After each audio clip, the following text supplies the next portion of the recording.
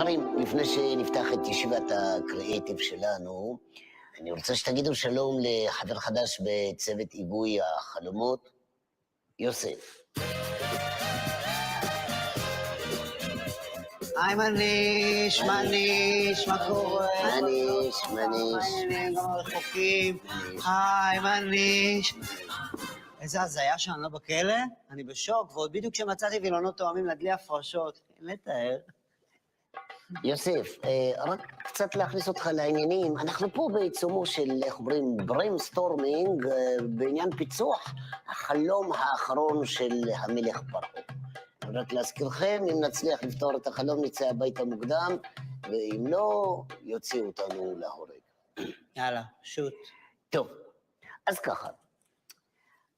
החלום הוא בעצם סיפור על 7 פרות רזות, שאוכלות 7 פרות שמנות. אז קדימה, זרקו דברים, בואו נשמע רעיונות. צריך לבדוק אם 7 הפרות השמנות מסמלות שפרעה רוצה להרוג את אבא שלו ולשכב עם אמא שלו. מאיזה חלק של מצרים המבטא הזה? שארם א-שייח. חברים, אני מבקש, בואו נהיה יותר ממוקדים. כן, יוסף. אוקיי, אז האני מאמין שלי הוא שבשביל לפתור חלומות, כל אחד חייב לתרום מעולם החלומות הפרטי שלו. אוקיי? אז מי רוצה להתחיל? אני. ובחלומי, אני, ברבור לבן צוואר וצחור כנף, עם מעט מאוד אחוזי שומן בהיקפים, ואתם מסביבי ראשנים קטנים, דביקים, מגעילים, בחילה, גועל, ממש. מה זה? חבר'ה, בואו נירגע. יוסף, אם אין לך רעיונות, אולי נשמע רעיון של מישהו אחר. זרקו רעיונות, זרקו, ככה. ברע. אוקיי, אני אומר, ברע. ברע, כל רעיון תזרקו החוצה. מה אם 7 הפרות השמנות מסמלות 7 שנות שפע, ו7 הפרות הרזות מסמלות 7 שנות רעב? מעניין. וואו. אהבת? זאת הפרשנות הכי מפגרת ששמעתי ever. אבל אני הגנתי על עצמי ואני אמרתי, ברע. חבל שלא הגנת על עצמך ואמרת, אני מצרי בלטה עם איי-קיו של כדור פילאטיס. מצרי בלטה? לא, וואטשט, לא בכותונת! נו, בואו נהרוג אותו עכשיו. עכשיו.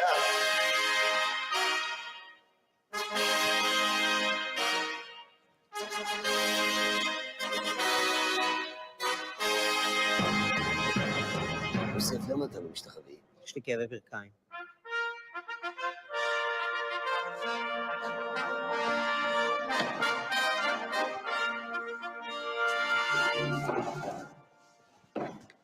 כבוד מלכנו האדיר פרעה, העלינו מספר פרשנויות בקשר לחלום שלך, וחלקם רעיונות די טובים. כן, אם די זה ממש, וטובים זה גרועים. יוסף, אם כל הרעיונות גרועים לדעתך, אולי נשמע את הרעיון שלך.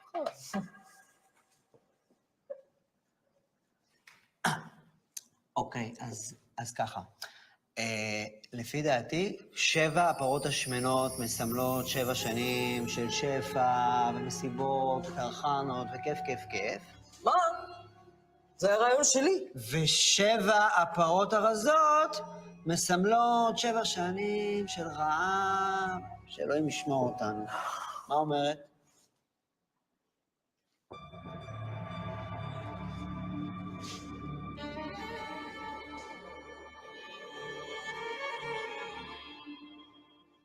אהבתי, מתוקה! אני רוצה אותה איתי, צמודה בארמון. ביי, היה כיף. ביי, מתוקה! לדעתי הוא עדיין רוצה לשכב עם האימא שלו. So that's the perfect way to start this chapter. So welcome back, everyone.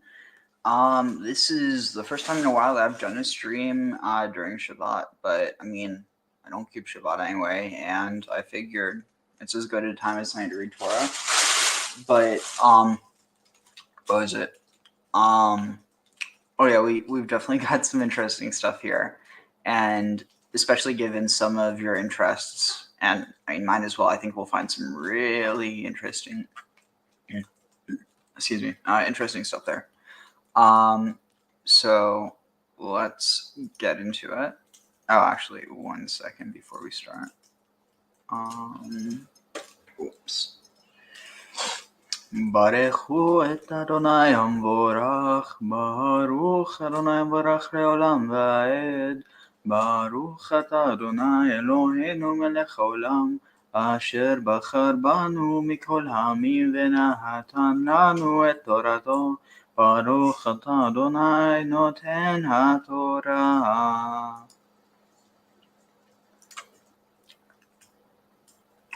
ויהי מקץ 2 ימים ופרעה חולם והנה עומד על היאור והנה מן היאור עולות 7 פרות יפות מראה ובריות בשר ותראינה בכו והנה 7 פרות אחרות עולות אחריהן מן היוראות מראה ודקות בשר ותעמודנה אצל הפרות על שפת היור ותאכלנה הפרות רעות המראה ודקות ובשר את 7 הפרות יפות המראה והבריות ויקץ פרעה וישן ויחלום שנית והנה 7 שיבולים עולות בקנה אחד בריות וטובות. So was Miketz from the end. So some people translate this as like after 2 or like at the end, but literally from the end of 2 years days. Shnatayim. Yeah. After 2 years time, from the end of 2 years time, Wow, honestly, after is such a poor translation of Miketz. Like, that would be like saying before is first. Like, yes, technically there is a connection. They do mean the same thing, but not literally. So it was after 2 years' time, Pharaoh. Also, so this is actually really interesting. I do want to bring this up. Have you ever heard of the name Paru? I can't say that I have. So I found this a long time ago, forgot about it because I couldn't remember what the name was, but let me see if I can find it. Come on. Let's see. Paru, Egypt. Am I able to find anything?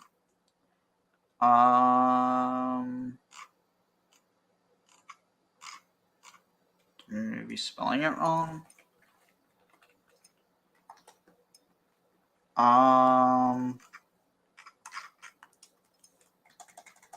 Let's see.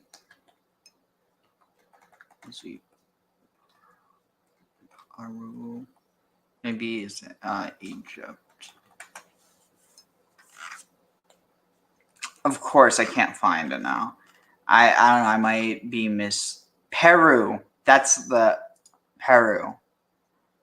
Let's see. One moment.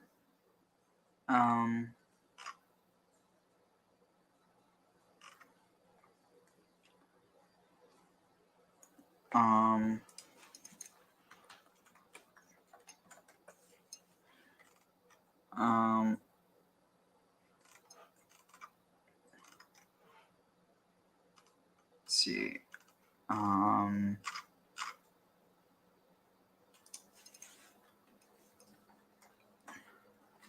One moment.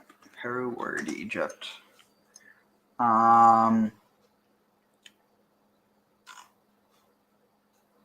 Okay.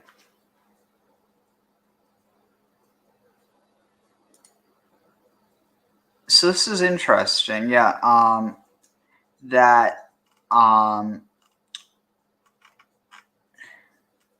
Let's see. Is this?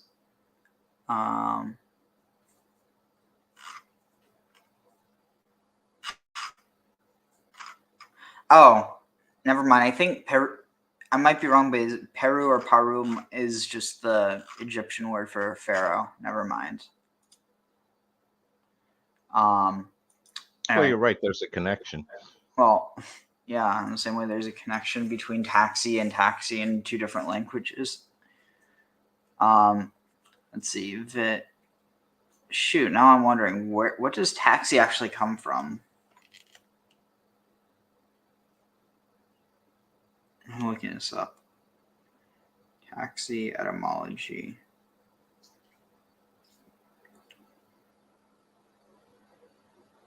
Yeah, but okay. Taxi automatic meter to record distance in Fair 1898 from taximeter. Oh, it's like a tax per meter. Duh! Wow. Well, not so much tax per meter. It was a meter that registered tax. Like an electric meter. Oh.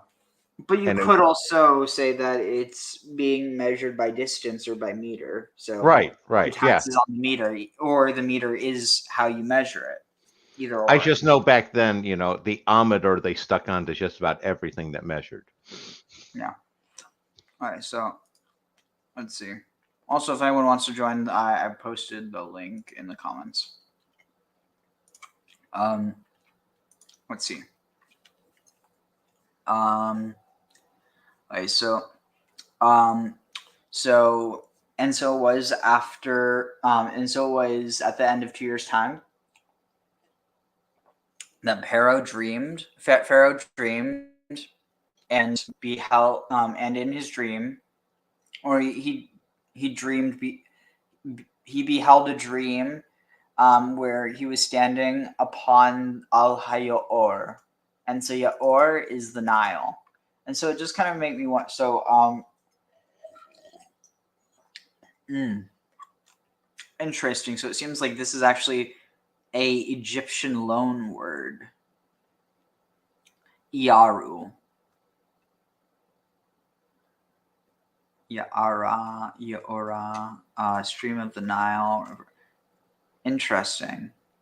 So he stood upon the Nile, or like by the Nile. Vehine min hayor, and he beheld from the he beheld going up, or wait, coming up from the Nile, 7 parot yafot, 7 beautiful or 7 good-looking cows. Yeah, here it translates yafot is handsome, but literally like beautiful. Yafot mir'eh, so they're beautiful to look at. Vibriot, and healthy. Basar.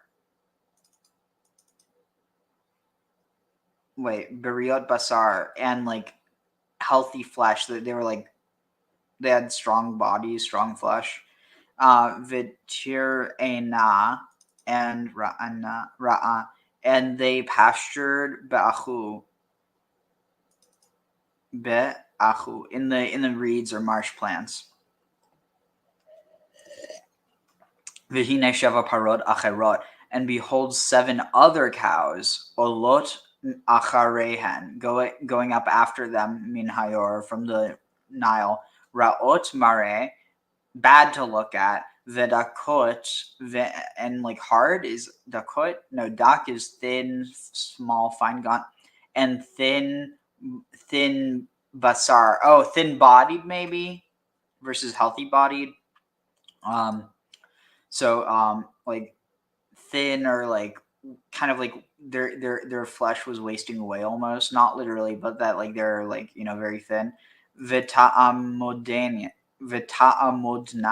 and they stood etzel haparot al safat hayor, and they stood beside the cows upon the vita'amodna. Oh, and stood, beside the cows that were on the bank or the lip of the Nile. So I love that the word for bank, literally, like the bank of the river is literally the lip of the river.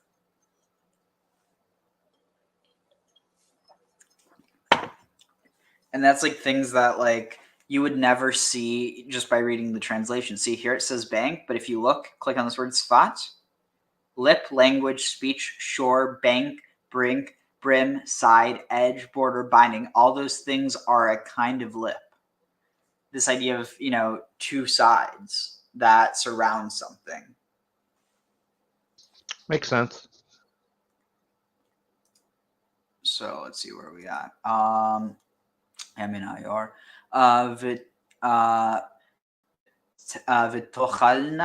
Vitochalna haparot raot hamare vedakot habasar et sheva haparot. Let's see. Tochalna haparot raot. And the bad, or the bad cows, tochalna, consumed the mare.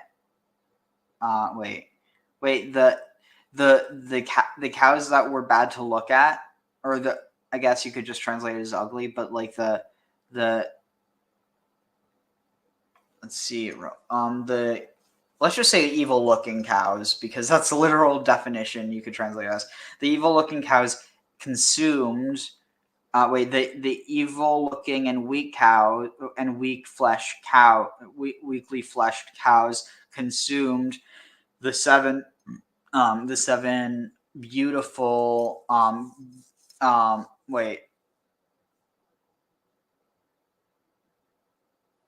good looking and healthy cows, Miketz Pharaoh. And it is interesting.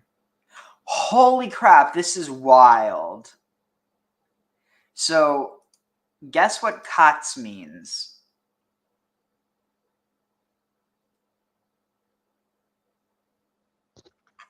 Don't know what. So like this is really fascinating. So So the name of this chapter is Miketz. It's basically the mem participle of or actually no, not the participle, but it's like the mem form of katz. So Miketz means like from the katz, from the end. So katz means to cut off, to like finish, interesting. So katsar or katsir means to harvest. So it's like the end of the growing season. You cut off its growth and you harvest it. But what's interesting is that the word to awaken, as if like to suddenly awaken from a dream, is yakatz. Interesting. Like I really, at some point, I need someone who would be good with technology to do this. Probably someone with like a background in data science, but to actually start categorizing different, because it's not as simple to just look for all the roots that have.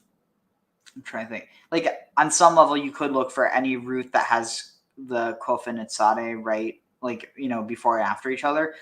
But still, it's going to miss out on potentially ones where the letter is different, but the sound is the same. Like there's so many things that I've found where like they're connected to a point where I think it could actually be argued that like in a way you can almost see the development of the language, because how else do you besides mystical explanations, how else do you explain that there's certain sounds that just convey an idea? Like, for instance, that katz means to like, it's the end of something. And so anything that has katz in it has this connotation of end. What pops into my head immediately there is onomatopoeia. Oh, you mean like the same idea, like to cut?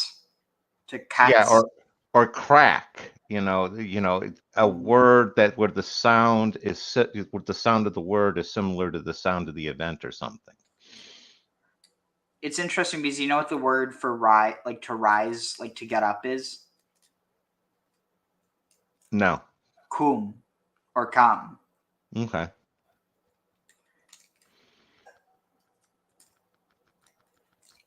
Okay. Anyway, so let's see where we at. Okay, so they consumed and Vaikatz Paro and Pharaoh, and Pharaoh's dream ended, but literally, and Pharaoh woke up.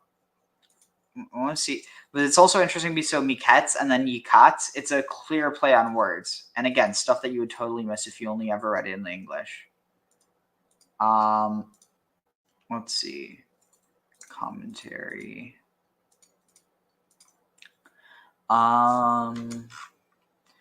Pharaoh woke at this point in order to let the message of the drink sink into his consciousness before he would be told of the second half of his dream. The two parts should not be mixed up and to be understood as a single event. And the cows ate up. In my opinion, this is from Ramban. This is a sign that the years of famine shall consume the years of plenty. It is from this that Joseph inferred that he should tell Pharaoh and let them store up all the food of the good years, and the food shall serve as a reserve for the land against the 7 years of famine. Interesting. Okay, I don't need to read the whole thing. Interesting. Symbolizing that all the joy of abundant years will be forgotten. Rashi is answering the question, the cows eating can be understood in two ways. Either that the joy will be forgotten in the hunger years, or that there will be food to eat in the hunger years, which is a good sign. How do we know which it is? Thus, Rashi explains, symbolizing that all the joy will be forgotten. This, i.e., Rashi's explanation, is right. Despite Ramban's objections for later on, we see that Yosef explained it. So Maharshal explains that Rashi knows this because he is answering the question, why does it say the cows ate? It should say they swallowed up. Vitiv la anna, because the term ate is not normally used to describe one animal consuming another. Thus, Rashi explains, symbolizing that all the joy will be forgotten. Okay, but why? Can't just throw something in like that and expect us to know why you think that. But thanks. So let's see where we at. Vaishan vayachalom. Vaishan, and he grew weary. Is it? he fell asleep. So this is interesting. So the word yashan. Oh wow. Because there's another context of yashan which means, yeah, check this out. So yashan can mean, holy crap, I wonder if I just found another context. So yashan, old storage. So yeah, to be strong, hard, old, to let grow old or strong, to keep a reserve. Yashan, hard, dry, old of last year, and also to sleep. So I wonder, maybe it's this idea of, that people who are older sleep more, but also potentially the idea that death is a kind of sleep, and this association of older age with death and younger age with birth. Yeah, no, I definitely go with get much more of the sleep as death connection here. Yeah, especially because there's a tradition in Judaism that sleep is the 60th of death.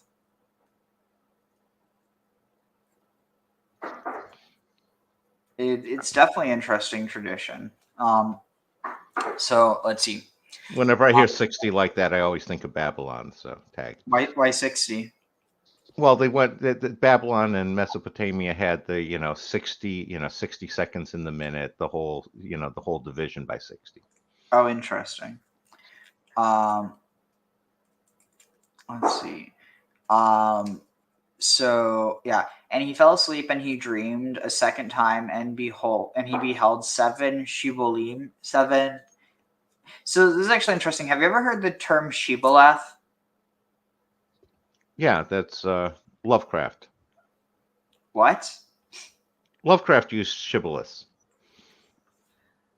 H.P. Lovecraft? Yeah, but in what context? Oh, they were basically slow-moving, bumbling monster sort of things. Interesting. So this word shibolim, so shibolet is the feminine form of shibol or shibolim. So shibolet is shibolot. What would it be? Shibolot, I think would be the plural. So it's a flowing stream or an ear of. Oh, flowing stream gives it a whole new meaning. So, if it's a flowing stream, it could be ear of grain, head of grain. But so the flowing stream, that's actually fascinating. So have you ever heard of shibboleth in the context of coding or security? I've heard it used, but I don't know the exact definition. So basically, it's a little ahead, but it'll also give me some time to take a quick break. Let's see. Let me find a good video. Okay, here. My background is Cuban Chinese. I grew up not knowing anybody was sick, so I currently just met one person. If you are of a previous generation, you might have heard the term shibboleth test used as a kind of loyalty test. But this term has an interesting background in linguistics and history.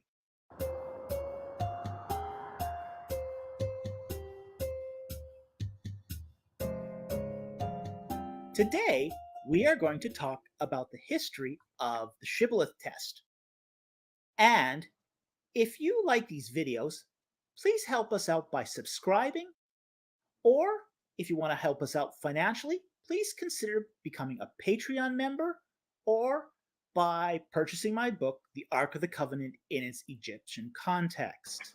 Ooh, that sounds When interesting. we talk about shibboleth tests, we are talking about a kind of loyalty test based upon the way somebody acts or speaks. Now, I'm going to tell you a true story. This actually happened to me. There was a time when I had to do a business trip in Tucson, Arizona. I decided to take a day off and go to Tombstone to check out the OK Corral, being a bit of a fan of sort of the Wyatt Earp legend. On the way back, there happens to be a Homeland Security checkpoint. And what they do is you're supposed to drive up to the booth, roll down the window, and then they start getting you talking. Well, when I drove up, I rolled down the window. Hey, howdy there, partner. How you doing? The Homeland Security agent asked, "Where have you been?" And I said, "Wow, man, I went to Tombstone, man. It was like totally awesome, dude." The guard just tried to suppress a smirk, but he just quite couldn't. And you just see the corners of his mouth just go, and he just waved me through. What he was doing, and that's was why he was checking to see if I had a Mexican accent. And that's why traffickers don't always use people from Mexico. Because racism, it works both ways, in that it also means that some people are going to be less again, you know, it's not to say like that. I don't want to get into that discussion, but basically that the reason why, and again, I actually, on some level though, because see, here's the thing, I would argue that, like, some people could argue, oh, well, it's a thing about nationality, but there's plenty of people in Texas who, because of their accent, would be seen by other Texans as not Texan, but actually Mexican, which again, it goes into this issue of what does it mean to be Texan versus Mexican, because there's plenty of Texans who are Mexican, and it's not like they're Texan and they're Mexican, but they don't live in Mexico. But in a sense they do, because it's like, I don't know, it's so wild if you think about it. That entire region of the United States used to be part of Mexico, and then all of a sudden, the people who lived there for hundreds of years are now seen as the foreigners in their own land. Well, that happened when they became, Spanish in the first place, too. Yeah, but I mean, to be fair, at least there was more preservation of their indigenous culture than like by the people who were colonized by like the people further up north, like the French and the English. I'd have to see a serious comparison of the two. I'm not convinced. Yeah, I mean, we could talk about it another time, but I think there's a pretty solid argument that even though I'm not trying to justify any of the oppression that they faced, from the Spanish Catholics, the way they were like, it wasn't because the Catholics were particularly nice about this. This was because of their own ingenuity. And I think in some ways, because the conquest in the North was more so about like, in a lot of ways you could argue is more so about conquering land for the empire, as opposed to, even though there was still this idea of conquering land for the Spanish Empire, there was this larger idea of conquering it for Christendom. Whereas like you didn't necessarily have that idea within the English world, because they weren't viewing themselves necessarily as, I mean, they had, I forget, this would have been by, you had the Anglican Church by then? I forget. Oh, yeah. Yeah, so like you already have this idea that like, oh, we're the right ones, but not necessarily thinking of themselves like as, like, in fact, I think that it could be argued that like a lot of this idea of, manifest destiny was developed by the people who were actually opposed to the English monarch or to the English empire. So in a lot of ways, like, religion was used as a force for colonization in like by the Spanish in a way that it wasn't by the English.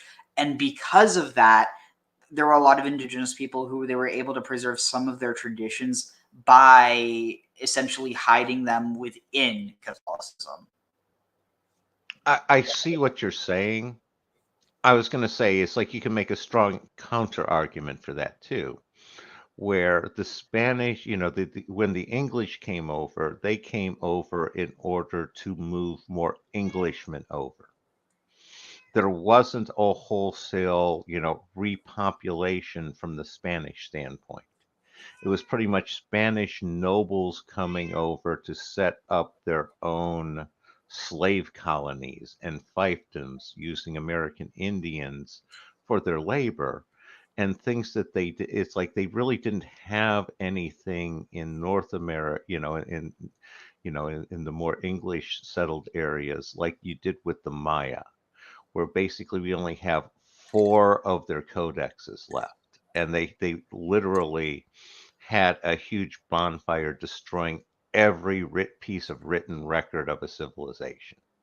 Wow. In a lot of ways, I have trouble seeing anything the English doing topping that. And they did similar stuff with the Aztecs too. This was basically the way, and the way that the Spanish ran their red dye plantations, they basically enslaved them and worked the Indians to death. That was just that the Spanish were horrific people to the Native Americans. And it's like the English, at least they wanted to come over and live with them. And again, it's a different problem. Neither one of them is right, but I have trouble, coming to a strong conclusion that one is inherently worse than the other. Tag.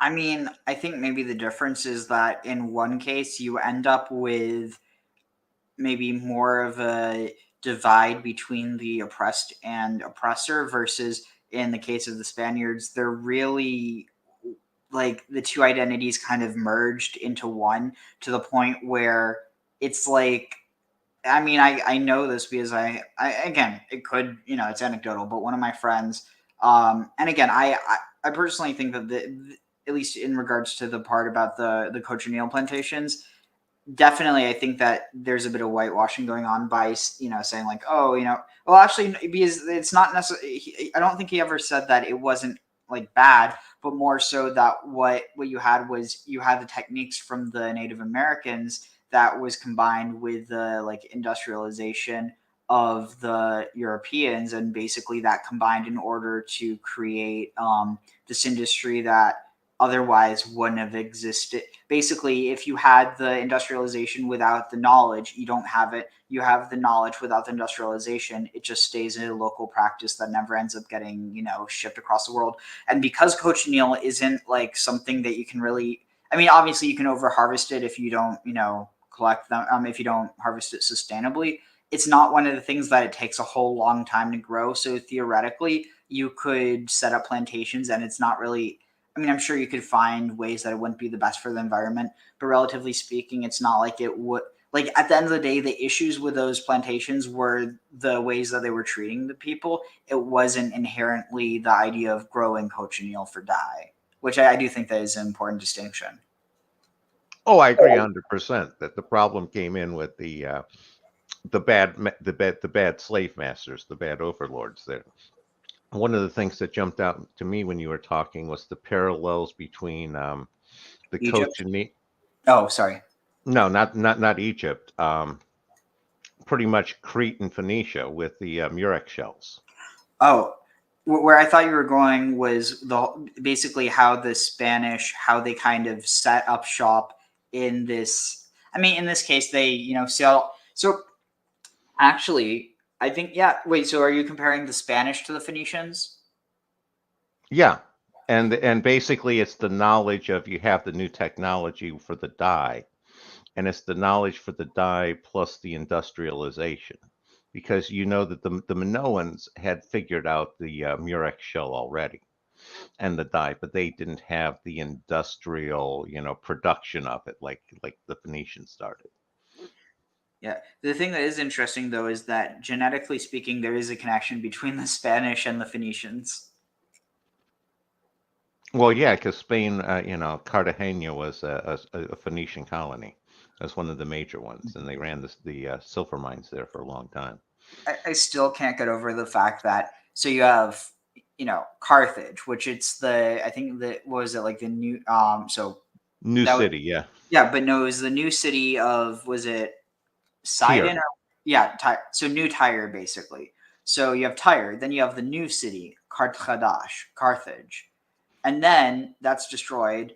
And you have, wait, don't tell me, it's Nova Carthago Genesis, in which becomes shortened to Nova Carthagogenesis, or Carthagena.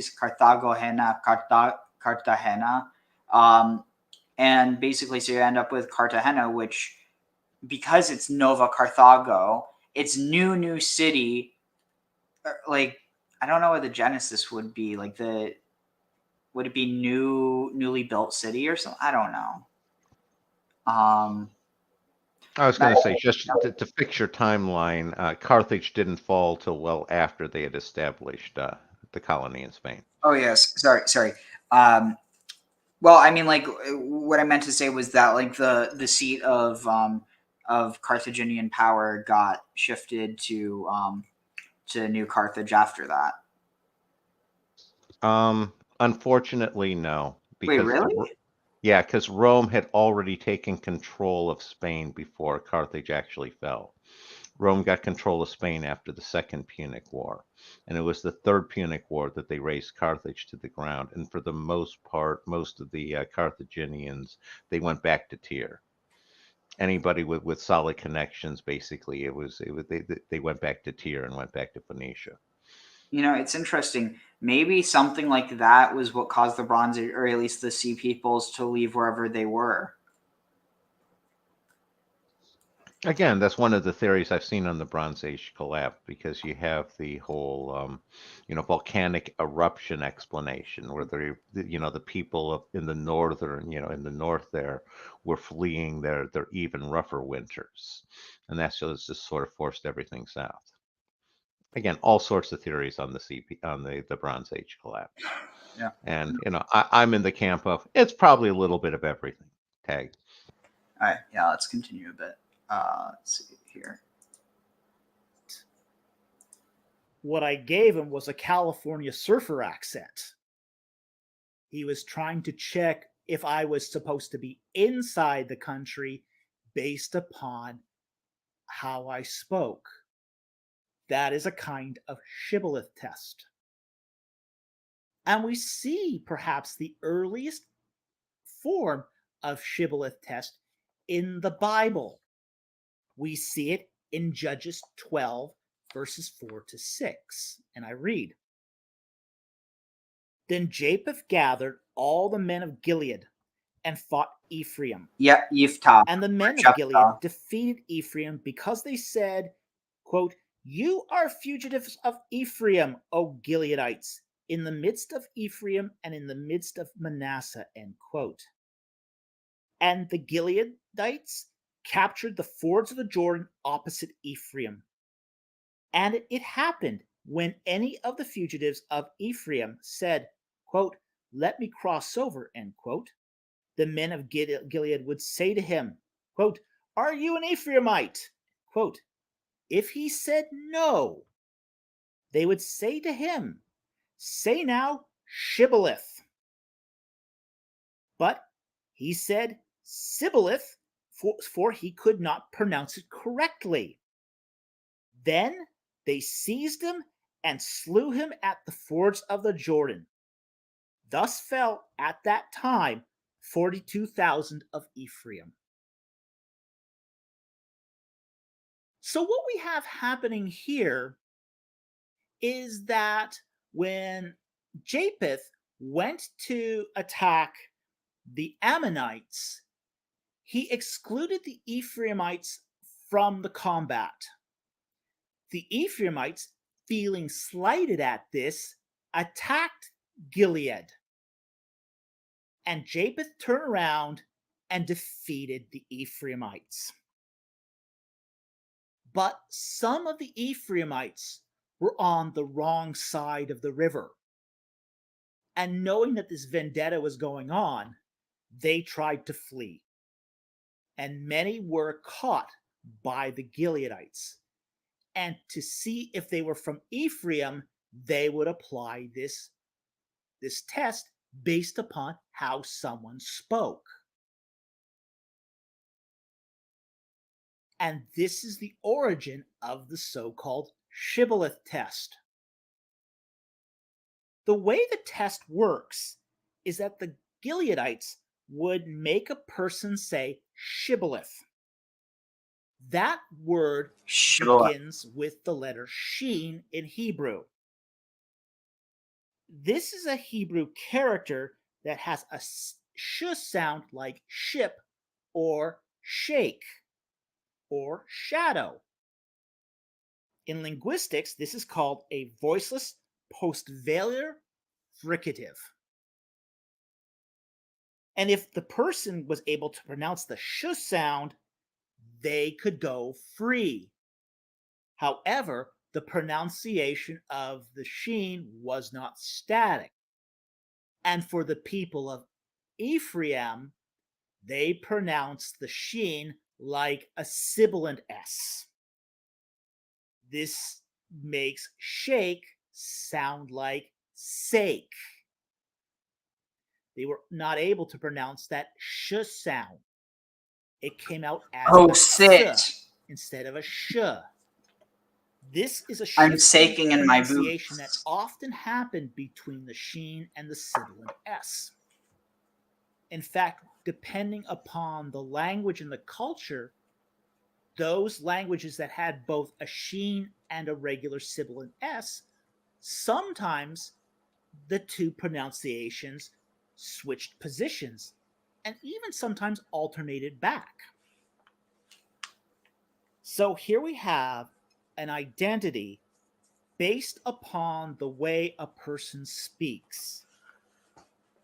And this is the origin of the shibboleth test as an oversimplified test to discover who is in the in-group and who is outside of the in-group.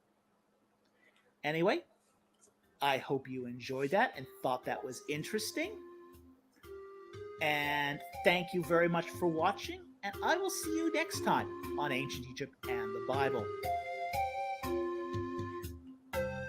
So interestingly enough, though, like a really good example of a really good example of a shibboleth, depending on context, it changes with context. So, for instance, say you want to use a shibboleth for Arabic.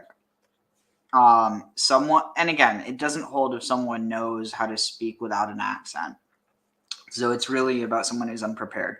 But so who is traditionally said to have been the founder of the Catholic Church? Well, you have the three answers that are most given. Again, I'll do the Family Feud style. Are Jesus, Paul, and Constantine. Wait, what? What about the whole tradition? You know, on this rock. Okay, yeah, I suppose you could see Peter, but you know. I mean, he's the first vicar of Christ, right? Yeah, that's the tradition. He wasn't the first Pontifex Maximus, but yeah. Yeah. Well, the first Pontifex Maximus was pagan. And it happened before Jesus, so you know, you got to give Jesus a break for things that happened before he was born. So, so my point though is, so how do you say his name? What, Peter? Yeah. So you said Peter, but if you would have said Peter, that would probably, I mean, given it, I'm probably oversimplifying it, but like Peter, like the way that's pronounced can indicate where someone's from. So because there isn't like a proper p sound in Arabic, like so for instance the name for like the Arabic form of Palestine isn't Palestine, it's actually Palestine, or wait, is it Palestine? Yeah, it's Palestine.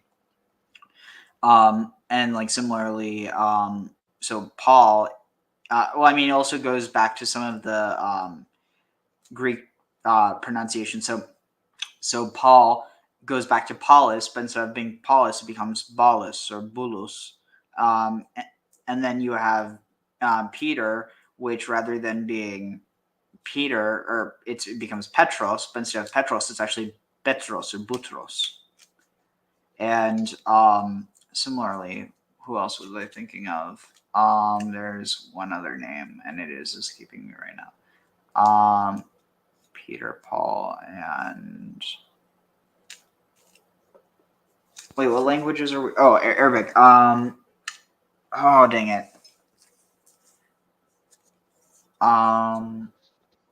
Again, I always want to say Mary after somebody says Peter and Paul, but let's see. Peter, Paul, Bulus, Butros. Yeah, I don't remember off the top of my head what I was thinking of, but whatever.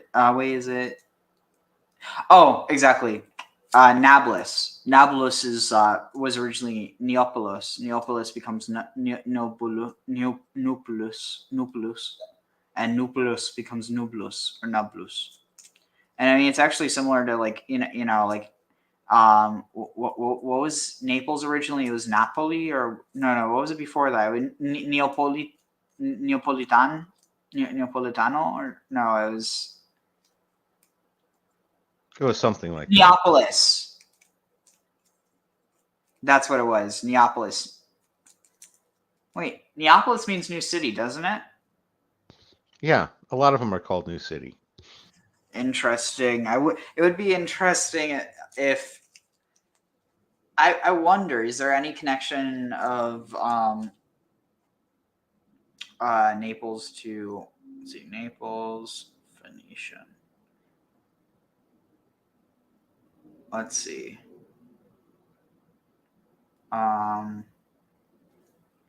Naples, Italy, Phoenician. Interesting. The Phoenician steppes, La Scala Phoenicia of Capri, is a long and steep stone stairway that unites the population center of Capri with that of Ana Capri. The stairway was made probably by ancient Greek colonists, however, rather than by Phoenicians. Dang Yeah, it, that's exactly why they call them the Phoenician steps, as they were built by the Greeks. Anyway, let's see. Where are we? Oh, yeah. Let's find something on Miketz. Miketz. But yeah, there's honestly so much interesting stuff in the Bible that like you can find when you don't look at it with the strict lens that a lot of people do. Let's see. I was going to say, most people, their view of the Bible is they tend to take the long view and, leave it closed and look at the cover.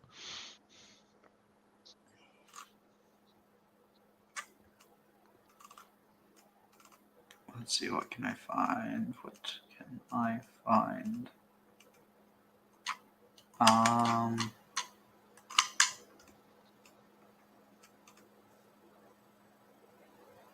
Let's see. And then I switched to Liberty Mutual and saved hundreds.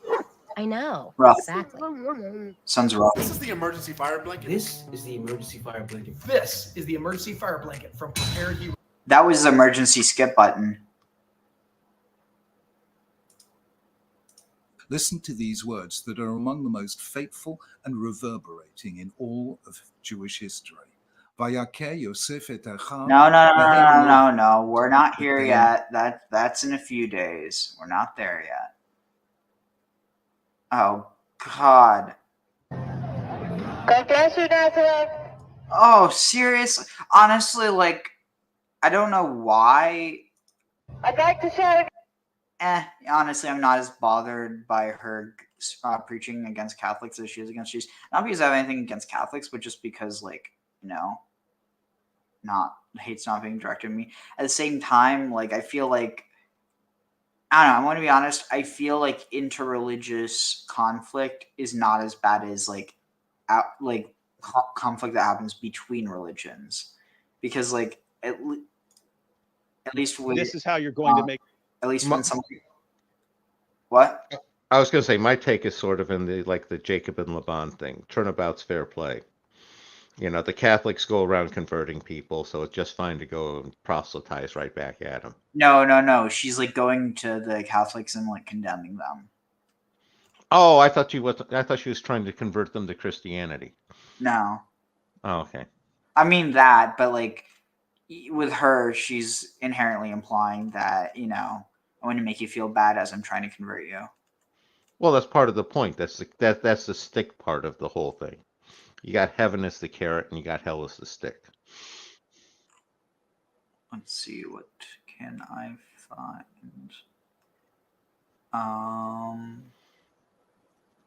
One thing that would be amusing is to try to see which group of people ignored her better. Ignore who better? The woman.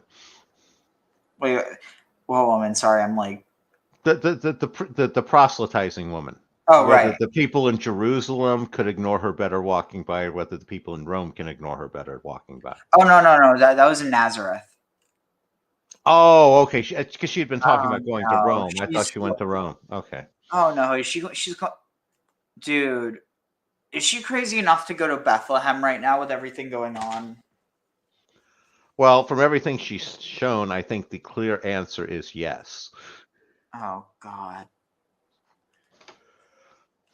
I mean, you did read about the, again, the evangelic, the guy who decided he was going to take Christianity to North Sentinel Island a few years ago. Yeah. We haven't heard back whether they converted or not. Dude, that's not funny. He died.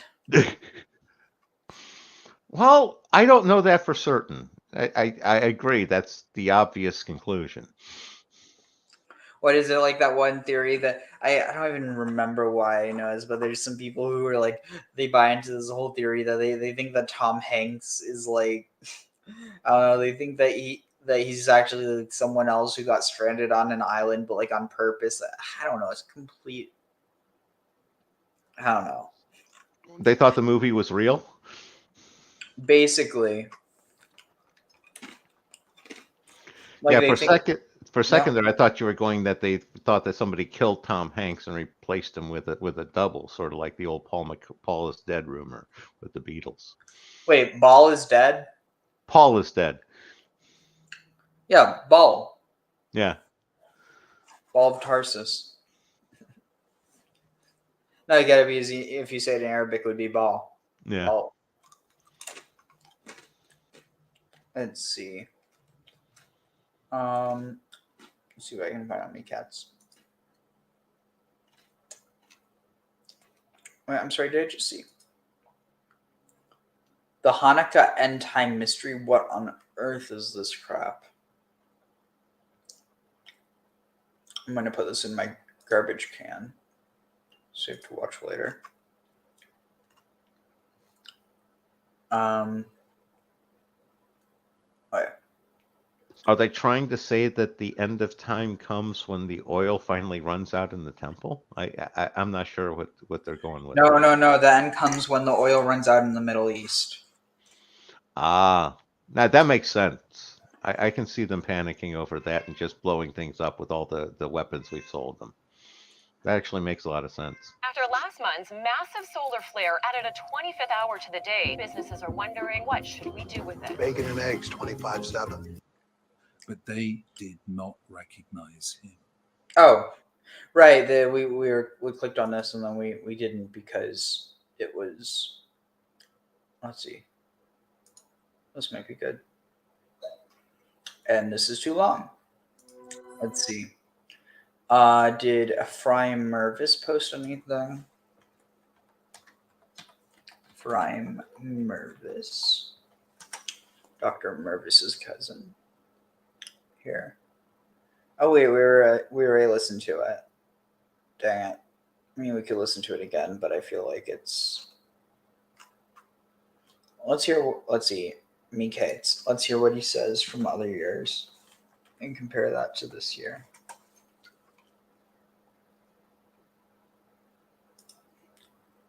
Who has been the most arrogant person who has ever lived? A candidate for this dubious title would certainly be Pharaoh, king of Egypt.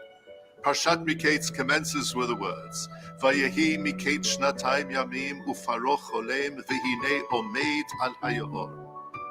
And after 2 years, Sorry, one second. I want to see if this is the right amount. Certainly be Pharaoh, king of Egypt. All right, let's see. Parshat Miketz commences with the words, Vayehi One, Miketz shnatayim two, yamim uFaroh three, cholem four, v'hinei five, omeid al 6, hayaor. 7. And after Okay, that's 2 cool. years had That's cool design. They had the word so they were in groups of 7. So 7 groups, like the 7 cows. passed, Pharaoh had a dream, and behold, he was standing over the river. The Egyptians deified the river Nile, and that is because they depended on its waters for their very lives. The river Pharaoh Island was or river made Nile? waters. I mean, obviously I know what it is, but it sounds like he said.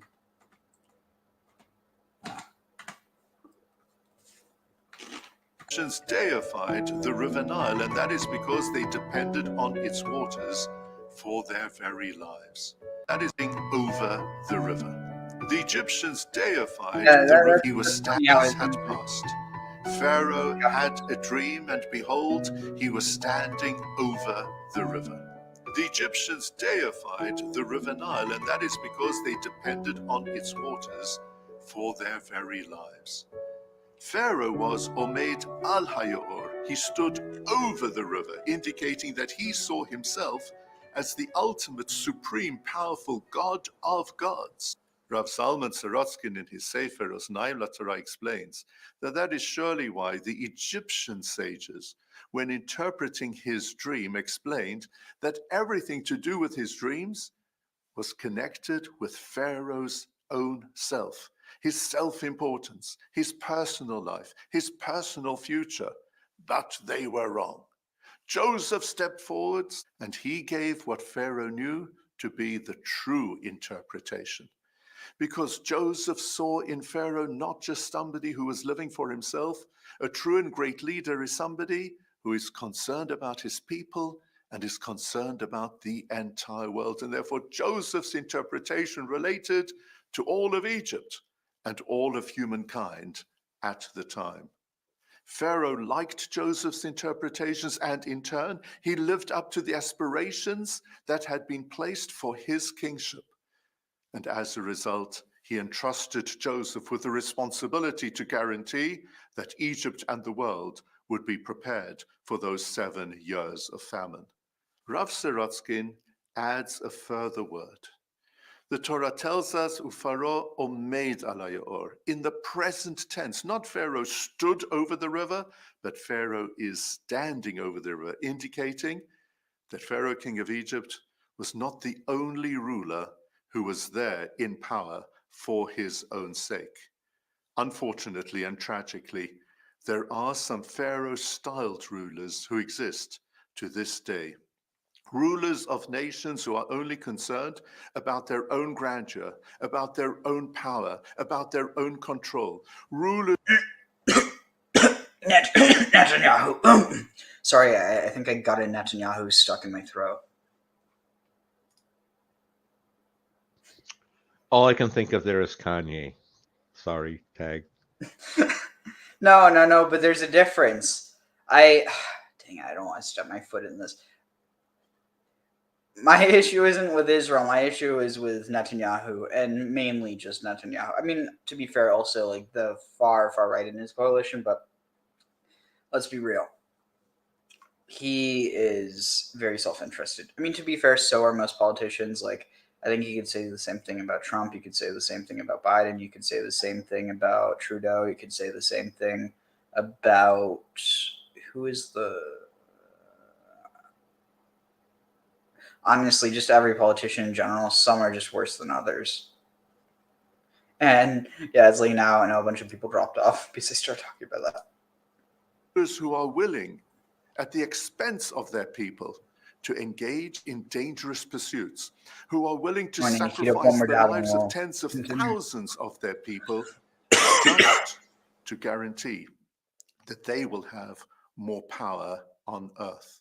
Joseph's timeless message for us is that to be a great leader, one needs to recognize one is in one's seat of power, not for one's own sake, but for the sake of all others. Shabbat Shalom.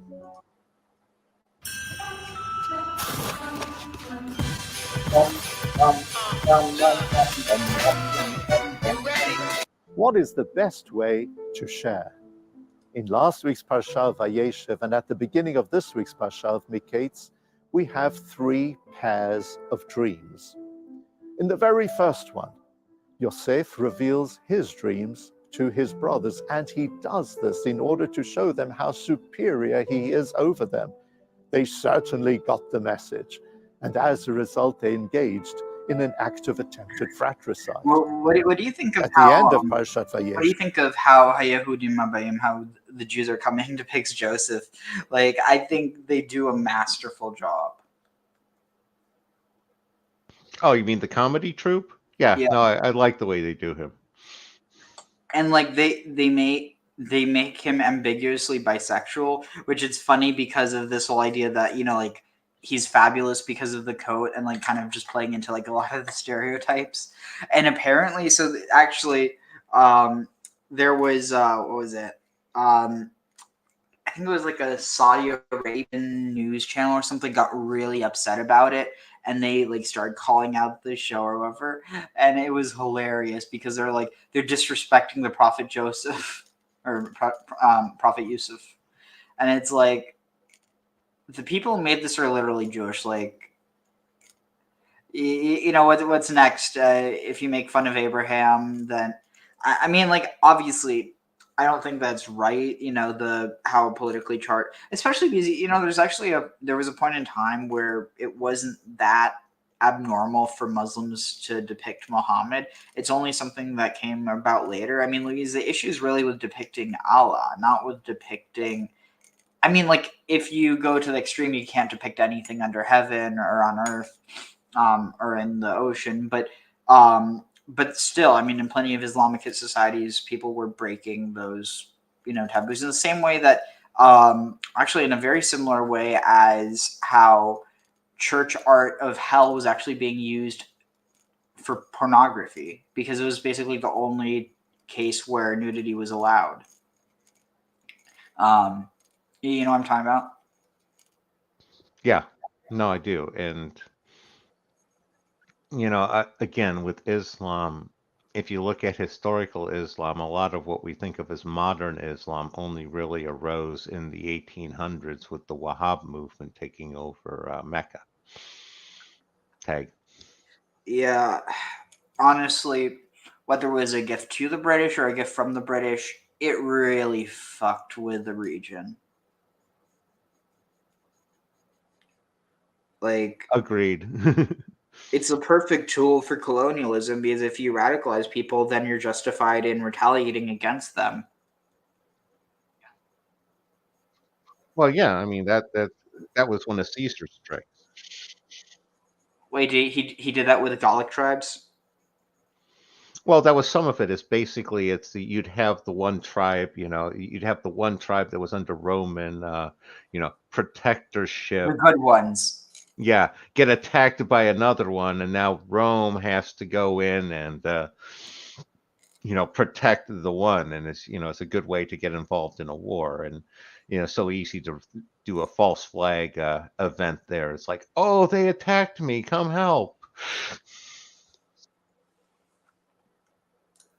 With the second pair of dreams, Yosef correctly interprets the dreams of Pharaoh's butler and baker, and he says to the butler, "When you emerge alive from this dungeon, please tell Pharaoh all about me.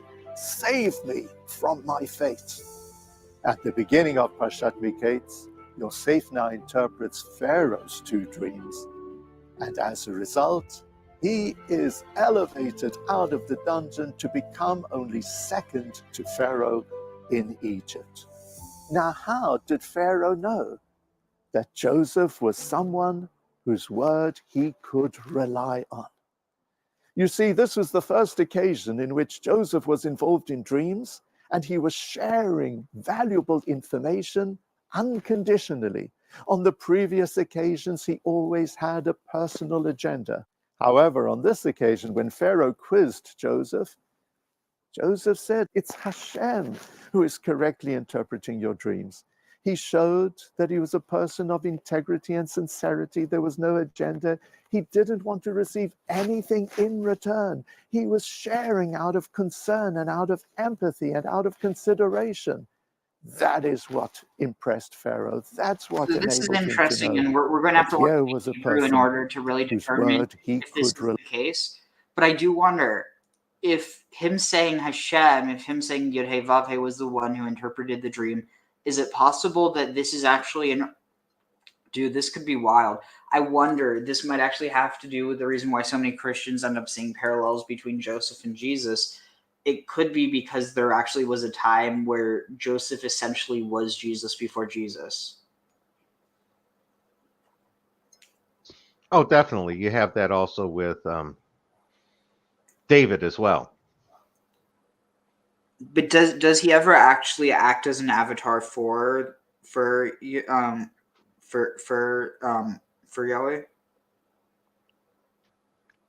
I don't know. I'd have to look into it. I'm just saying, that's the other one that jumps out.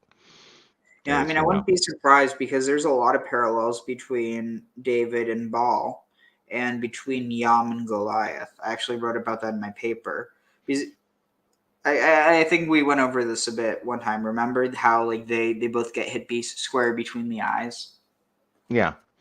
Well, and you also have where David is, David, the Muzid, Tammuz, the whole dying and rising shepherd.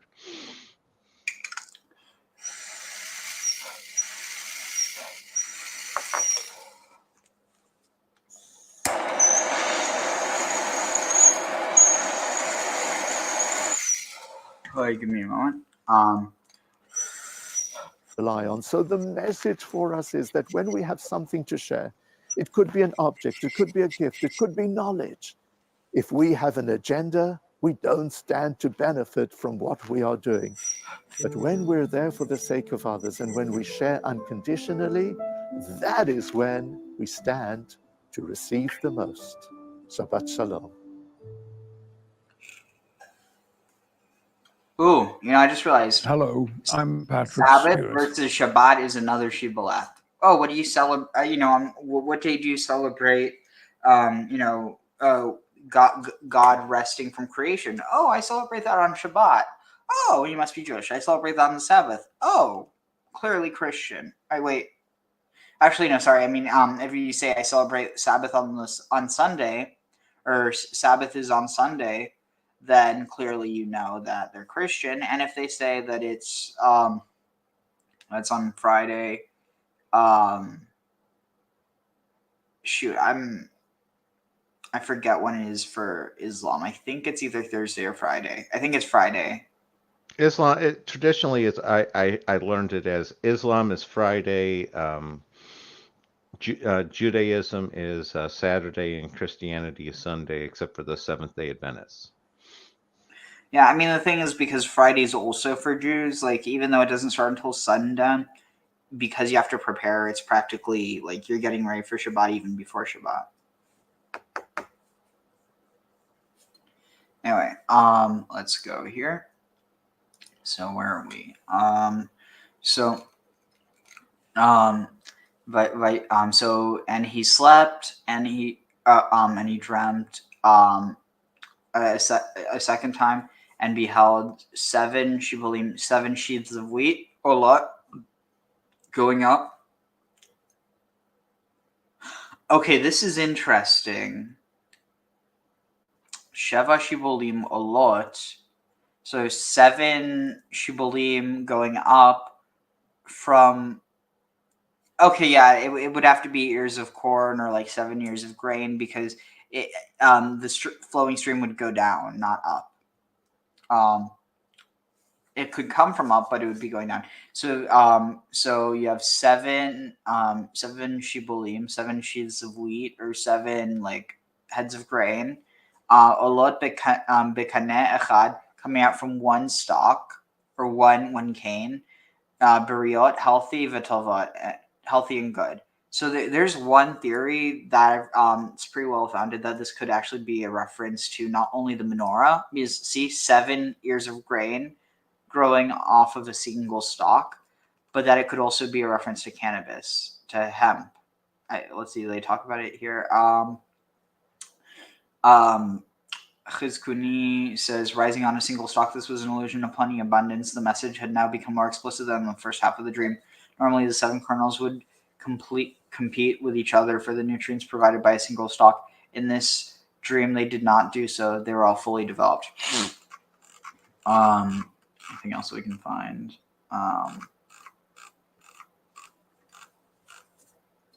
The Kaneh Echad Tuyao in French on one stalk.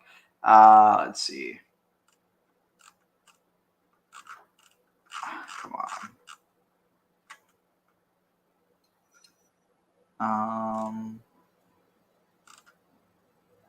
Interesting. I don't know. What's it mean this only applies to animals, as Willik has before? Good ears of grain are called sains, which in Yiddish is frisch. Well, what are they talking about? Plants can be healthy or like gaunt. Anyway, והנה 7 שיבולים דקות שדופות קדים, צומחות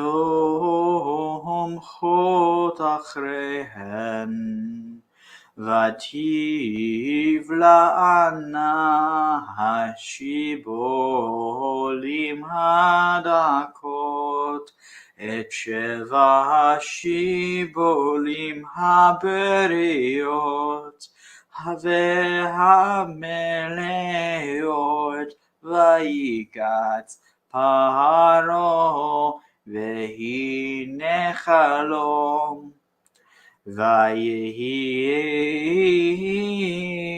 בבוקר ותפעתי בהם רוחו, וישלח ויקרא את כל חתומי מצרים ואת כל חכמיה,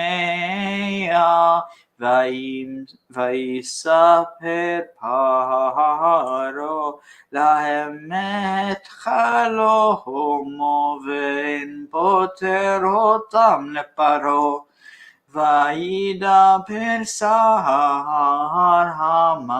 המשקים את פרעה לאמר את חטאי, ואני מזכיר היום פרעה קצף, עליו עדה ויתן אותים ומשמר, ואת שאר הטווחים אותי ואת שר האופים. And behold, 7 flowing, 7 stalks of Shibulim. And behold them, 7 7 stalks, 7 stalks, dakot, weak stalks, or sickly stalks, v'shadufot kadim, blighted v'kadim, blighted and thin. Okay, this is interesting. So, okay, this is really interesting. So look at this. So dak, here it's dalid kof. Then here you have kof dalid. It's the opposite. So dakot means thin, and kadim here it means east, like from kadem. But it means that it was like blighted by kadim, by the east, or the east one. It's sumchot, sprouted, acharehan. They sprouted after them or behind them.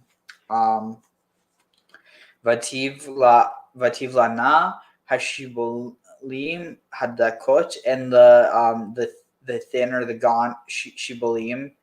I'm just going to say shibulim because it's easier than translating each time. Head of grain. So I'm just from here on, shibulim, head of grain. And the shibulim, the weak shibulim, swallowed up the 7 shibulim that were healthy and full, and Pharaoh woke up, and behold, it was a dream. I was just dreaming, bruh. It was just a dream. And I was dreaming of Shibalim. yeah, dreaming of Shibalim. Dream of the Shibalim. And so it was in the morning, Vatipaem,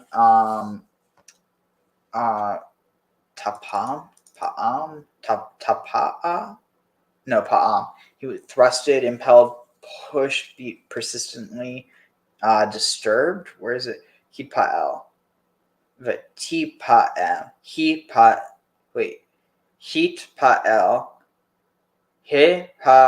Sorry. E. Versus you have Nifal, which would be Iha, and you have Ka, which would be A. So Hipel. So Iha, Hiha, Ti, Ha, E. Yeah. Okay, so that's and he was disturbed. In his spirit was disturbed. Wait. No, so Vatipa. And he was disturbed in his spirit. No, and it doesn't say in his spirit. His spirit was disturbed in that morning. And so it was that morning. His spirit was disturbed.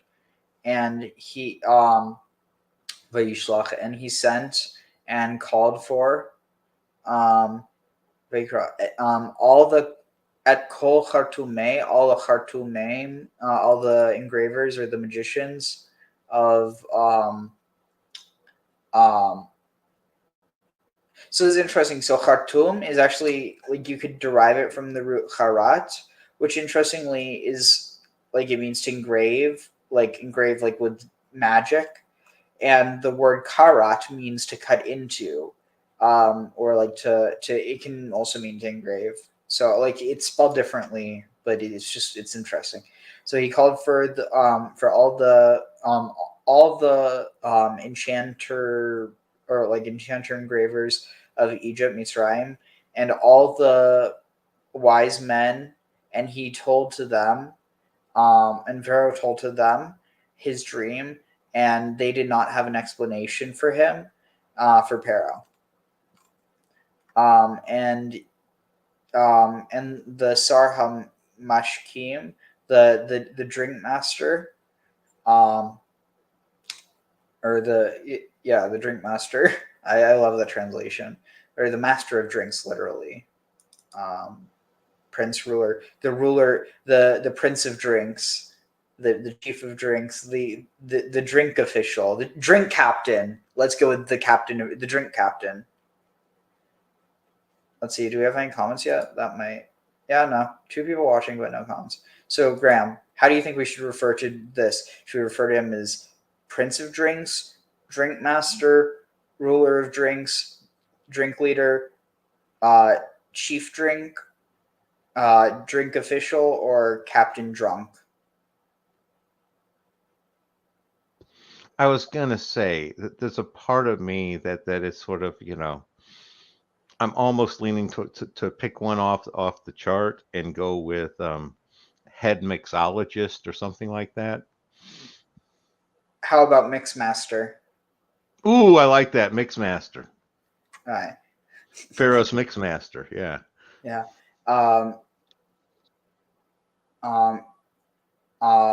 Let's see. And mixmaster told Pharaoh, saying, I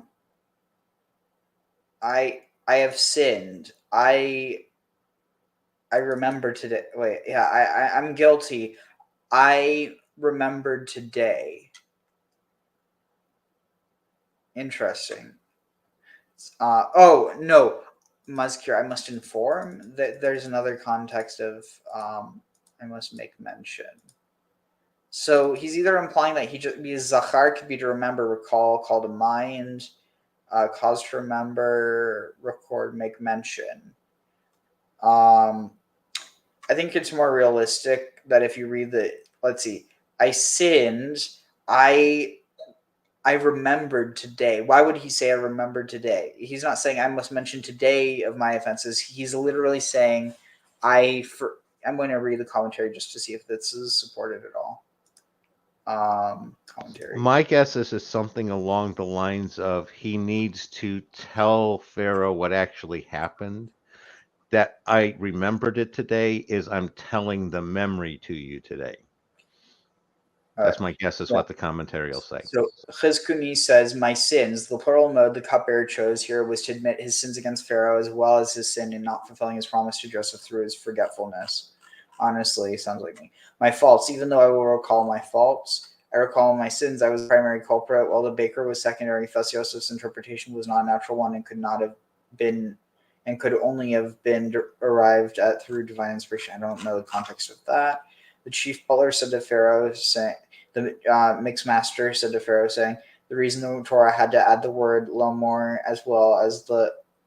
I somehow doubt that this is what mixed master said to Pharaoh, that the reason the Torah had to add the word lomor as well as the word et paro instead of el paro, maybe that the chief butler did not address the king personally, but his advisors. He asked the king's advisors to relay his words to the king. This is the reason that his entire speech is in the third person. Okay. Oh, here. Another reason he said, Lomer et chotai, to relate my sins may be the following. He wanted Pharaoh to be sure not to understand his words as a complaint for having been wrongfully incarcerated, but rather stressed his own insignificance. This is why he emphasized that he had indeed committed his sin. The chief butler added the word hayom, today, to explain that the reason he had come forward now is that there was an overriding need for the information he had to impart. Had this not been the case, he would not have brought up his own incongruous past.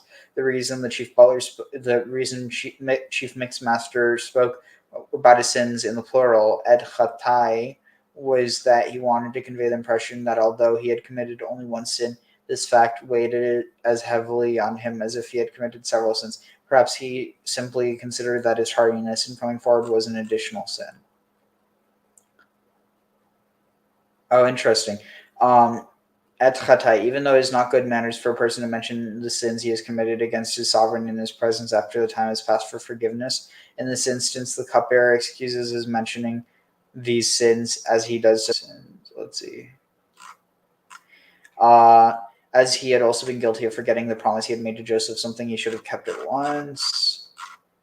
Interesting. So yeah, I mean, there's not a whole lot on it interpreting it differently, but I really think it could be interpreted as he only remembered, hey, we haven't had the need for a dream interpreter in all these years. Now that we need one, I remember there was this really good one in prison. I mean, on one hand, we either interpret that Chief Mixmaster is a real asshole, or that he's just real forgetful. I think he's probably drunk all the time. That must be why he's forgetting. At least he has a good excuse. Yeah, our Chief Mixmaster got lost in the sauce, and now when it's time to look into the sauce because they're lost, now he remembers there was someone who knows how to read the sauce. He broke rule 1: don't dip into your own supply. Let's see. Paro katsaf. So this is interesting. Katsaf. So here we also have that katz root. Katsaf means to be displeased, be angry, fret oneself, be wroth, to provoke to wrath or anger, to put oneself in a rage, anger oneself, be wrathful, be anxiousness. It's a bit of a stretch, but you could be like, the idea of like katsa can mean to end someone. So there is this context of anger or like of violence within katsa, actually. And even katsar, because the idea of harvesting is to cut something, from its source. So there might be a connection there. So, and Pharaoh was displeased with his servants, and he gave Oti, me, who's talking? Oh, wait, so this is all something that the mixed master was saying. So he was saying I must make mention. Oh, this is continuing. Pharaoh was angry with his servants, and he gave me b'mishmar into the guard of the Beit Sar Hatvachim, the house of the. So Tvachim can be. So What's the term for someone who they have like a lot of animals and they use those animals for hunting? I'm not sure. That's a good question. It's not So- quite a rancher. A beast. Beastmaster wouldn't be bad. Forester? Nah, I am going specifically for Beastmaster. So this Sarha Tvachim could be executioner, cook, bodyguard, guardsman, cook, who also killed the animal for food, guardsman, bodyguard. I feel like we should go with Mixmaster, and here we have Feastmaster. I like that. So into the protection or the guard of the house of the house of Feastmaster, or should we go with Meatmaster? Either one works. Meatmaster's cool. Meatmaster. And I want everyone to know this is not a direct translation. It would be like literally the master or like prince of executions or of, it's this idea of like slaughtering for food. So it's not just this idea of like senseless violence, but it's like violence for gain, which is itself kind of a grim prospect. But he runs the slaughterhouse, yeah. Yeah. So Meatmaster, to the house of Meatmaster, and I and me and the Sarhalfim, the chief baker, the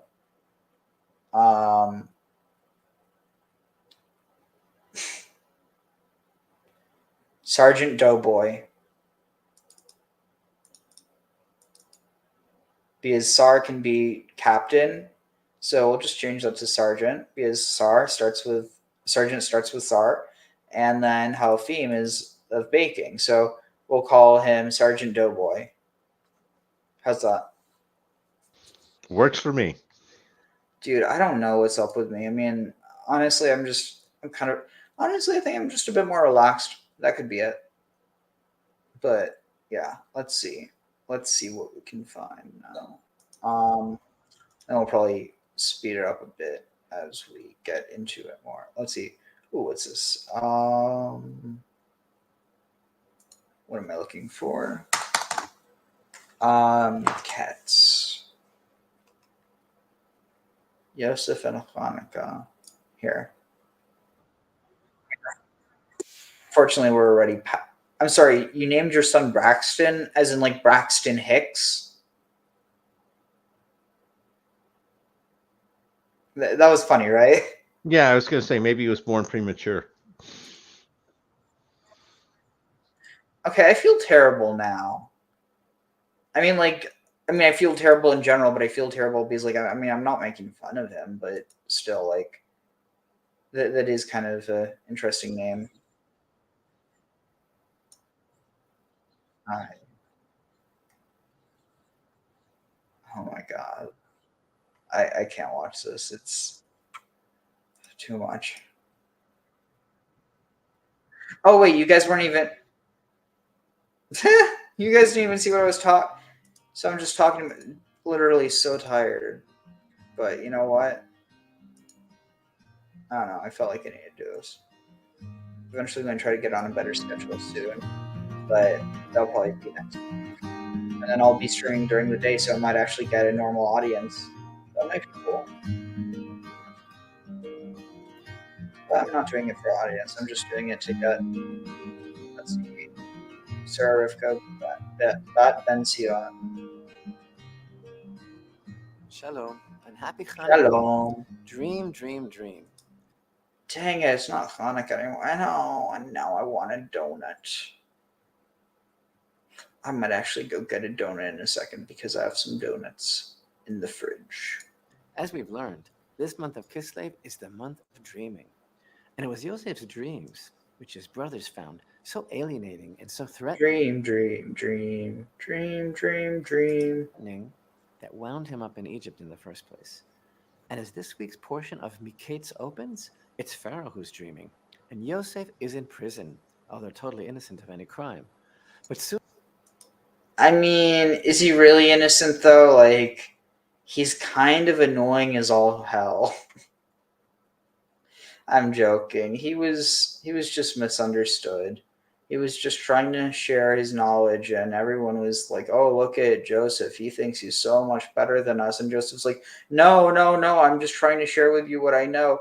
And it's like, kind of opposite of Noah. Noah's like, "Okay, I'm going to build this ark, and anyone, if they want to hop on, you can." But he doesn't really go. Well, actually, no. I think there is a whole tradition that he goes out and actually, does he? I think he tries for a little bit, and nobody wants to listen and repent, and so he just kind of gives up after that. Whereas with Abraham, he tried repeatedly in order to get people to be saved.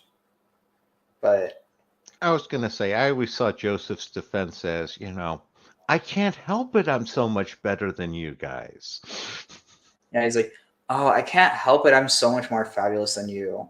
Daddy just gave me this absolutely amazing cashmere sweater.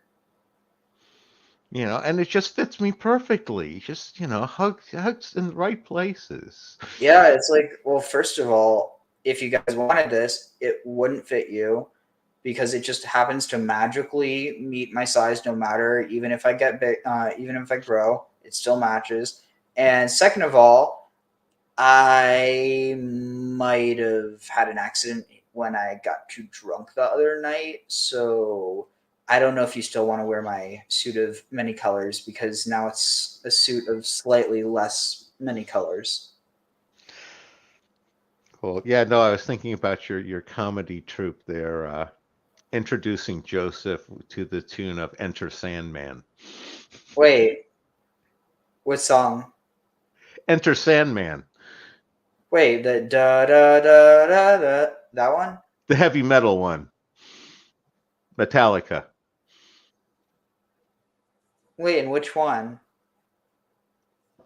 You never heard Metallica Enter Sandman? Okay. No, no. Wait, I mean, I'd look it up, but I don't want to get It's the juxtaposition with them doing Joseph the way they do and the heavy metal, the deep, heavy, dark, heavy metal sort of tune with the introduction, sort of almost pro wrestling style.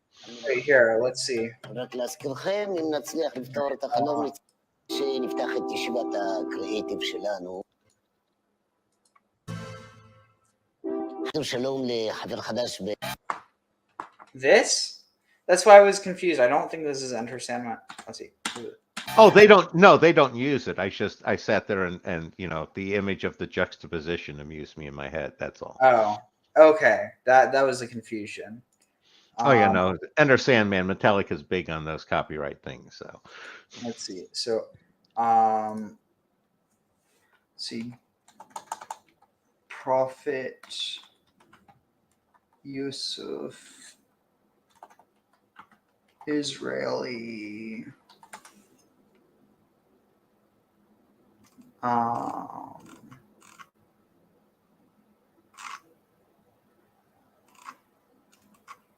Israeli comedy gay. How it should not be this hard to find. Jews are coming.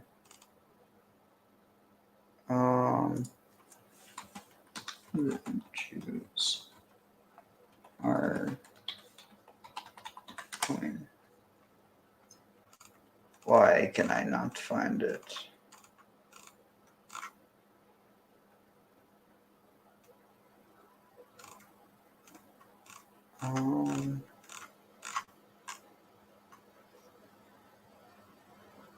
Let's see.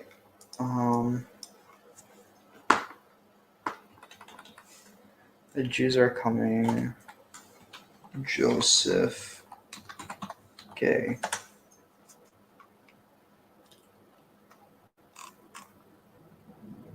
Where is it? Oh, Joseph's.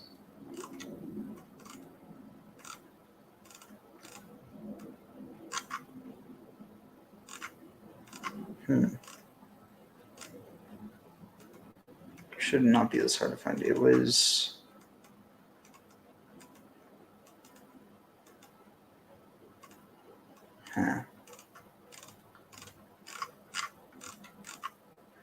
see, Joseph Gay. Coffin, maybe. I can't find it. Whatever.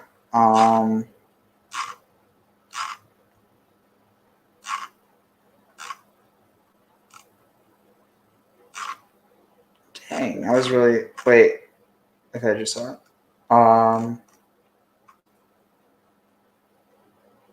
Is it this one? Let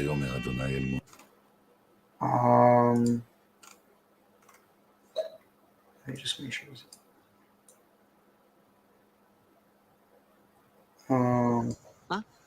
לא, אהרון. היה, לא אותו ירו, מצאתי את הארנק! איך הגיע? No, not this one either. I don't find it in a second. We'll just continue. Christian Tubby, David, Israel, Joseph and his brothers. Dang. No, I cannot find it. For the life of me.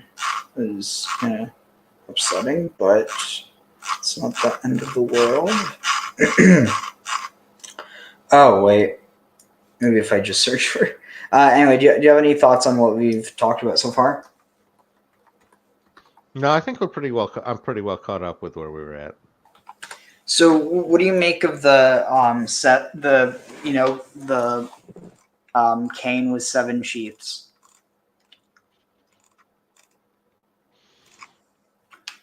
Again, I sort of go with the interpretation. I have trouble going with it.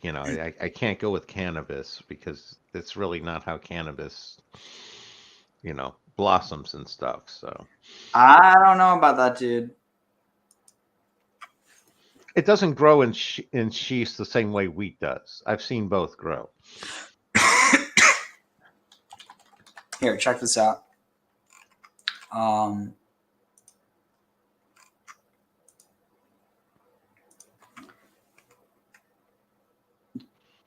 This so obviously like they trimmed, but the point is, so if you look at the node sites, let's see, where is it? See how it how it's like spaced out here and here. So there's a node here and here that they clipped, and so it's going out on the sides and not like out in this way. But the point is, imagine you could have here this in the middle. You have 1, 2, 3. You have 3 of them. Oh no, I understand how you can get it like that. That the point is with the nodes and all, it doesn't naturally grow into really sheaths in the same way like wheat does. That's all. Yeah, but there's no reason to think that this is inherently wheat. Well, I didn't say wheat. It was if they're talking sheaths, it's something that comes in sheaths. So that's what I would think. Well, even that's like an improper use here, if I shibulim. An ear of grain or a head of grain or a cluster. Okay, no, that could apply to canvas. You see what I'm saying with sheath, because sheath, it implies the long extent that, and then the things at the top, which isn't quite. Actually, I don't know why I said sheath. I'm tired. But, no problem. All right, so let's see, where are we at? ונחל מחלום בלילה אחד הניבה הוא איש כפתרון חלמו חלמנו ושם איתנו נער עברי עבר לשר הטבחים ונספר לו ויפתר לנו את חלומותינו הוא איש כחלומו ואתר ויהי כאשר פתר לנו כן היה אותי השיב על כני ואותי אותלה וישלח פרעה ויקרא את יוסף ויריצוהו מן הבור ויגלח ויחלף שמלותיו ויבוא אל פרעה ויאמר פרעה אל יוסף חלום חלמתי ובהתר אותו ואני שמעתי עליך לאומר תשמע חלום לפתור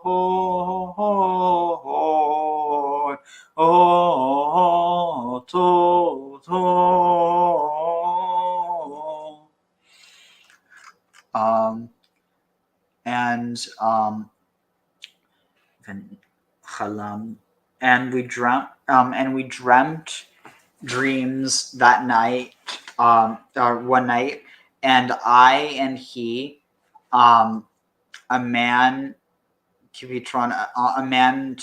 like his, or a man as his, a man with his interpretation, with the interpretation chalomo for his dream, that we for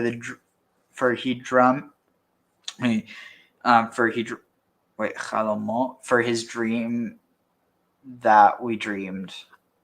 A man with his dream that we dreamed. So it's just saying in a generality. And there with him, and there with us was not our Ivri, a Hebrew youth, Eved Lasar, the servant, a servant for the meat master, Sar Hatvachim, Tavachim, not Tvachim, it's Hatavachim, Tavachim, and we told him, and he interpreted for us our dreams. A man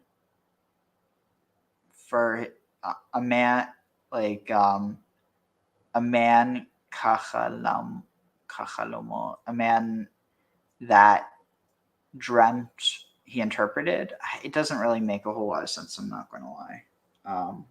Some of the context, it's just like, what's it? Like you either get it or you don't, and in a lot of cases I actually don't get the context. 1 second. Oh shoot, no, I was feeling like that something fell off, but no, it's from burn. I burnt my arm like a week ago or so. So I didn't know why it fell off, but no, it's normal. Let's see. So where are we at? Vayehi kasher. And so it was as he interpreted for us, so it was that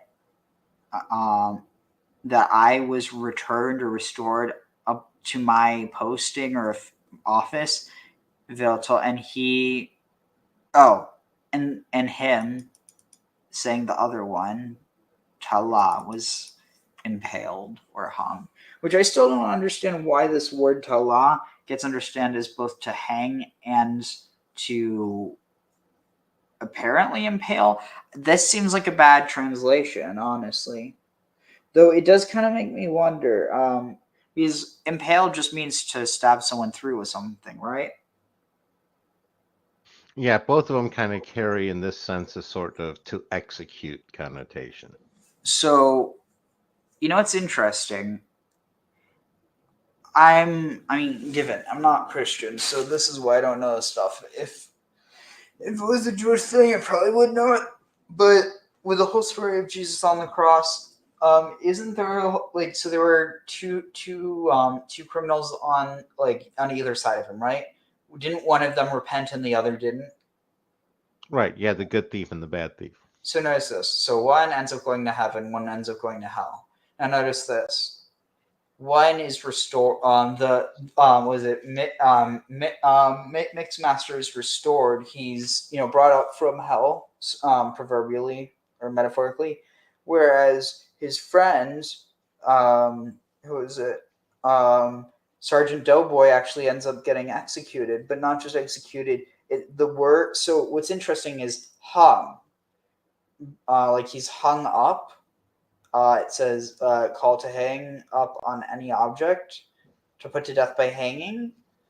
But for whatever reason, talah seems to also be understood as to impale, which makes me think, honestly,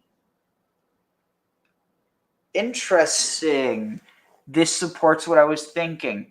Lamentations 5:12.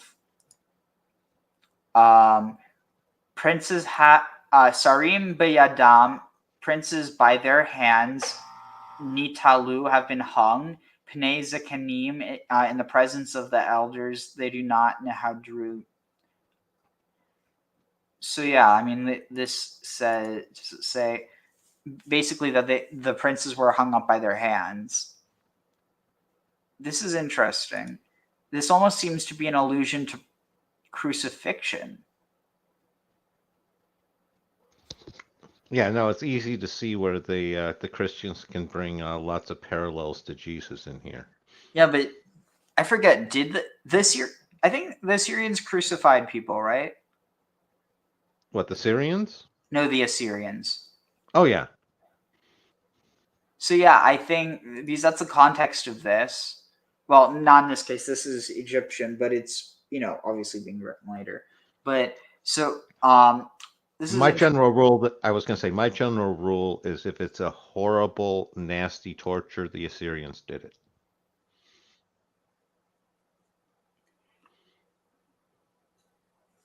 Fair enough.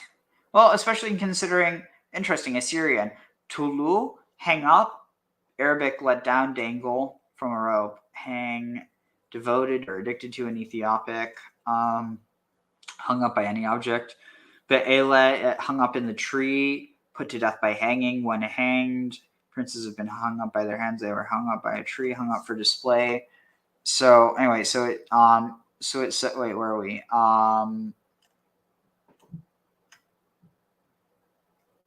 Wait, where are we? Genesis 40. Oh, it must have gone back. We're in. Okay, here. 41. Okay. Hebrew youth was there. Okay.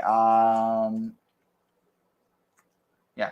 And as he interpreted it for us, I was restored to my post, and he was hung. So, I mean, this is interesting, especially in the context that there's this idea that, like, Jesus is being hung, but that, again, I'm talking about within Christian tradition. I'm a religious studies scholar for anyone watching. This isn't me, for any Christians out there, this isn't me becoming Christian. As much as I hate to tell you so, actually, I don't hate to tell you so, but as much as you might hate to hear it, this is just me doing comparative religion, which, I mean, I hope you guys can at least appreciate. I know Graham appreciates it, but I'm talking about, like, Bible believing Christians. I hope you don't see this and you're like, oh, he knows, but he rejects it. It's like, no, I'm literally just looking at, and again, I feel like there is, in a lot of ways, this motif that pre-exists. And I mean, Graham also has a lot of theories of this, but this idea of Jesus as more than just like an individual historical character, but more so like an archetype. Yeah, I split it into Christ being the archetype and Jesus being like the individual that embodies the archetype. Yeah, but which Jesus? Yeah, take your pick. All of them. Anyway, let's see. So, oh yeah, commentary on this. Let's see what we can find.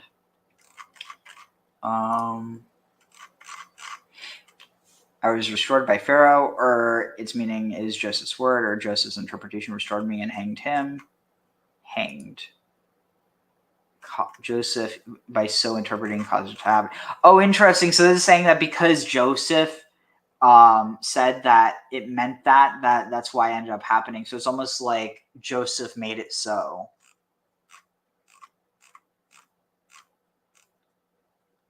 Let's see. No, I that's one of those standard sorts of ideas, sort of prophetic dreams, and chicken and egg, which comes first? Yeah. All right. So, Vayishlach, and Pharaoh sent and called for Joseph, and he ran to him from the dungeon, from the dungeon, pit, well, cistern, and he galach, and he shaved,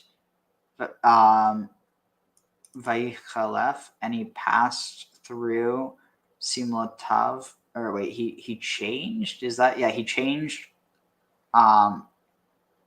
He quickly changed his clothing. So he shaved his hair. He quickly changed his clothing, and he came. He came to Pharaoh. Vayomer. And Pharaoh said to Joseph, "I dreamt a dream, and there is no interpretation for it. And I heard I heard of you, the person saying, or like, wait, now, I have heard of you to say, hearing, they say you can listen to dreams and interpret them."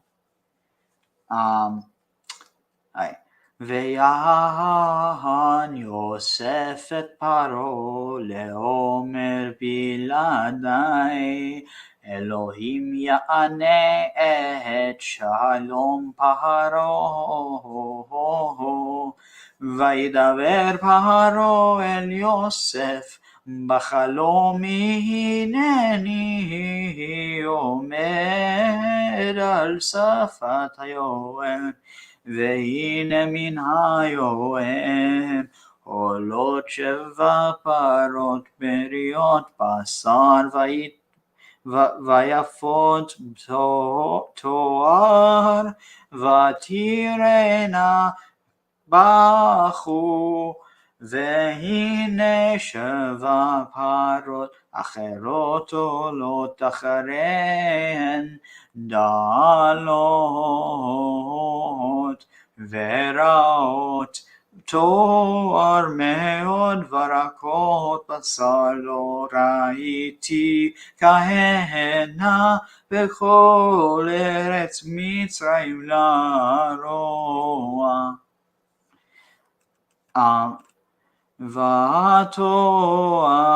ותאכלנה הפרות הרכות הרעות את 7 הפרות הראשונות הבריות. And Joseph answered Pharaoh and said, Biladi Elohim, without God, Biladai, what is this? Apart from me, saying, apart from me, Elohim answers, or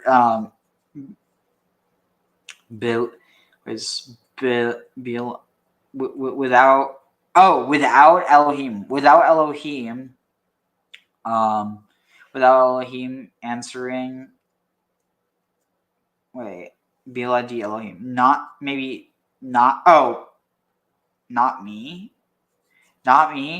God answers.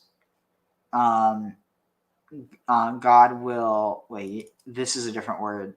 God will answer the peace of Pharaoh, or Pharaoh's peace or safety.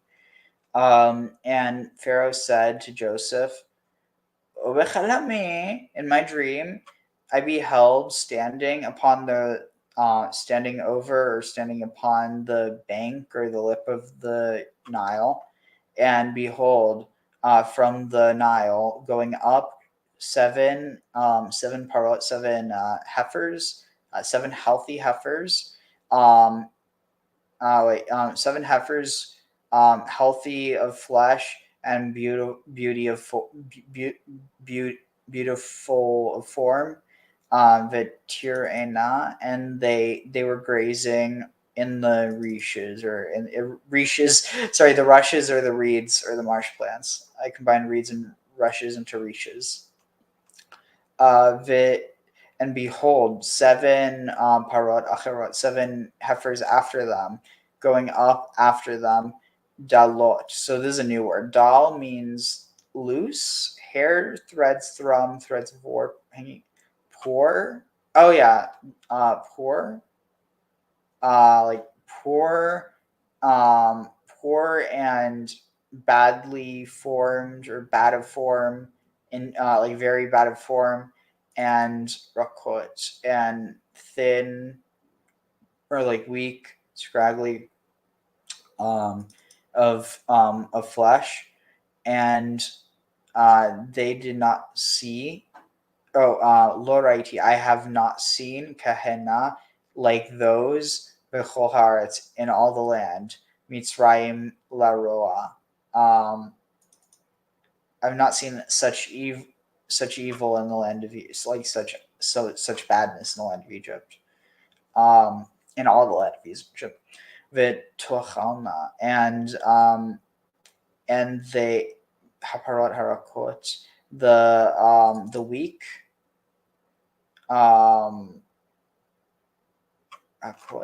the thinly, the gangly, cows, the gangly and bad cows ate or consumed the 7 cows, the 7 first cows, the 7 first healthy cows. Rishonot.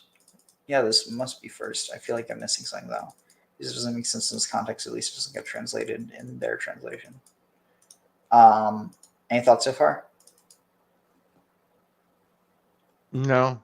I was going to say the only thing that I may not have commented on is it's clear that the cows and the grains are reflected to the meat and the flour that you're going to have in Egypt. I don't know if that got said, but Wait, say that one more time. The cows correspond to the meat supply. Yeah. So you got 7 years of good meat supply and then 7 years of bad, and the same thing. Oh, and the grain with the is vegetation, animals versus vegetation. interesting. I didn't connect that. It's pretty obvious, but I mean, not like you have to think about it like on a literal level, and that's what you did. Yeah, no, it's just the surface meaning jumps out at you. Okay. All right, here, I'm gonna get something to eat real quick. Soon Yosef, the only one who can interpret Pharaoh's dreams, is elevated to a position of unprecedented power. Yosef was alienated from his brothers on account of his own dreams, and he was elevated above his brothers and ultimately above the entire world through Pharaoh's dreams. Pharaoh has 2 dreams. In the first, 7 beautiful, fat, and healthy cows emerged from the river, grazing in the marshland. Their appearance was followed by 7 lean cows of unhealthy appearance. The lean ones devoured the fat ones but remained lean. In the second dream, 7 full, robust ears of grain rise up on one stalk, followed by 7 thin and emaciated ones, scorched by the east wind. As in the first dream, the emaciated ears devour the 7 healthy and full ones. In the morning, Pharaoh was agitated. None of his advisors, the sorcerers and wise men of Egypt, are able to interpret his dreams.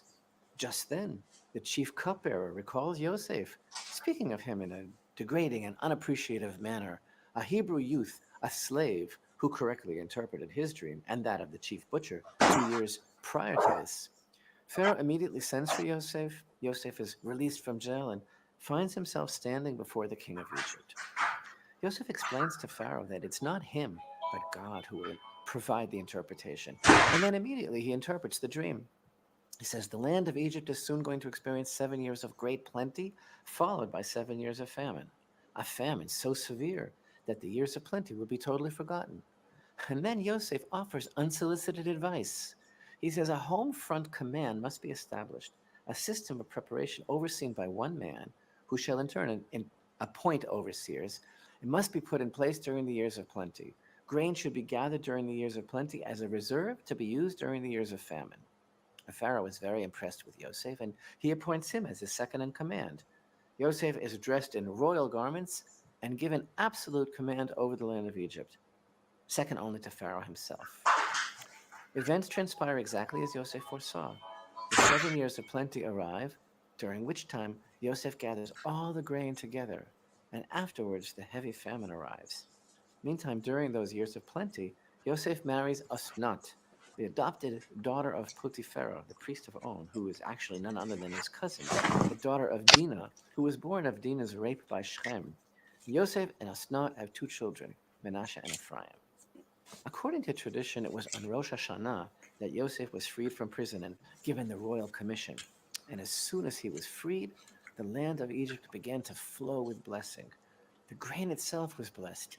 Yosef, with great wisdom and compassion, humility and understanding, built storehouses in every city and filled them with every type of grain and produce. And he sent out word to all of Egypt by order of Pharaoh, declaring, "Prepare yourselves for the upcoming years of famine." He gathered so much that it could no longer be counted. And when the 7 years of famine commenced as Yosef had foreseen, the famine descended immediately, suddenly, in one fell swoop. Midrash provides the staggering details.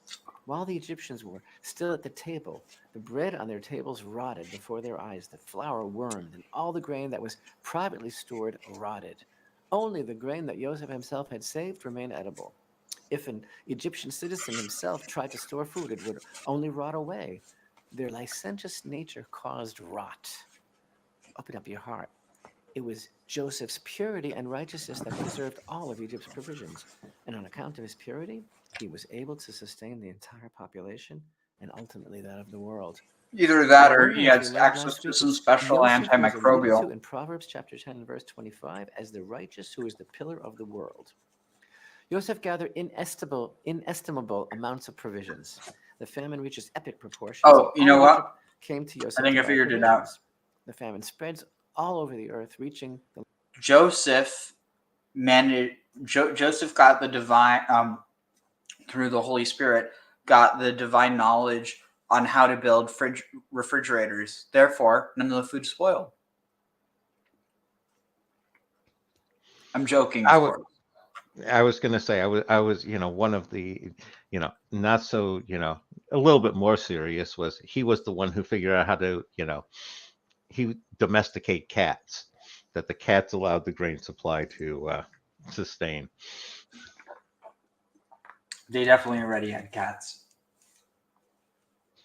Yeah, no, that was going slightly political. That was one of the ones where I couldn't understand the Ben Carson supporters, because it's like Ben Carson thinking that the pyramids were Joseph's granaries. That was a bridge too far for me.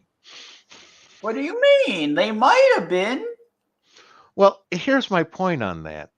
We already know how the pyramids are set up. The amount of grain you could store in there versus the amount of grain that you could store if you took those same stones and built, regular granaries instead, is like, if you're going to store grain, you want the regular granaries to store grain. And you're basically, if you're saying that that was Joseph's granary, you're asking me to accept that, Joseph was a total moron. And that's just not quite Joseph. I mean, he has his faults. Being better than everybody else, the ultimate Mary Sue, but tag. Or in this case, Jerry Sue. Good one. the land of Canaan as well in the second year of the famine. Oh, shoot, what did I just do? For grazing the power, one who can save Israel second and filled them with declaring the famine rotted before their eyes. Tried to store food with Egypt's provisions, and on account of his purity, he was able to sustain the entire population and ultimately that of the world. No wonder, as we learned last week, it's Yosef who is alluded to in Proverbs chapter 10 and verse 25 as the righteous who is the pillar of the world. Yosef gathered inestimable amounts of provisions. The famine reaches epic proportions, and all of Egypt came to Yosef to buy provisions. The famine spreads all over the earth, reaching the land of Canaan as well. In the second year of the famine, Yaakov sends Yosef's brothers to Egypt to buy food. They come before Yosef and bow down to him, just as he saw in his boyhood dream. He recognizes them, but they do not recognize him. And through this unique position, Yosef puts a complex plan into motion. His actions, while clearly carefully considered, seem so strange, speaking with them so harshly and accusing them of espionage, returning their money not once but twice, the placement of his silver goblet in Benjamin's sack, and the imprisonment of Shimon. What was the purpose of his elaborate design? What did he really seek to achieve? Like his father Yaakov, with whom he shared remarkable similarities, God had shown Yosef his spiritual path in his dreams. Our sages teach that Yosef had divine inspiration from the time he was a young boy until the day he died. He knew that his dreams were special, that they actually defined his life because they were prophecy. He was no headstrong, foolish youth, just telling his brothers that he will reign over them and that they'll bow down to him to make them jealous. Yosef told his brothers his dreams in total Hey, I just innocence saw and this. total How are you doing? righteousness because he knew that he had been chosen to end the tension between the Wait, children what of was the Leah big and the children of triangle? Rachel. He knew that it was critical for them to become a unified nation in Egypt. All his actions, all this bizarre behavior, it was all to determine if the hatred and jealousy between the children of Leah and the children of Rachel has ended. Will the brothers pass judgment against Benjamin and condemn him as they did with Yosef? Or have they learned that they must be dedicated to each other and willing to make a self-sacrifice for each other? So open up your heart. There are actually many connections between our portion of Miketz and Hanukkah. But perhaps one of the most basic ideas is the connection between Yosef successfully maintaining his Jewish identity in the midst of Egypt, remaining pure, and our forefathers' struggle to maintain and to fight for the survival of their Torah way of life in the face of the onslaught of the Greek oppression. Regarding Pharaoh's dreams, our portion states, "And it came to pass in the morning, his spirit was agitated.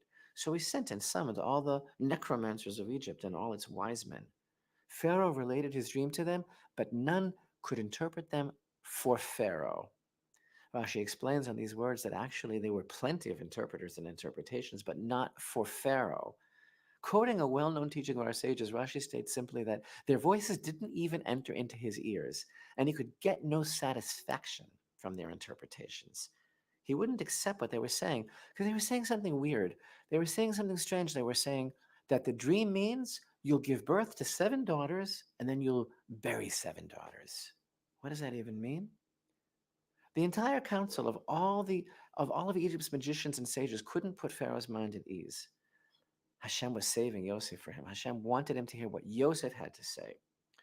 But open up your heart in the deepest way, because there is a great secret in the Egyptians' misinterpretation. The Egyptian outlook was very narrow, and their interpretation was so obviously flawed that the words wouldn't even enter Pharaoh's ears. But what is this all about? The Egyptian mindset was deterministic. The worldview held by Pharaoh's Egypt couldn't entertain the possibility of a reality wherein thin cows could devour fat and strong cows, nor was the Egyptian mindset capable of comprehending the dream of the ears of grain, because the Egyptians, like the Greeks who worshipped the physical and the external, could not consider the possibility of a reality wherein the weak could best the strong, the few could be victorious over the mighty. In their emphasis on external strength and control, it was not possible for a little bit of oil to last for 8 days, just as Egyptian culture was unable to interpret dreams of the power and quality of inner strength of Hashem's control. Pharaoh's magicians could not have possibly understood his dream. The world of the Egyptians, like the mythological pantheon of Greek gods, was a world fought over by conflicting powers, powers of light versus powers of darkness, benevolent gods versus malevolent gods. This is a world of divided reality, what Torah refers to as a world of separation. In that bleak world, man is a pawn, and perhaps the prize, in a game being waged by vying powers. It's kind of funny. There's this Thus, like you'll give birth to blue 7 part of a daughters, and you'll bury lollipop that 7 broke daughters. off, and it The looks like kind gods will bless you with a 7 blue daughters, rock but the from vicious gods will Breaking Bad or burn. something. In this deterministic vortex, man is a victim of fate, caught in the middle of a Oh storm yeah, between opposing that makes sense. forces. I forgot. And he has no opportunity to be a partner in creation, let alone to aid in fixing it. There's no meaning, no direction, no divine providence, just as endless eternal battles between forces of good and forces of darkness. This is the common thread between the Egyptian culture and the Greek, between Yosef in Egypt and the story of Hanukkah. Neither believe that Hashem runs the world and that all of this is brought about by him exclusively and as a part of his plan, as beautifully stated by the prophet Isaiah in chapter 45, verses 6 and 7, in order that they know from the shining of the sun and from the west that there is no one besides me. I am Hashem and there is no other, who forms light and creates darkness, who makes peace and creates evil. I am Hashem, who makes all these. Open up your heart. In the deepest way ever in your life, Israel's mission, as manifest by Yosef's life story and as celebrated on Hanukkah, is to reflect the unity of Hashem. Shema Yisrael, Hashem Elokeinu, Hashem Echad. Hear, O Israel, Hashem who is our God is Hashem who is one. There is nothing else. In this world, both the good and the bad are manifestations of God's orchestration. But the magicians who live in that world of separation, and all those who feel themselves constantly to be victims caught in a struggle between opposing forces, who believe that fate is cruel and all one can do is run away from it, they could not possibly correctly interpret Pharaoh's dream. Only Joseph, who acknowledges, who believes and sees Hashem's hand in everything, and who understands that even the troubles that have come upon him are part of divine providence, and who understands that we were placed in this world in order to be given an opportunity to actively participate in tikkun, in fixing the world, he understands. What does he say? That Pharaoh's dreams are one, not two dreams. Bad and good, fat cows and lean cows, all are from Hashem. And because Yosef, like his father Yaakov, is a fixer, now all of a sudden we can understand another mystery. Why did Yosef offer unsolicited advice as to what should be done? Chutzpah? He was asked for an interpretation of the dream and nothing more, yet immediately he moved swiftly and seamlessly to the solution to Pharaoh's problem. Because Yosef is the opposite of everything Egypt represents. To him is given the secret of interpretation of the meaning of the human condition, because the knowledge that Hashem, our God, is Hashem who is one, is the answer to Pharaoh's dreams. And that knowledge also took Yosef to the next stage, the stage of action.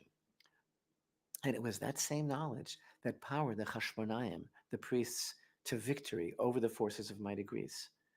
The Greeks tried to convince Israel that belief in the one God is an illusion, that only the physical and demonstrable and the material is true. Hashem is our God, Hashem is one, tells us that only Hashem is reality and all else is illusion. That is what both Yosef and the light of Hanukkah teach us as they converge this week in Parshat Miketz. Shabbat Shalom and Chanukah Sameach. Shabbat Shalom and Chanukah Sameach. Thanks so much for watching, and thanks so much for being part of the Jerusalem Lights community. Have a wonderful Shabbat and a wonderful light-filled Chanukah. Interesting.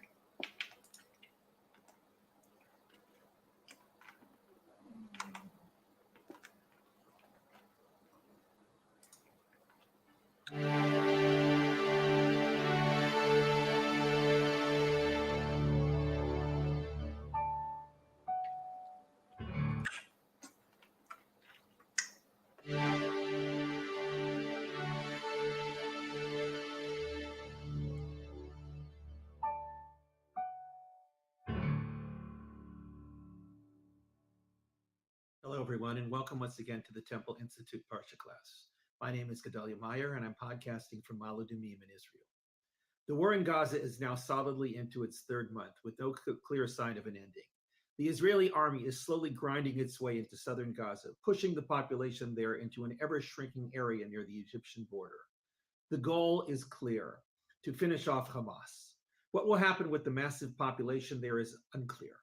It is equally unclear what will happen to the Gaza Strip itself. Will it remain in Israel's hands, or will it go back to the Palestinians?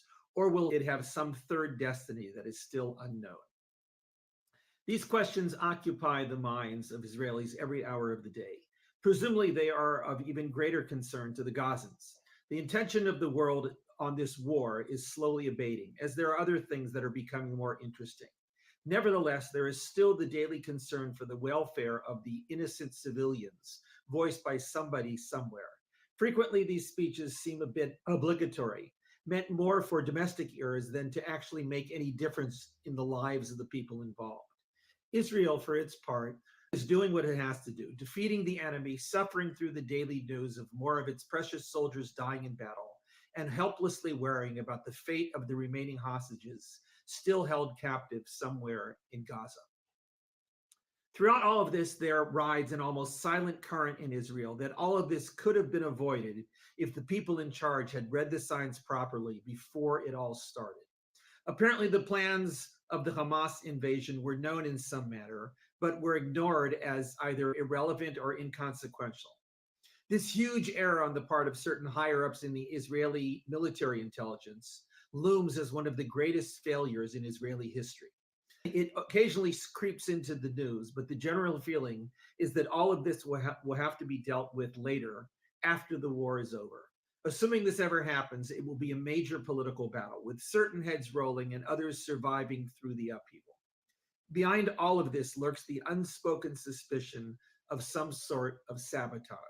This dreaded word is hardly heard in Israel, but it has crossed the mind of almost everyone. What went wrong?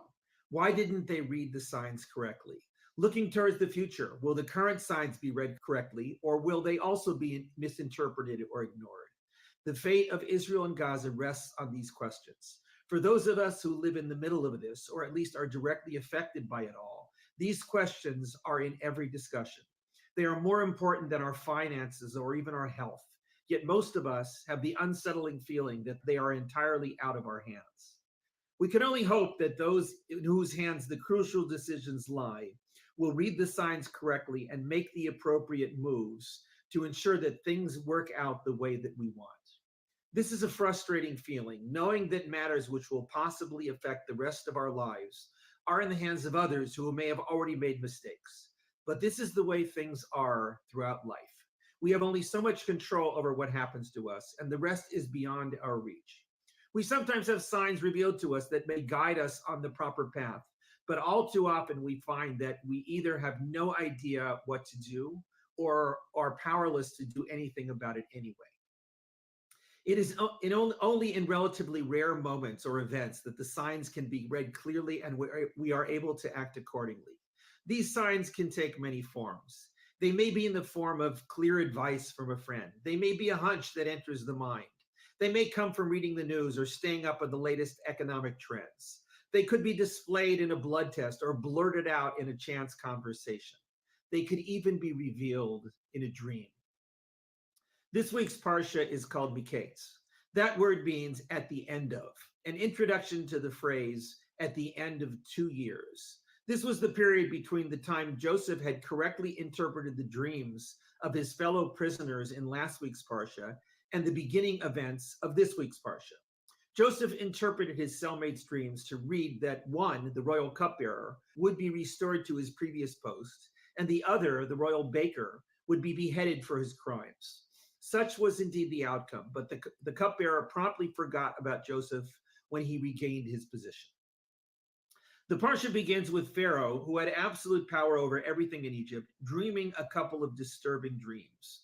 These famous dreams show 7 healthy stalks of grain and 7 healthy cows being consumed by an equal number of weak and famished counterparts. Pharaoh awakens from these dreams quite disturbed and hoping to hear an interpretation that will settle his mind. Whatever his advisors told him did not satisfy his anxiety. At this point, the cupbearer re-enters the picture and tells Pharaoh that with him in jail was a Hebrew slave who had correctly interpreted both his dream and that of the former baker. Joseph is rushed out of jail and placed before Pharaoh. Joseph tells him that, quote, only God can bring peace to Pharaoh. With this strange introductory statement, Pharaoh tells Joseph his dreams. Joseph then presents a stunning interpretation. He explains that the cows and the grains represent years, and with the healthy ones indicating 7 years of plenty, and the weak ones indicating 7 years of famine. The famine will be so severe that the good years will be totally forgotten. The fact that the dream was repeated in slightly different but similar imagery indicates that this course of events is about to take place in the immediate future. There was no time to waste. So notice this. So you have two groupings of 7. Where else do you have that?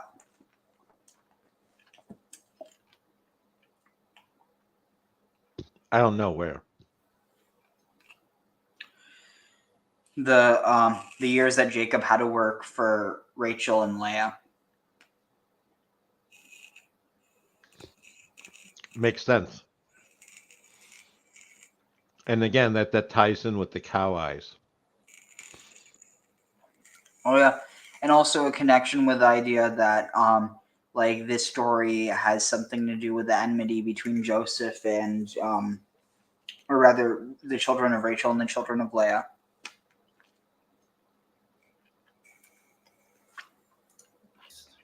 Pharaoh No, is that's instantly definitely struck that's in by play. the accuracy of this interpretation and has Joseph appointed in charge of all advanced preparations for the imminent famine. Joseph institutes a program of storing food in secure locations so that it will be available for the years of famine. Then the famine comes and Egypt is fully prepared for its severity. You can probably bet there were people back then that were like, oh, look at this elite Joseph, you know, he's trying to take all our grain, he's trying to sell it back to us at a higher price. When in reality, it's like, oh shit, none of us have grain. Hey, Joseph, we like you now. I was going to say, you know, except for Jacob, but it's like, that's exactly what I would do in that situation.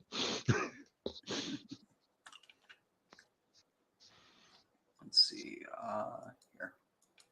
Surrounding lands, including neighboring Canaan, where Joseph's family lives, are not. Jacob instructs his sons to journey to Egypt to buy grain so that they will be able to survive the famine. So Jacob's sons travel to Egypt and are unknowingly spotted by Joseph, who then accuses them of being spies. While all this is obviously false and trumped up nonsense, they are helpless to do anything about it. Joseph tells them that they can only rectify their reputations by bringing their youngest brother, Benjamin, back with them to Egypt. Jacob is reluctant to part with Benjamin, but eventually agrees. When they return with Benjamin, the brothers are first treated royally and with great honor. But the Parshah ends with Joseph arranging a frame-up of Benjamin stealing a precious royal garment. The brothers try to defend Benjamin from this false accusation, but are again powerless to do anything about it, as the evidence is right there in his sack. Hey, don't talk The about resolution of this drama comes in next week's Parsha, with Joseph revealing himself to his brothers and forgiving them for their act of selling him as a slave. This in turn leads to Jacob and his entire household moving to Egypt to be supported by Joseph in the land of Goshen. This, of course, is the prelude to the period of Israelite servitude in Egypt, which would ultimately result in the Exodus, the central story of the Torah. It all came about by the fortuitous reading of those dreams.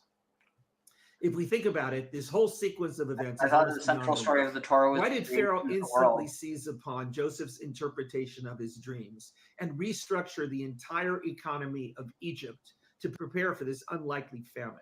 Why didn't he reject this as total nonsense, nothing more than the fantasies of a random dream? Why would anybody today possibly expect that such consequential matters could come about by nothing more than a couple of weird dreams and a pretty decent interpretation of what they meant? None of this really makes any sense at all. We can only imagine ourselves there at the time, living through the years of plenty, wondering why there are all these crazy rules about storing grain and all these unnecessary advanced preparations for a famine that might not come about.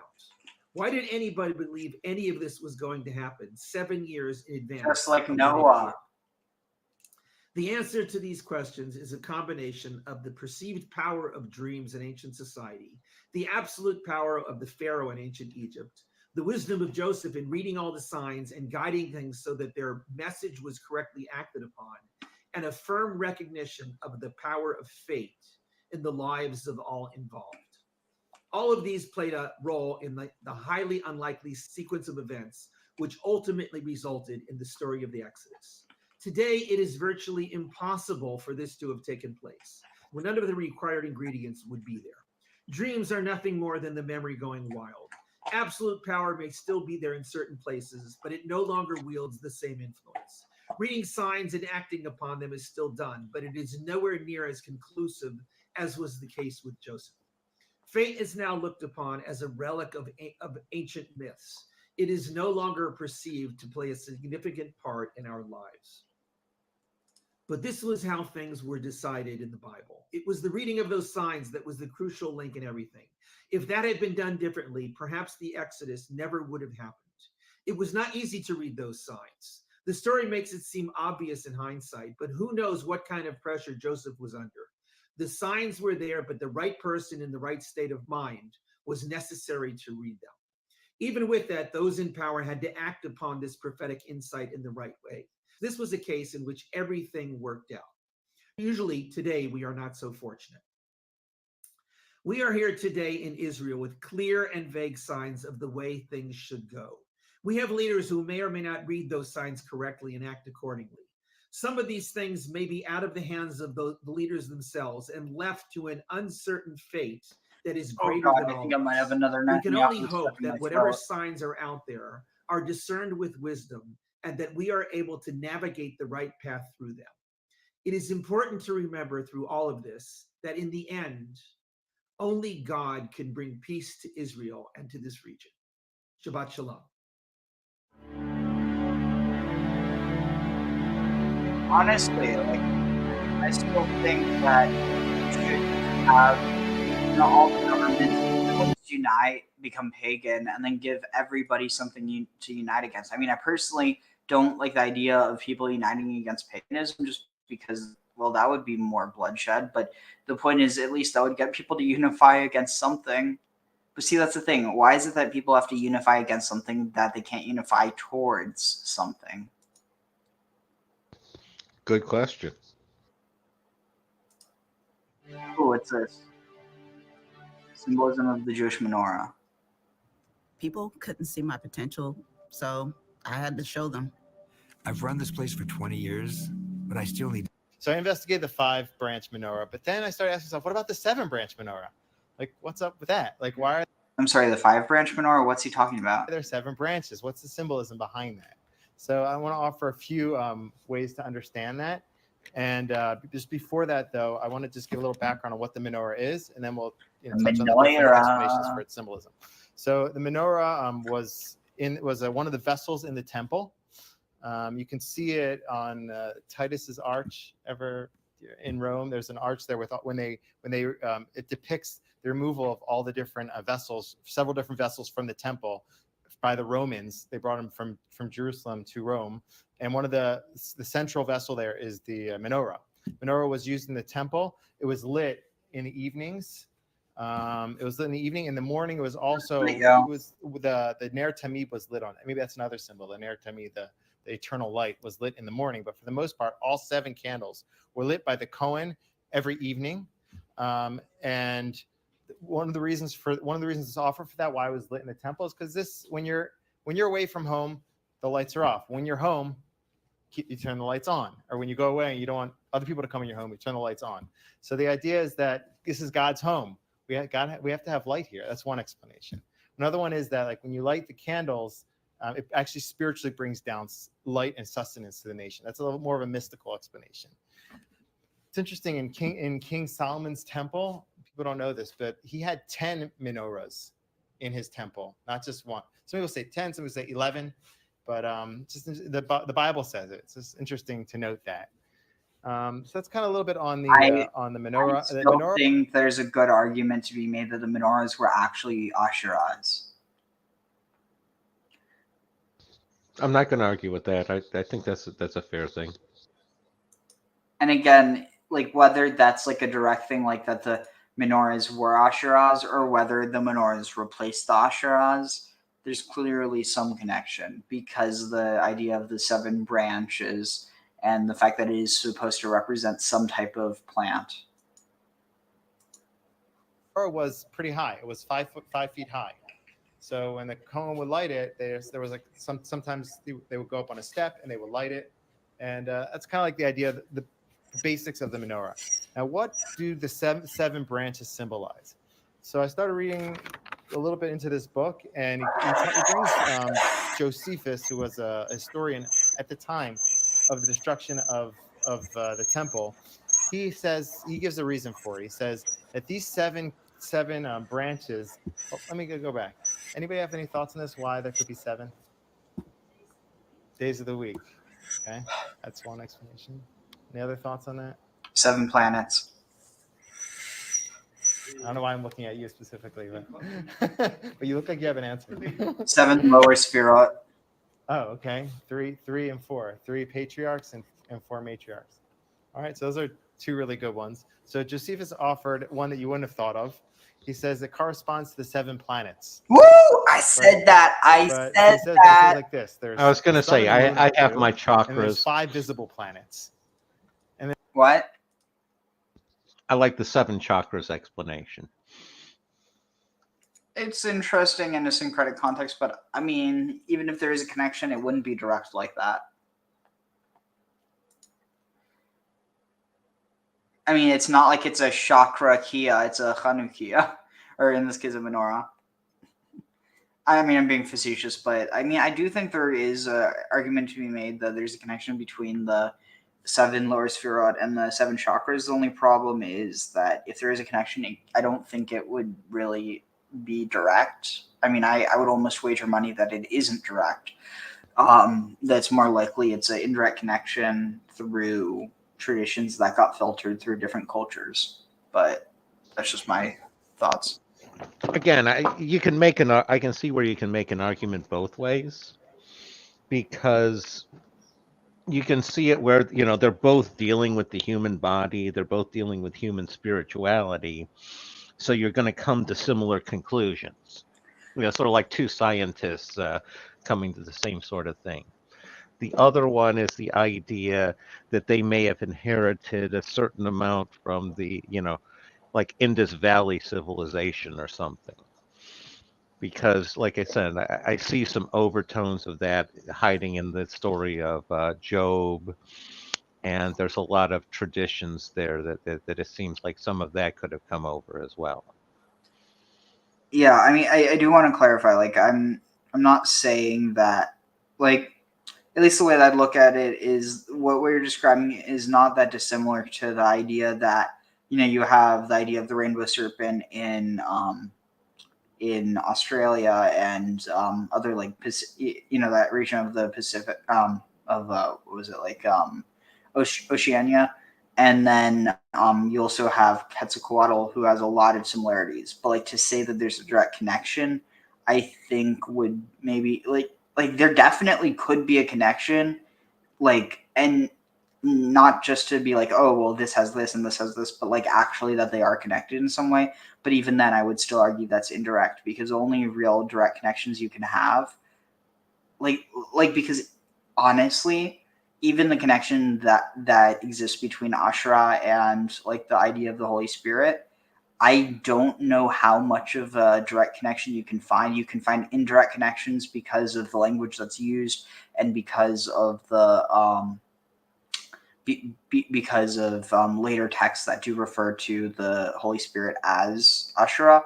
The only problem is that they're later, and so that being the case, there is a tradition that the texts go back further than they're dated to, but the problem is that unless you actually have proof of that, it's an indirect connection, even if it is even if you are trying to go back to that same context, like, or it's connected to that context, unless it's like a direct connection, like from one tradition to the next, I don't consider that direct.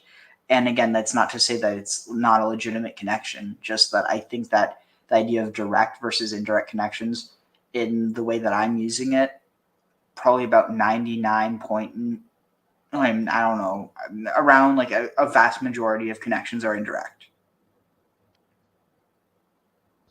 No, I was going to I guess I evaluate it as I see it as connection first, and then it becomes a varying degree as connection. And what you're talking about as a direct connection would be like 100% or close to it.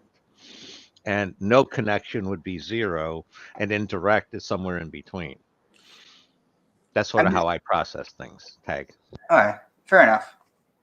We have different ways of viewing it, and honestly, that's important, because if people only look at their own perspective, they're lost. then so I started asking myself, like, what does that mean? Why do we need to know about the planets Oh, in the the temple? planets. Woo!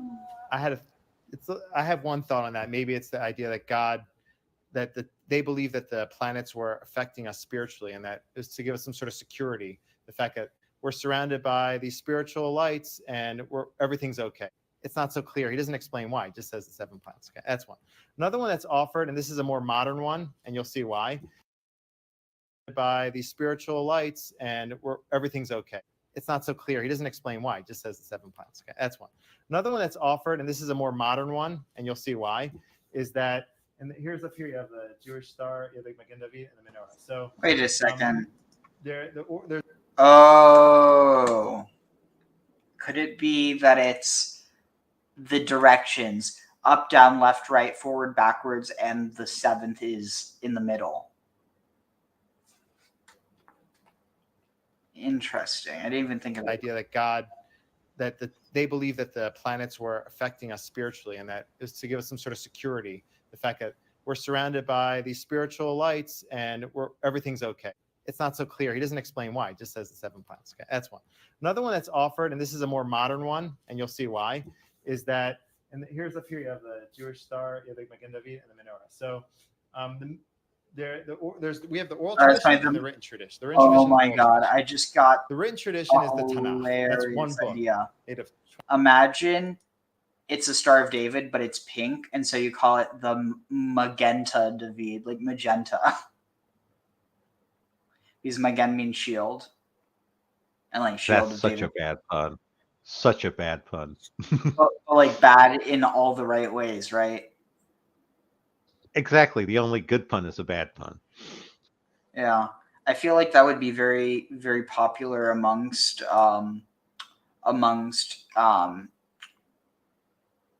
what's the word? Amongst Jewish women and gay Jews.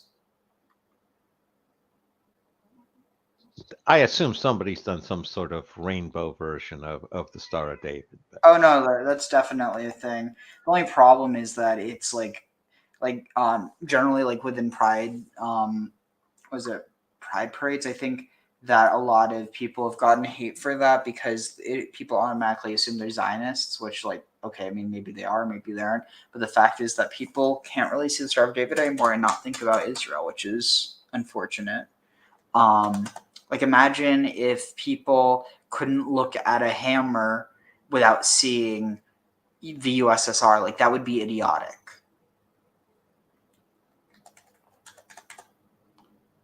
Or like, imagine if the first thing that people thought of when they saw a sickle, rather than, the Grim Reaper, was something like the communists. It's like, I don't know. I just think it would be funny. Okay, what am I searching for? Wait, what were we just talking about?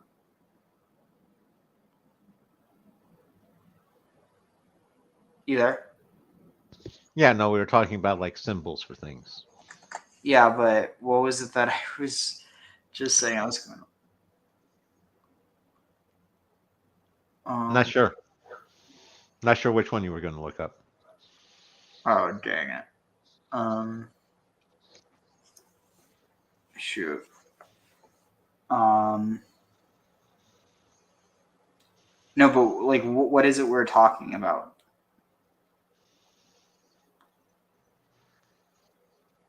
We were talking Joseph. We were talking with the right and left hand sides. One second. What I'm going to do is I'm just going to. Let's see, something about. Oh, right. Magenta David. Yeah.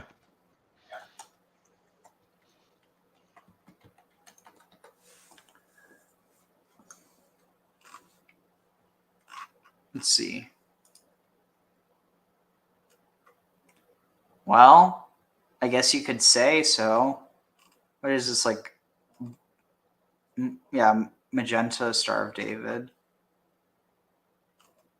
But if none of them are picking up on the pun, that's unfortunate. Literally, it's right in front of them, and they ignore it. How sad. Okay. let's see. Where are we? Okay. Shoot, sorry, I'm trying to find where it was pulled up.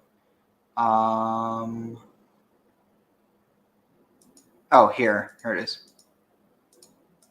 24 of the books, but it's one book. That's symbolized by the middle branch. And in the oral tradition, there's six sections of the Mishnah. And so it could represent the idea that you have to have both written and oral tradition. And that's maybe why it's an important symbol for us, because we're always in that in that tension between tradition, on one hand, the written Torah, and innovation, which is the oral tradition. And we need both of them to have the full light and blessing of the Torah. That could be another one. But that's a more of a modern explanation, because there weren't 6 books of the Mishnah in biblical times. There weren't books. It was the oral tradition. So that's more of a modern explanation. I saw that on Chabad website.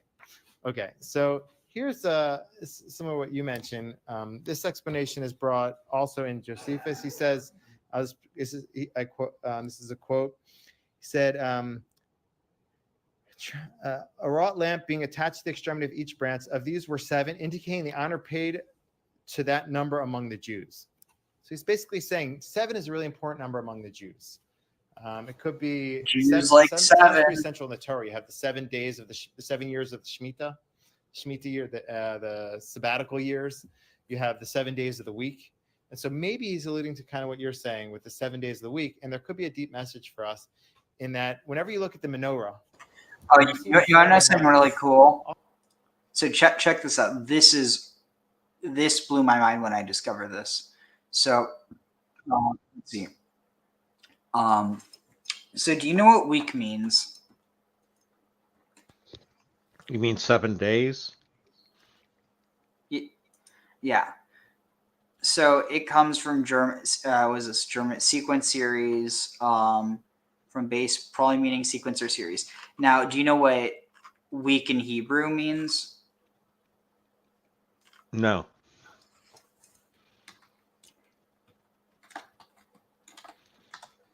This is cool. Let's see. Here. So Shavuot, if you take away the Vav, it turns into Sheva, 7. Today's first word, Shavuot, week, comes from the root Sheva, which means 7. The connection is very clear. Whereas the year Shana, so Shana means to repeat, whereas Shavuot means like 7, so like 7 days. And then Chodesh is month, and it's a reference to Chadash, to a new moon.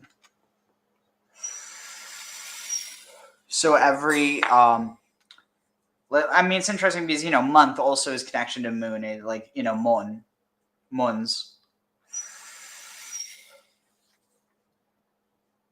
But I like how the connection is much clearer in Hebrew. You know what I mean? Yeah, no, I see what you mean. I was going to say, I know that the concept of the week originally arose from Mesopotamia, where they had the month celebration and then they had the half-month celebration. And the week is basically the half-month celebration.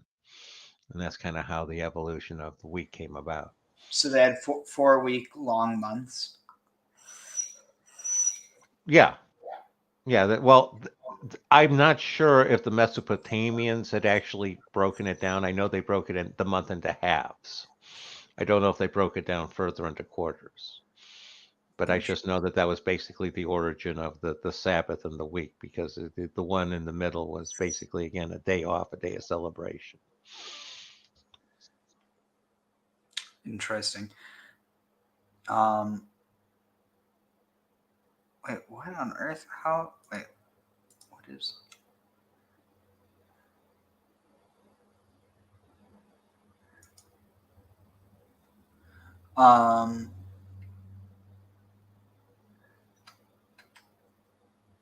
Let's see.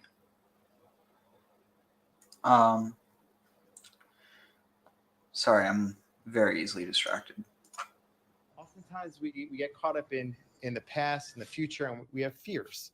We think what's it going to be like tomorrow? Maybe we lost a loved one. Maybe we're going through hardships, and we've experienced God's closeness in the past, but sometimes you feel like you're in complete darkness and you feel alone. And when you look at the menorah, it reminds you that not just yesterday and not just today, but every single day of the week, God will be with us and will be there.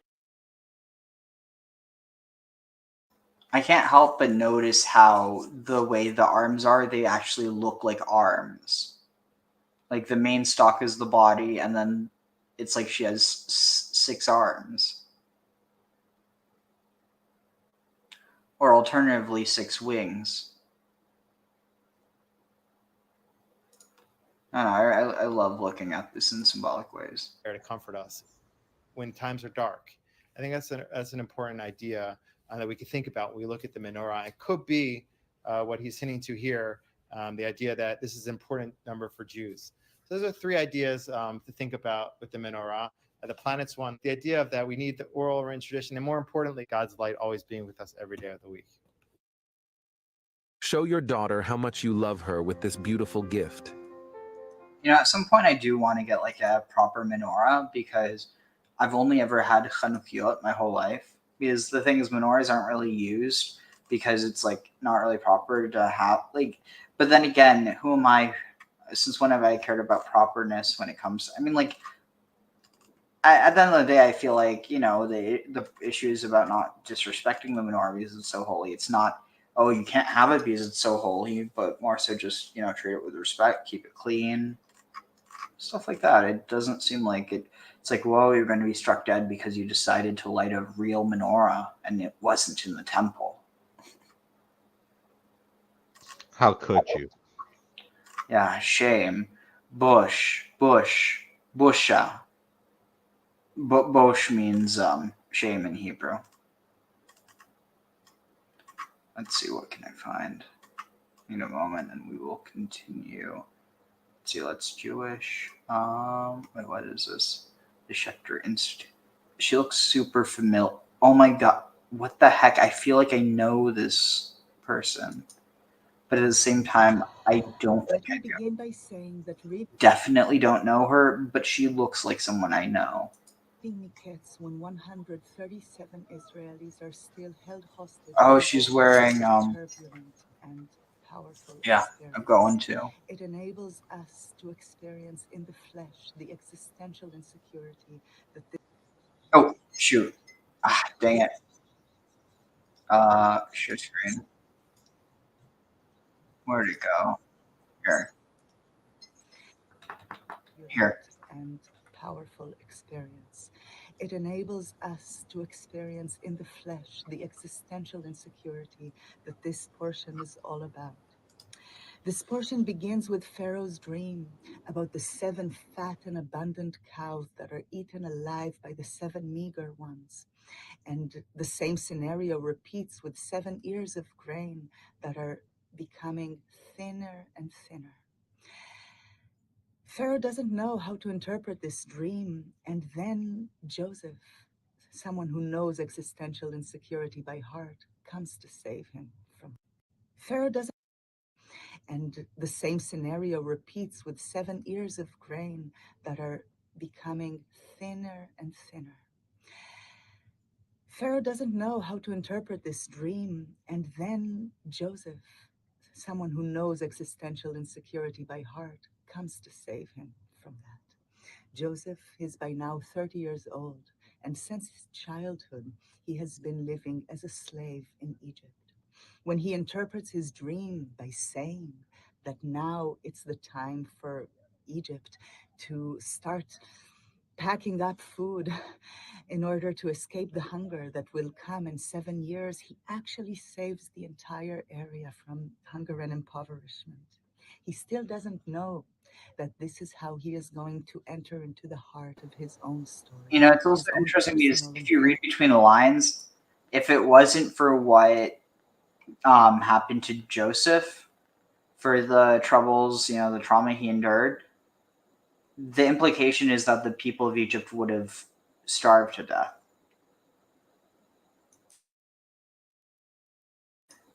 in fact, it actually also has a lot of parallels with the story of Eshmun or of Asclepius, that their death is what actually allows them to heal others.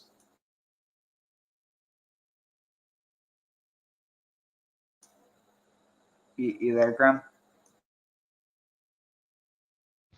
Yeah, can you hear me? Now I can. Okay. Yeah, I was going to say that's the traditional role of the shaman. The shaman is the wounded healer, the healer that heals themselves, and then goes on to heal others. Yeah, I wonder where, like, how far back you can trace this tradition within Semitic culture, because that's something that, like, I think needs to be more, like, much better examined. You definitely have elements of it with Jethro, parts of it with Moses, definitely hints of it with like almost certainly with Moses. I mean, look at him. Like he speaks for the people. He's also like when he's a child, he's wounded by, like, there's a tradition that he, like, got his speech impediment because he put a hot coal to his tongue as part of a test that the Pharaoh's court put him through. So yeah, it'd be interesting. Also, look at Jacob, how he's wounded, and when he's wounded, he also gets this new name, and it's also implied that he's, like, almost becomes like a god amongst men. No, definitely, it's a recurring theme.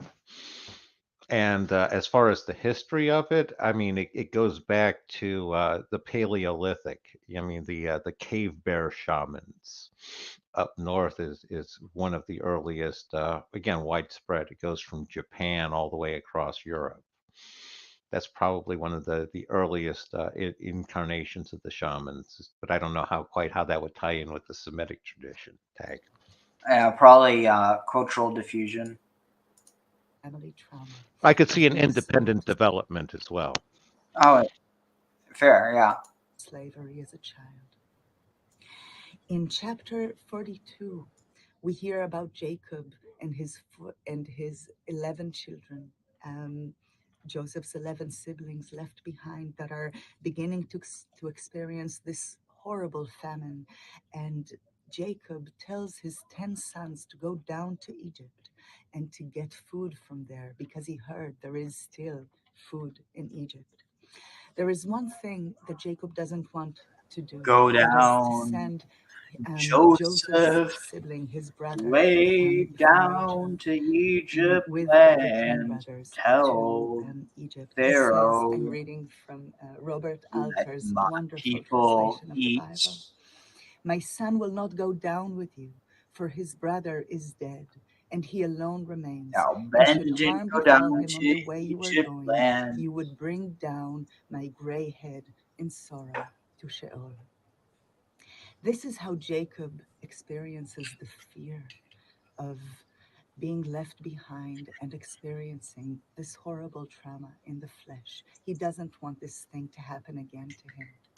But what happens next is a very different scenario. When the brothers come back to Egypt, Joseph recognizes them. He sees them.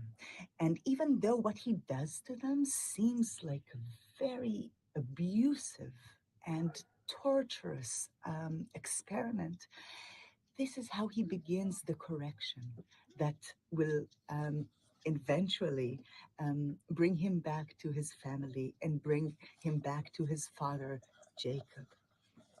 We don't have enough time to go into the very details of what happens there, but let me just tell you that Joseph doesn't allow his siblings not to bring Benjamin back. He needs, for his own heart's correction, to see that they learned the lesson, that they will never do to his brother Benjamin what they did to him. And so he asks his brothers to go back home and bring Benjamin back. And then I want to notice what happens to Jacob. The first thing that happens to him is that the literary writer, the biblical author, changes his name to Israel. Of course, he received that name already, but then in chapter 43, He just had it he says all dusty in his cabin. Israel sends Benjamin, not without pain and worry, but he also sends all the gifts that he has. He sends honey and almond and everything to Egypt. Doing so, he surpasses the trauma he experienced in the flesh and wants to rise to the challenge of faith. Maybe the future will be different from what happened to him in the past. Now, this Torah portion ends on a very pessimistic note, at the heart of darkness, when Joseph, in his experiment, puts a silver cup. It's alive. It's alive. In Benjamin's sack, and blames him for being a thief and wants him to remain as a slave in Egypt. We still don't know when this portion ends, that this very moment is when Joseph will reclaim his trust in his family and will reclaim his trust in his brothers, that will say, we will not do this to our father again. We still experience to this day what happened to our dead brother that they don't know. He is the one speaking to them at this time. But I want to end on this note, that Jacob is named Israel at the moment when he says, I will put my past behind, everything that let me down, and I will now rise to the idea of having a faith about the future that is going to be different from everything I already experienced. And with this faith in heart, I want us to continue and look into the crisis of faith and crisis of trust we had in our family, in the family of Israel, among our brothers and sisters who have been through horrid polarization in the past few years, and especially in the past few months. May our hope for a different future and for the return of our loved ones surpass all the pain we have experienced in the flesh. And let us hope that this is what will turn us into Israel in this time. Happy Hanukkah, everyone. That was good. Okay, so here. ותבואנה אל קרבנה ולא נודע כי באו אל קרבנה ומהריהן רק אשר בתחילה ויתקץ ואראה בחלומי והנה 7 שיבולים עולות בקנה אחד מלאות וטובות והנה 7 שיבולים תצלומות דקות שדופות קדים צומחות אחריהם ותבלען השיבולים הדקות את 7 השיבולים הטובות ואומר אל החורטומים אל החרטומים ואין מגיד לי ויאמר יוסף אל פרעה חלום פרעה אחד הוא את אשר האלוהים עושה הגיד לפרעה 7 פרות וטובות 7 שנים הנה ו7 שיבולים הטובות 7 שנים הנה חלום אחד הוא ו7 הפרות פרקות להרעות והעולות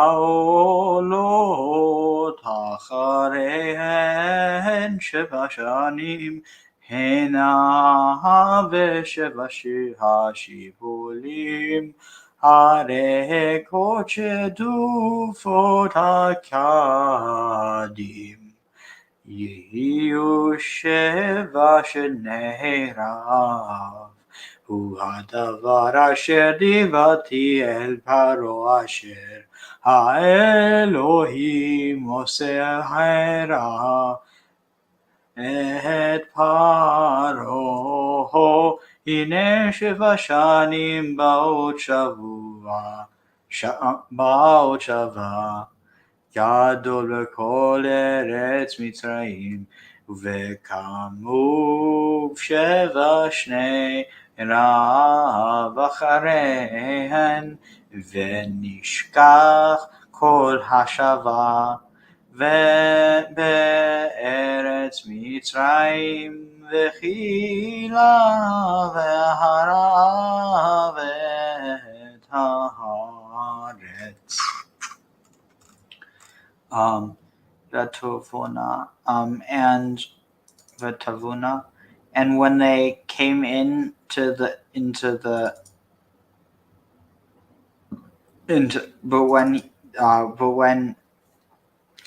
when they came into their midst and did not know that that they had come into their midst, Vima'arehan,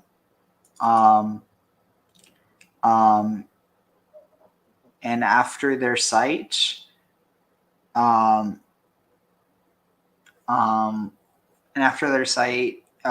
their bad sight that had started Miketz, he started to awake. I don't know, it says, but when they had consumed him, one could not tell they had consumed them. It doesn't make sense, for they looked just as bad as before. I don't know. But Techila, in the beginning, or before, and I woke. And I saw in my dream and beheld 7 stalks, or 7 shibolim, going up from a single cane, melot v'tovot, fully filled and good. And I beheld 7 shibolim tsunumot, dried up, or I beheld 7 withered shibolim, dakot, thin, or thin, small, gaunt, shadufim, and blighted or scorched by the eastern wind, tzomachot, tzamach, plants, sprouting up after them. Oh, it's saying, all that it said before was sprouting after them. V'tavil an bala, and they were swallowed up. Hashibolim hadakot, the thin shibolim were swallowed up by the 7. Wait, no. They swallowed the 7 shibolim, the 7 good shibolim, and saying to the Khartoumim, to the enchanters, and there is not an explanation for me. Vayomer Yosef el Paro, and Joseph said to Pharaoh, Chalom Paro, the dream of Pharaoh, Echad hu et asher, he's saying the dream of Pharaoh is one. It is as Elohim has done. He has told to Pharaoh. It's Echad hu et. Echad hu. Oh, it's one. It is one. That the dream, it is one. Et asher, it is one, and that it is the one. It is the one that is. It I don't know. It doesn't really make sense. But basically saying that the 2 dreams are actually one. It's like, oh, genius, you woke up from a dream and then you went back to sleep and you had a very similar dream. Maybe they're connected. Sheva parot, 7 heifers, good, 7 good heifers, and 7. The 7 good heifers are 7 good years.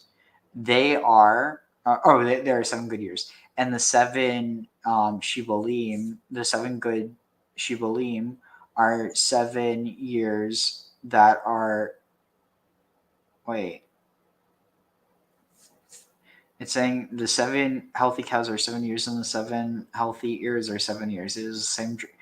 Hine chalom echad hu. Oh, it's the same dream. Yeah, I got that part, but it almost seems like it's Sheva Purot Hatavot Sheva Shanim Hine V'Sheva Shibulim Tovot Sheva Shanim Hine. Interesting. It's saying that they're both the same, but there's clearly some difference. Otherwise, why wouldn't it just have 14 cows or 14 shibulim? Visheva haparot, and the 7 cows, 7 thin cows, 7 thin bad cows that went up after them are 7 years that are, they're 7 years that are the 7 shibulim that are weak and scorched by the easterly wind. They are 7 years of hunger, of famine, ra'av. It's also interesting. So ra'av, I remember it. I used to remember it when I had a difficulty remembering shorshim, remembering roots. So ra'av is like ra'avinous, because you're hungry. You're ra'avinous. So ra'av. Makes sense. Yeah, I mean, there's not a direct connection. It's just a good mnemonic. Why is mnemonic such a hard word to say? It seems almost ironic or paradoxical.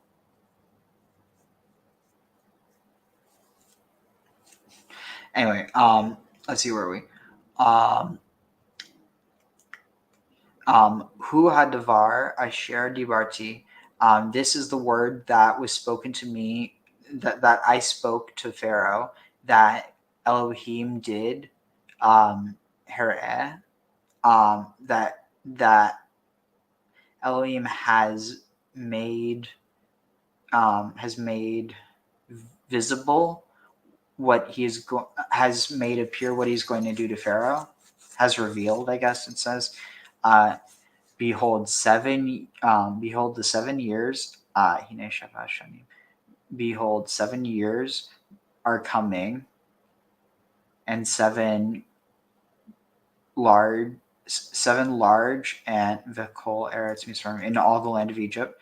Oh, Sheva, years of abundance or greatness. V'kamu Sheva Shani Ra'av, and 7 years of famine or ravenousness will rise after it, and nishkach, shakach, and they will and we will forget, and all will forget the 7 the 7 in the land of Egypt, and will Vikila Harav, and when the famine finishes in the land, or no, as the land is picked off or finished off by famine. Let's see. Velo yivada shava baretz mipnei harav hahu acharei ken ki kaved hu meod ve'al hishanot החלום אל פרעה פעמיים, כי נכון הדבר מעם האלוהים, וממהר האלוהים לעשותו. ועתה ירא פרעה איש נבון וחכם, וישתהו על ארץ מצרים. יעשה פרעה ויפקד פקידים על הארץ, וחימש את הארץ מצרים בשבע שני השבה ויקבצו את כל אוכל השנים הטובות הבאות האלה ויצברו מה תחת יד פרעה אוכל מערים ושמרו והיה האוכל לפקדון לארץ לשבע שני הרב אשר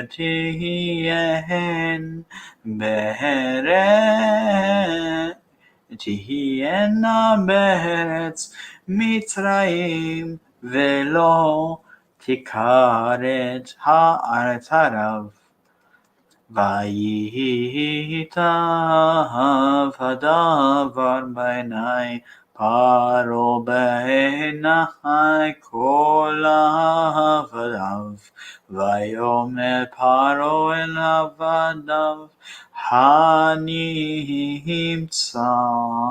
כזה איש אשר רוח אלוהים בו ויאמר פרעה אל יוסף אחרי הודיע אלוהים אותך את כל זאת אין נבון וחכם כמוך ואתה תהיה על ביתי ועל ביתך יישק כל עמי רק הכיסא אגדלה ממך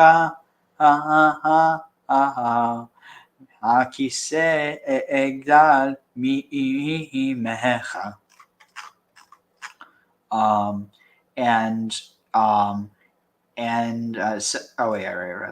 And you will not know, or no trace, no after knowledge of the years in the land from before the famine will be after it, because because heavy is because it'll be very very severe, very heavy.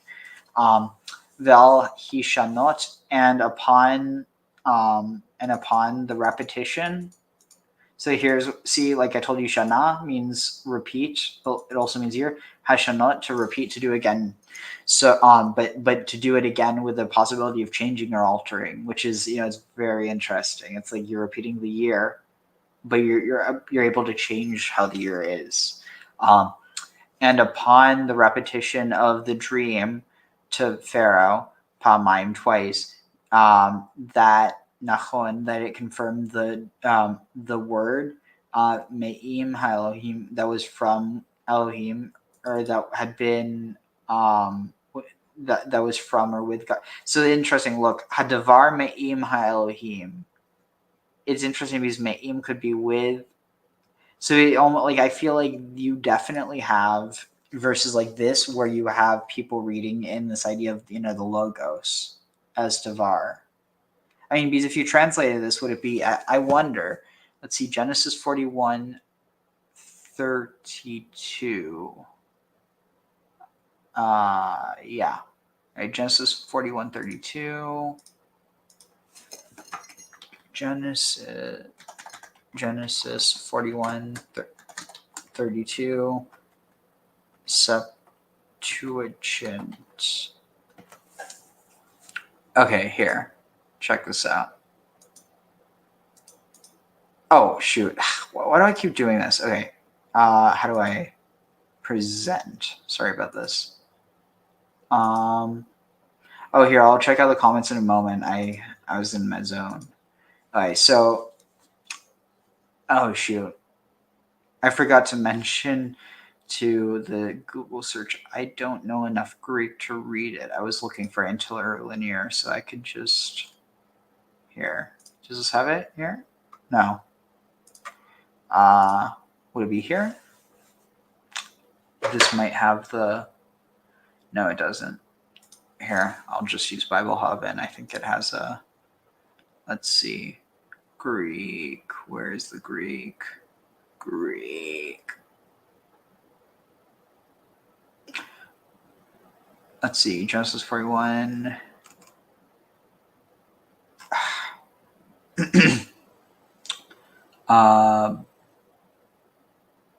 Let's see.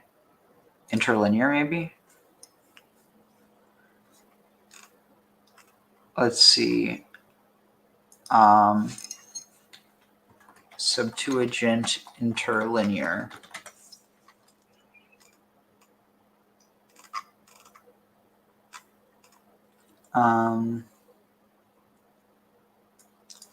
Let's see.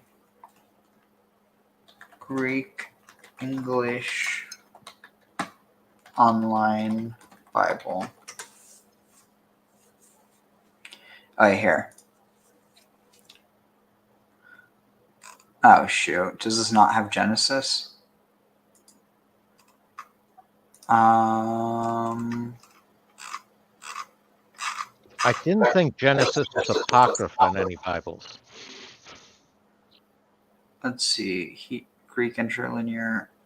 I could have sworn isn't there's a Greek version of Genesis, right? Well, yeah, that was part of the Septuagint. See, Septuagint Greek interlinear online.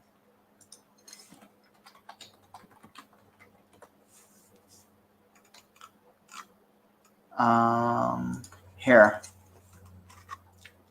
Bible study tools, maybe? Is this it?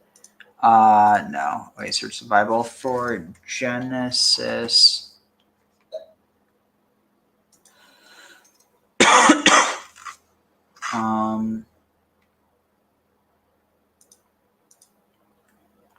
What was it? It was 4132.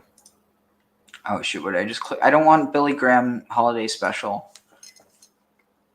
Genesis 4132. As this televangelist goes, Billy Graham's one of the better ones. All right, let's see. Read chapter. All right, how do I...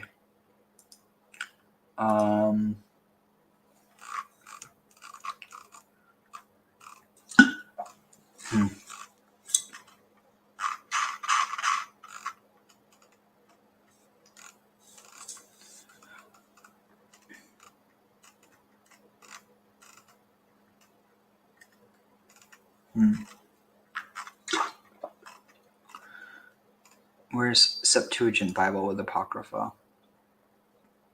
Okay, but now how do I find... Let's see, 30. I would think they would have the Genesis at the beginning. Yeah, but I'm trying to figure out how to actually see it in Greek. Let's see. Genesis Greek. Here. I'll just try to dredge through this to figure it out. So 4132.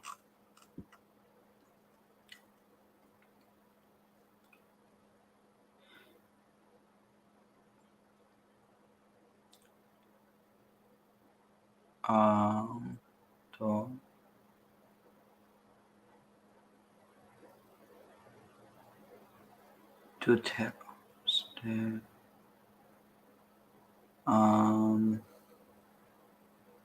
Oh, here, I'll just see.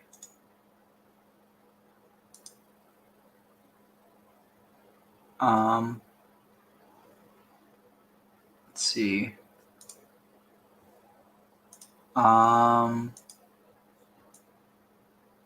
Dang it, I'm not able to.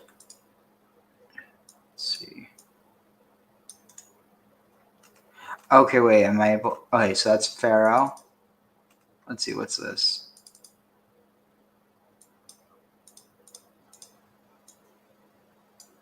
Sorry, I'm trying to.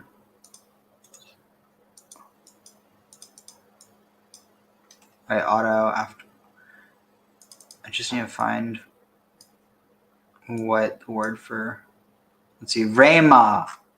Rhema means word, right? I think that's probably what's being used here.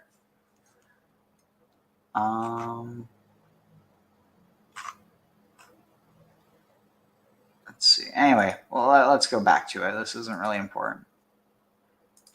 I actually need it. Okay, let's see. So, I was going to say I got maybe about another half hour before I need to take off. So okay, we're almost done.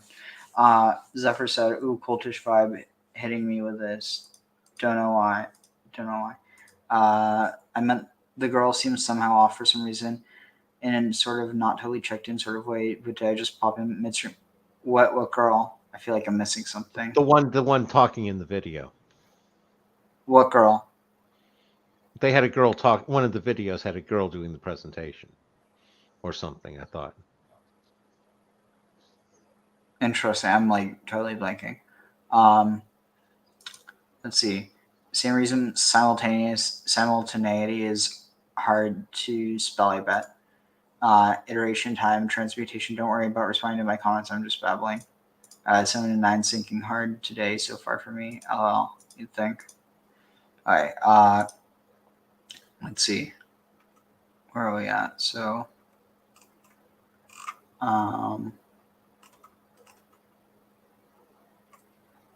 let's see here. Wait, where are we? It was the thing immediately after. Wait, after that. Is revealed to Pharaoh. Wait. Barti had is the word that I spoke to Pharaoh. These are those. Sorry, I'm like trying to figure out where I was. So there is one. It's just Ose Hare at Paro. Hinesh. Let's see. Gadol. I read that. Yishkach. I read that. Let's see.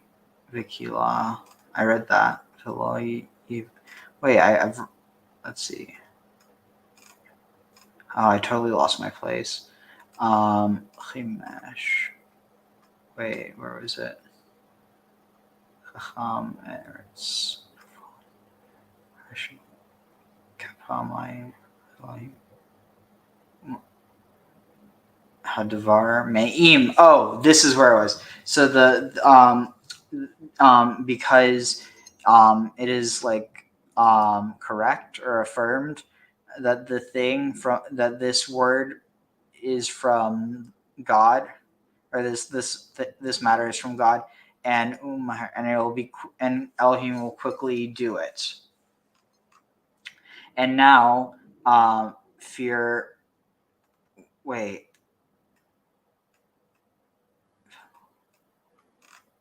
Jerry.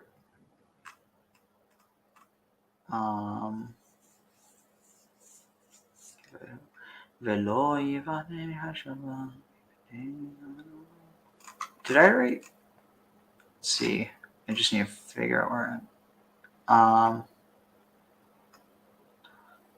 Mimecha. Igdal Mimecha. Kisarak. Kloni Shak. Interesting. I don't know if I read this part. I'm like starting to kind of lose my place.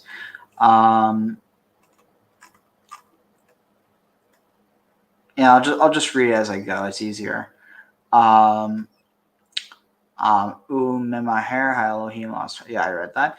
Vata Yirei Paro Ish, and now Paro Ish Navon. Yara, let Pharaoh perceive, or let Pharaoh see a man. Navon. Wait. Now.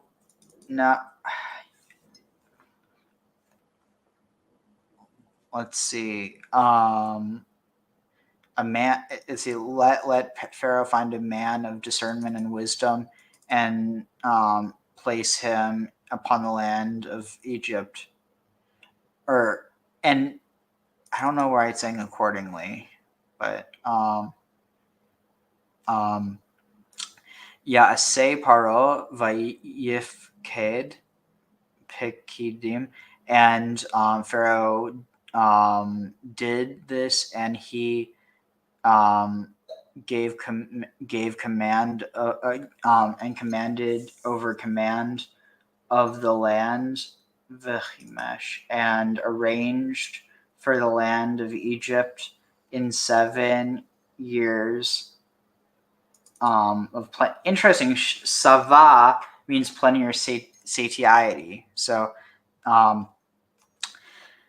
Vayiv Kebtsu, and they gathered at Kol Ochel. They gathered all the food Hashanim Hatavot of the years of good.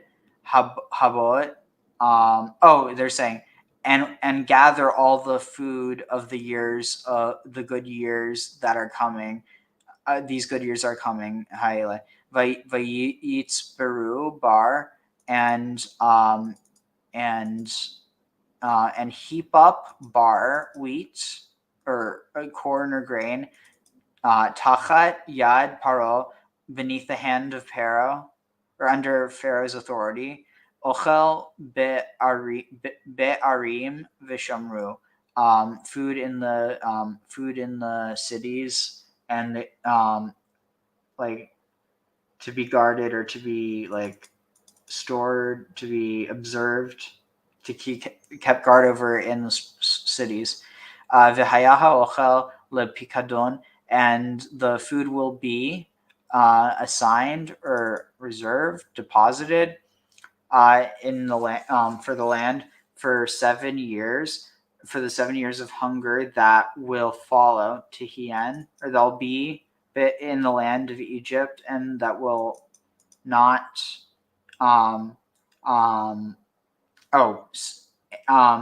so that the land of Egypt will not be cut off, and the land so that the land may not perish in the famine, so that Egypt may not be cut off from the land in the famine of the land. I don't know.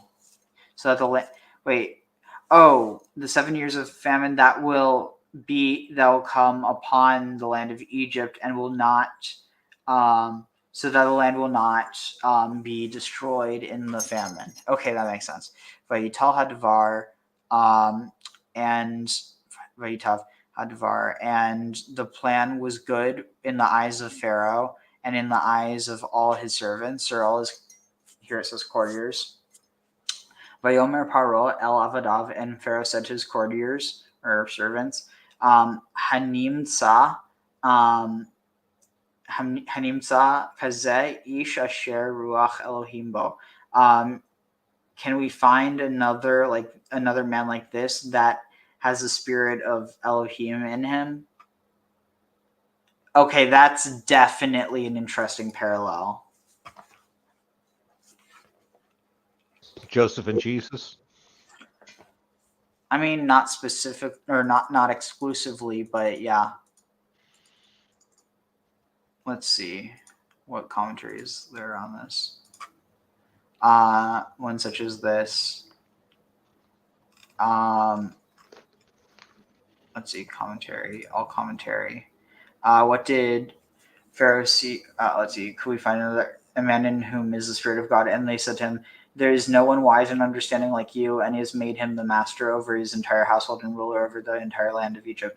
Before he knew whether his words could be substantiated and whether the thing would come to effect or had interpreted or not, as behold, the chief wine steward did not do a thing for just this reason when he interpreted his dream positively, as maybe the thing would not be as he had interpreted it to Pharaoh. And if so, why did he raise him before the thing was tested? And he also prematurely gave him away from the notables of the land. Let's see.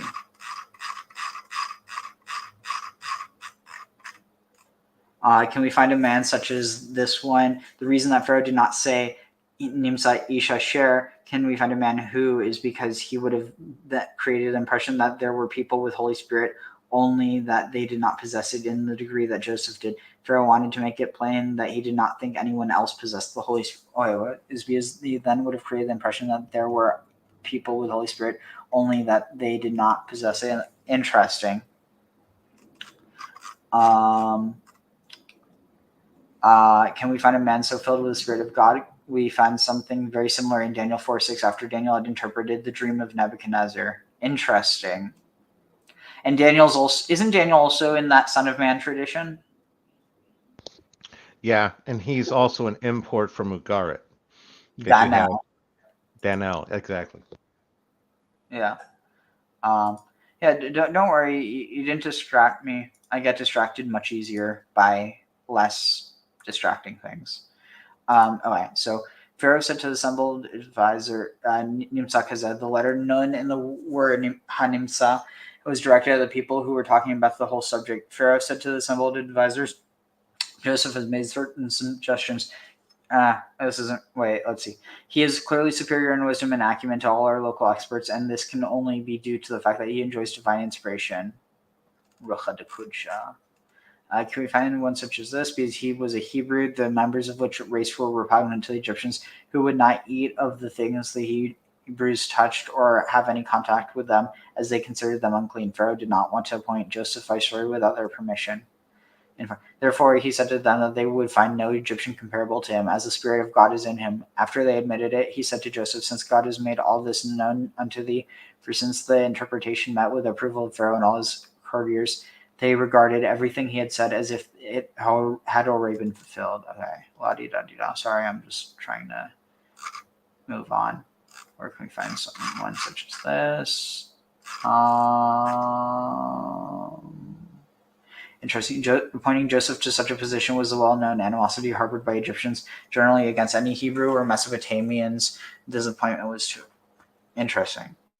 And he'd also been a slave.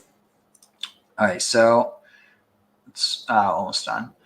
Vayomer Paro El Yosef, and Pharaoh said to Joseph, Achrei Hodia, after you made known to me, after Elohim made known to me, after Achrei Hodia Elohim Otcha, after Elohim has made known to me, or known to you, that at Kol Zot ein navon v'chacham kamocha, that in all this there is none with discernment or wisdom like you.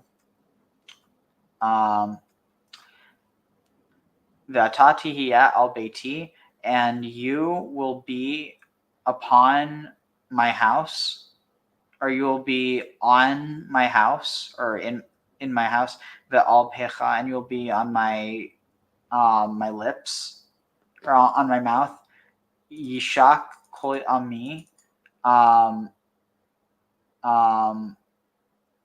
There must be another context. Kiss.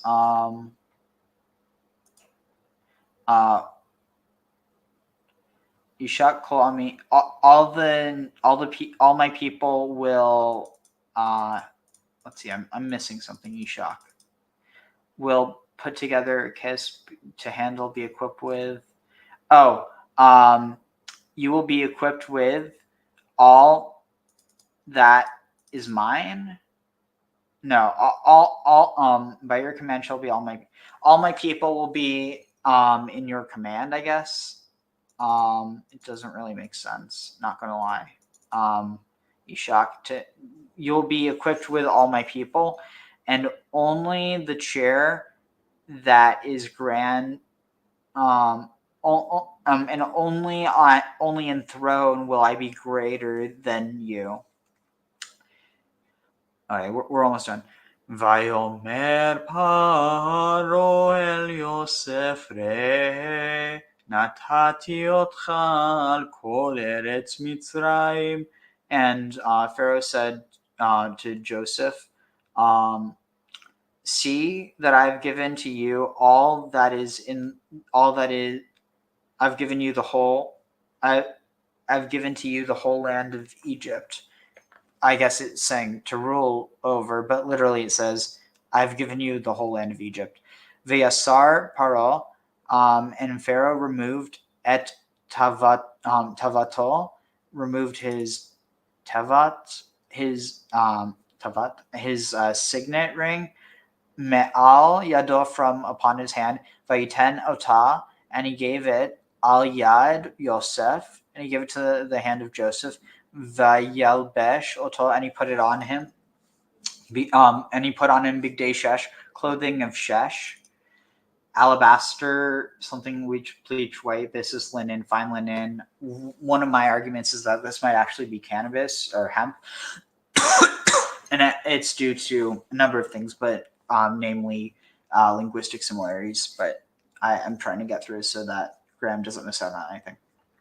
And he placed Revid. He placed a chain of gold upon his neck, or upon the back of his neck. I think it's the back of the neck. I just want to make sure. Yeah, back of neck. Savor. Vayalbesh oto bigdei shesh vayasem revid hazahav al tzavaro.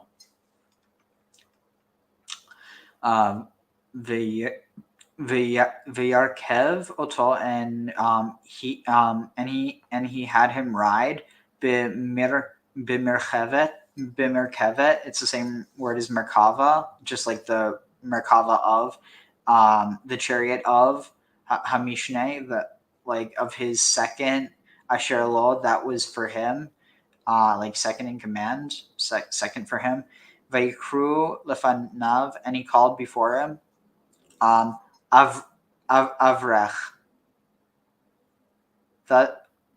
Thus Venaton, and he gave him al kol eretz Mitzrayim, he gave him the whole land of Egypt. So this is interesting. So here this just says Abrek, others balani, but this seems like it could also be to bless, or like I will bless, but what's this? And they cry before I will bend the knee.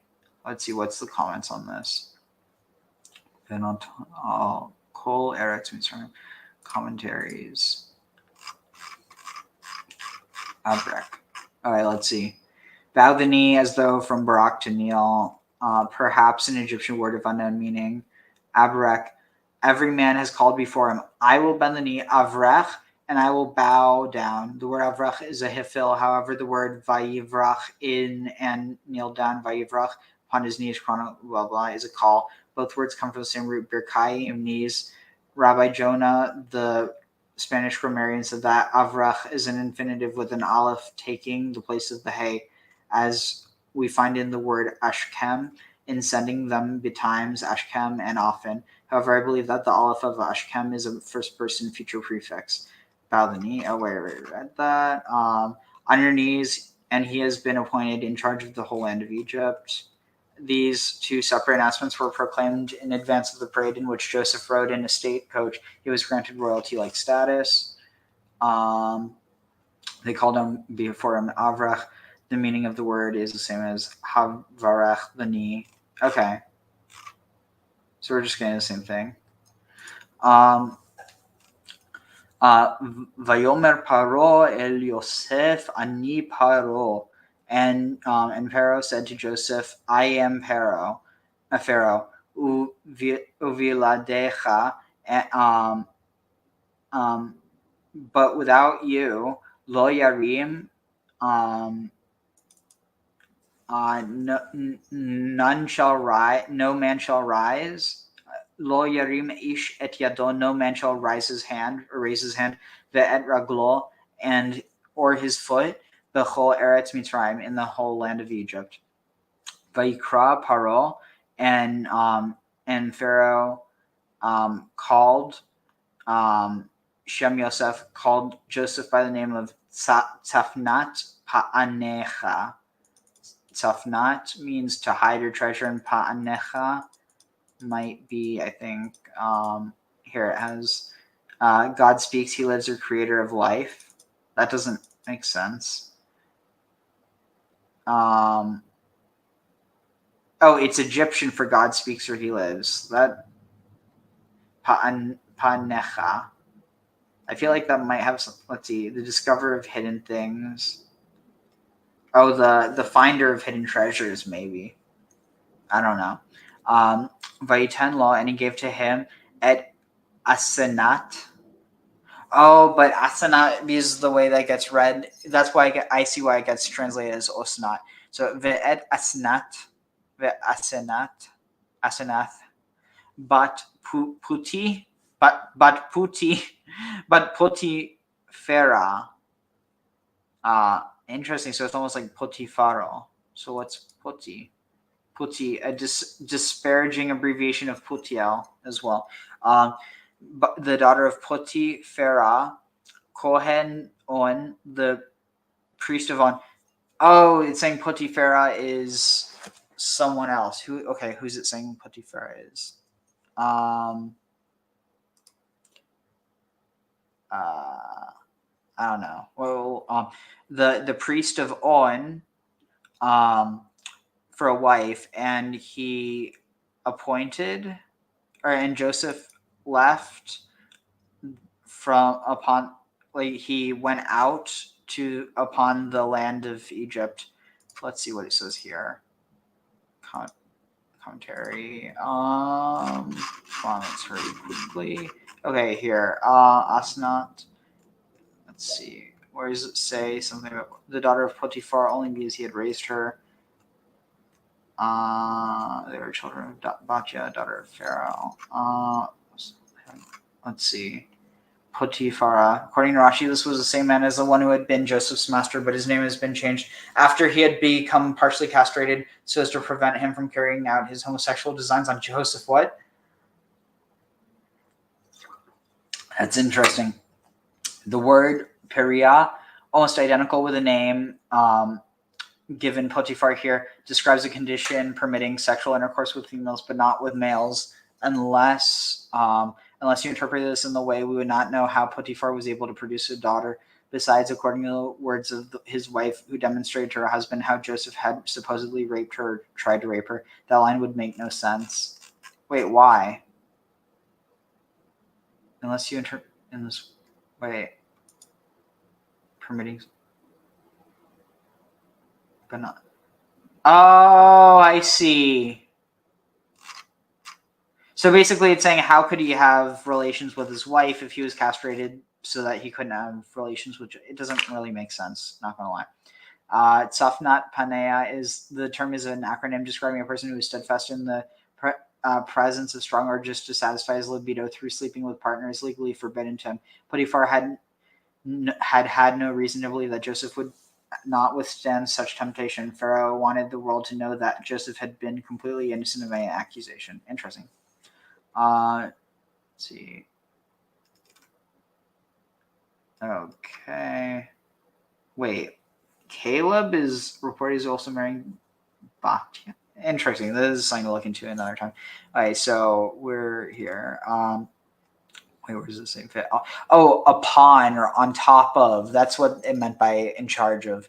But Yosef ben Shloshim, and when Joseph was a son, or literally a man, or a boy or a man of 30 shana years, be'amdo lifnei, when he stood before Pharaoh, Melech Mitzrayim, the king of Egypt, Vayetze Yosef, and Joseph went out milifnei Paro, from before Pharaoh, V'ya'avor b'chol Eretz Mitzrayim, and he crossed over in all the land of Egypt, or traveled throughout all the land of Egypt. V'ta'as haaretz b'shemva, and he did during, or in the 7 years of plenty, the land did the land produced comments handfuls, like bundle, like lots, abundance. It says vayikbot kabatz, and they gathered at kol ocha, all the food, sheva shanim, 7 years, that were sheva shanim asher hayu be'eretz Mitzrayim, that were in the land of Egypt. Vayiten ochel, and they gave the land be'arim, in the cities, and they gave food and they gave food in the cities. Ochel sadeb ha'ir, food, the field of the city. The fields of the city. Asher that surrounded. They gave into them. They placed the grain. Like he gave them the food. Here it just translates as grain, but literally food. Vayitzbor, and they heaped up, and Joseph heaped up of Vayitzbor Yosef bar kachol hayam, and Joseph heaped up wheat or grain like the sea, like the sand of the sea. Harbe meod, very much. Ad ki chadal, until that ceased. Lispor ki until he ceased to be able to count, because there was amispar, there was no number. Okay, we're almost at the end.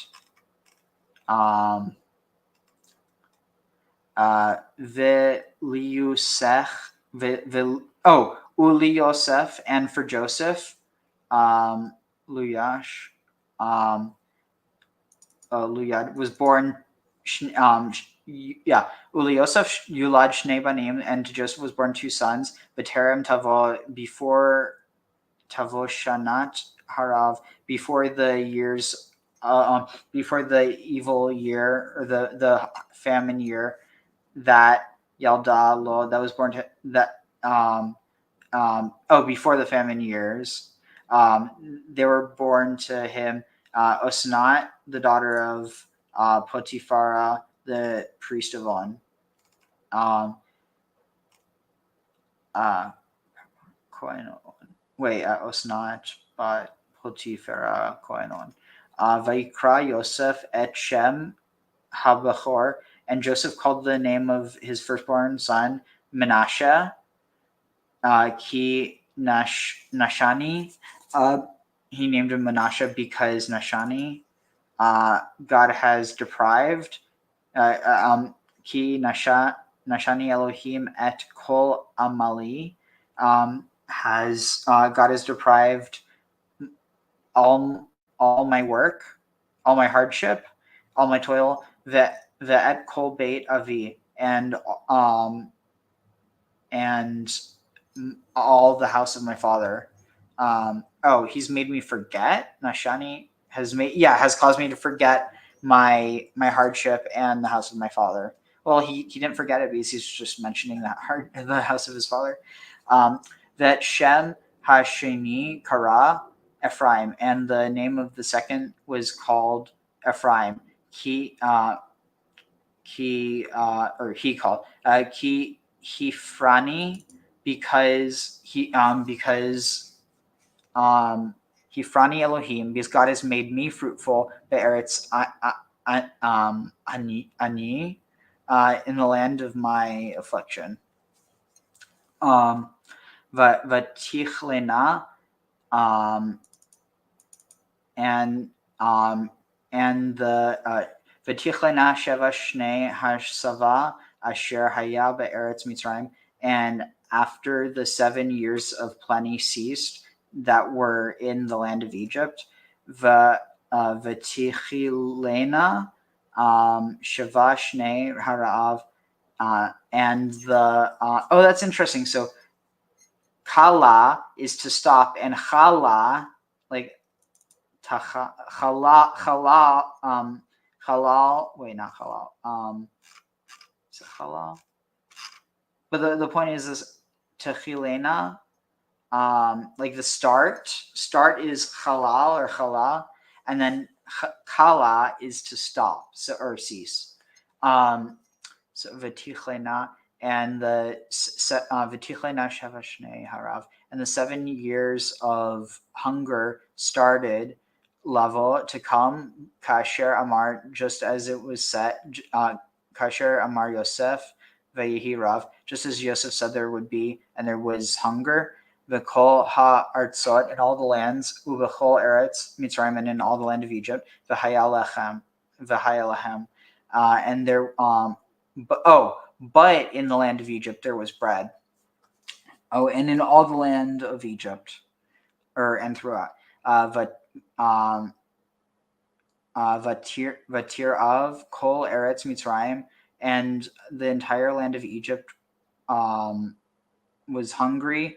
Vayitzak Ha'am, and the nation cried out, El Paro to Pharaoh, Lalachem for bread. Vayomer Paro, and Pharaoh said, Lachol Mitzrayim, and Pharaoh said to all of Mitzrayim, to all of Egypt, Lechu El Yosef, go to Joseph. Asher Yomer Lachem Tasu, go to Joseph as he said to go to do, or whatever, that which he says, go and do it. Lachem Tasu, Asher Yomer Lachem Tasu. V'hara'av haya al kol pnei haaretz, and the famine was upon the whole face of the earth. V'yiftach Yosef, and Joseph opened at kol asher bahem, and opened up all that was in Hayishbor, in the shavar, that was all that was in the grain storehouse, Mitzrayim, for Egypt. Vayechazak, and he strengthened. Vayechazak hara'av be'eretz Mitzrayim, and the famine strengthened in the land of Egypt. I don't know. It doesn't really make sense. V'chol haaretz ba'u Mitzrayma, and all the land that comes in from Egypt, and all the world came to Egypt, Lishbor, to get rations from Joseph, because he was strong. Because the famine had become strong in the whole land. Because the famine had become strong in the whole land. So, Baruch atah Adonai Eloheinu melech haolam, asher natan lanu torat emet v'chayei olam natan letochenu, Baruch atah Adonai noten haTorah. So, on that note, I know you have to get going soon. So, do you have any last thoughts before we finish off? Yeah. Sorry there. One of the thoughts is when he put on the white cloak, clothing is a very important motif throughout the whole story of Joseph. And the putting on the white cloak, again, that the white cloak is very indicative of like the priests of Egypt. And it's very much a rebirth into his new life. Tag. Definitely, yeah. But yeah, my throat is starting to kind of get dry, so I think it's probably a good place to end off. But I'm trying to think, is there oof, that was loud. What am I clicking on? Was there anything? I think there might have been. Was there a video? Yeah, but you have to get going now, or do you have a few minutes, or what? Yeah, I really need to get going. I'm kind of on. Right. Yeah. Strange as it is, I'm actually kind of on a tight schedule today. All right. Take care. Yep, we'll do it again soon. Fun as always. Okay. Take care. Bye. Bye. So yeah, I'll finish up in a few minutes. I just need to. Here's something I was going to get, and I don't remember what it was. Oh, right. I know now. I will be right back. I'm going to put on something in the meantime. Let's see, where is it?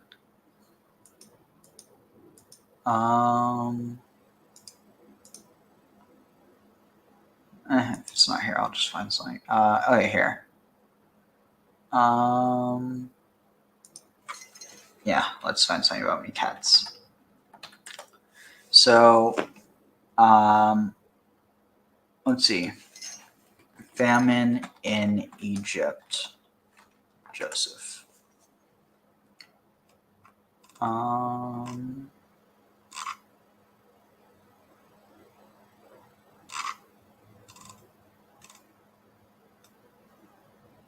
Let's see.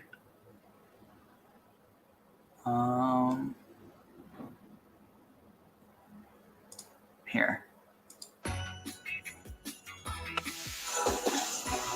I think Nacho likes having a dog in his house.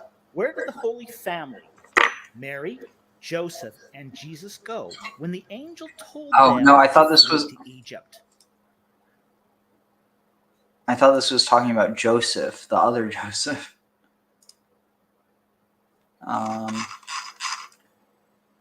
Let's see.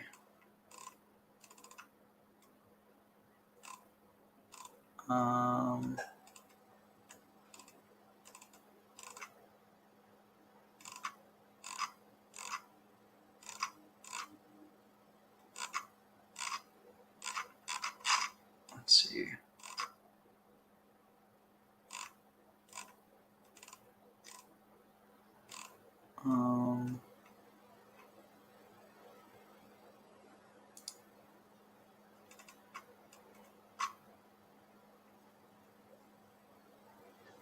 Okay, so welcome to World History by a Jew. We're now going to be covering Joseph's time in ancient Egypt.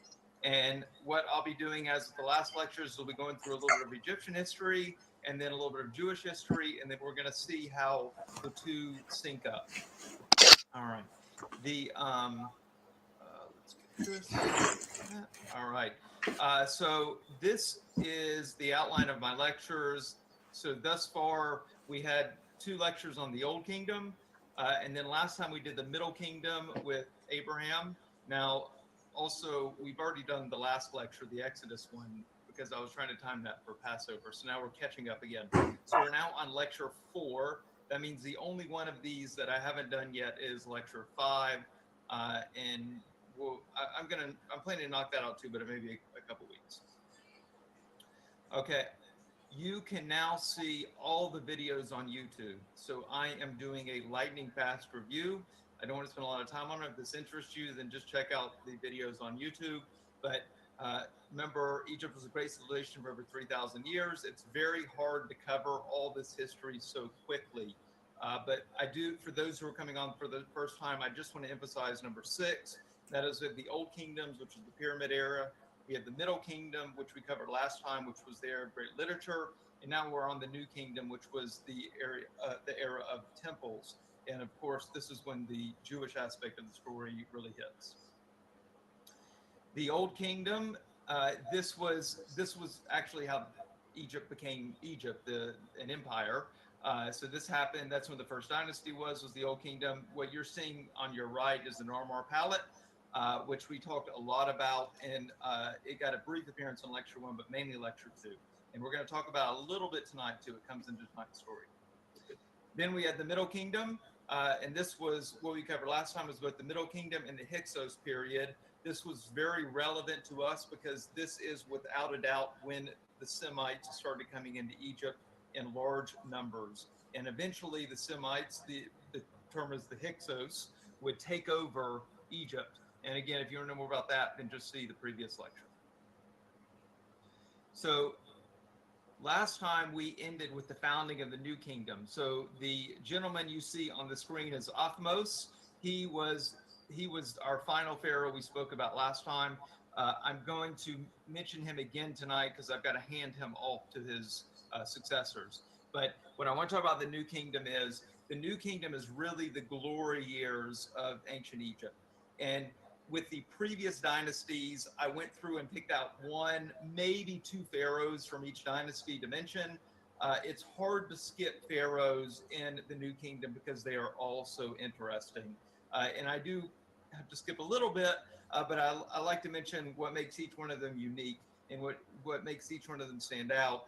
And so just to give you a quick preview, that's King Tut. That's Thutmose, both the first and the third. We have Hatshepsut, and also we have Akhenaten. These already are some of the most famous pharaohs that the names should be recognizable, even if you really know anything about ancient Egypt. Um, the new kingdom, regardless of how you date it, 95% of people are going to say, 95% of experts, would say, if Exodus had happened, they always have to have that. If Exodus had happened, it happened during the new kingdom. Now, you could argue whether it was the 18th dynasty or the 19th dynasty or what decade it may have been in the new kingdom, but it was the new kingdom.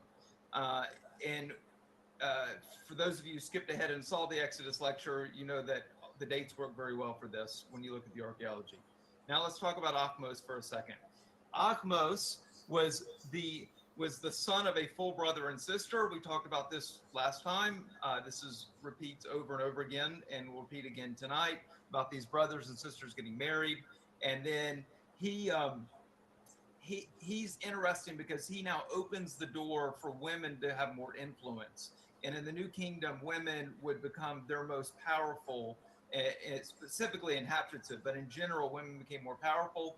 He used it really as a political tool. I'm not saying he was fighting for women's rights, but what he did is he named his sister, who was also his wife, as the god's wife of Amun, which is a high-level priestess. So the political game that he was doing was he was trying to get an in into the highest level of the priesthood. We see this over and over throughout history, right? Because even when you look at Jews, the Kohanim, the priests, were always separate from the king up until the Maccabean era. It was only under the Maccabees the first time you see this individual who has both positions. And you see it in Europe too. So all the history between, say, the Holy Roman Empire and the Pope, and the two of them going at it. This is a common theme. So it was a theme in Egyptian history as well. And Achmos was able to somewhat solve it by naming his wife, sister, as a high official within the priesthood. But this would open the door for royal women becoming more and more powerful, both within the 18th and the 19th dynasty. So Achmos is going to die in his 30s. He's going to leave a young son. This is going to be Amenhotep I. But actually, again, to emphasize the thing about women, it's going to be Amenhotep's mother who's going to rule as regent until he reached his majority. With that little Egyptian cliffhanger, let's look at our timeline. So we looked at this timeline at the very end of our last lecture. To give you these dates right here are the rabbinical timeline. You can find them on Chabad.org. You may see some very, very small variations, like a year or two, but pretty much this is, whether you go to Aish or wherever, you're going to see the timeline approximate to this. Now looking at the timeline of the Semites in Egypt. So last time we were covering this Hyksos dynasty. That's what I mentioned a few minutes ago. Now we just talked about Achmos. We're about to get to Hatshepsut. So this is our main area of focus. So we've got Hatshepsut tonight. We're going to talk about Thutmose the third, and we're talking about Amenhotep the second. This is all tonight. We're going to move on to Akhenaten in the next lecture. Okay, now we're going to review the story of Joseph. For some of you, this story is very well known, and you don't need a review. For others, it's not so second nature. So if you'll bear with me, for those of you who are more familiar, I want to make sure everyone's on the same page. So I'm going to, as quickly as I can, run through the Joseph story. Now, who was Joseph? So Joseph was the great-grandson of Abraham. So Abraham begot Isaac, and then Isaac begot Jacob. So Jacob was the grandson of Abraham, and then Jacob had a child, actually had multiple children, which we'll get to in 1 second. But Joseph was his star son. Now, Joseph had one full brother, and that's Benjamin. He had a sister, half-sister, and he had 10 half-brothers. So these siblings are going to factor into his very early days and then into his later days. So he has a big middle part of his life where his brothers are not aren't such a factor.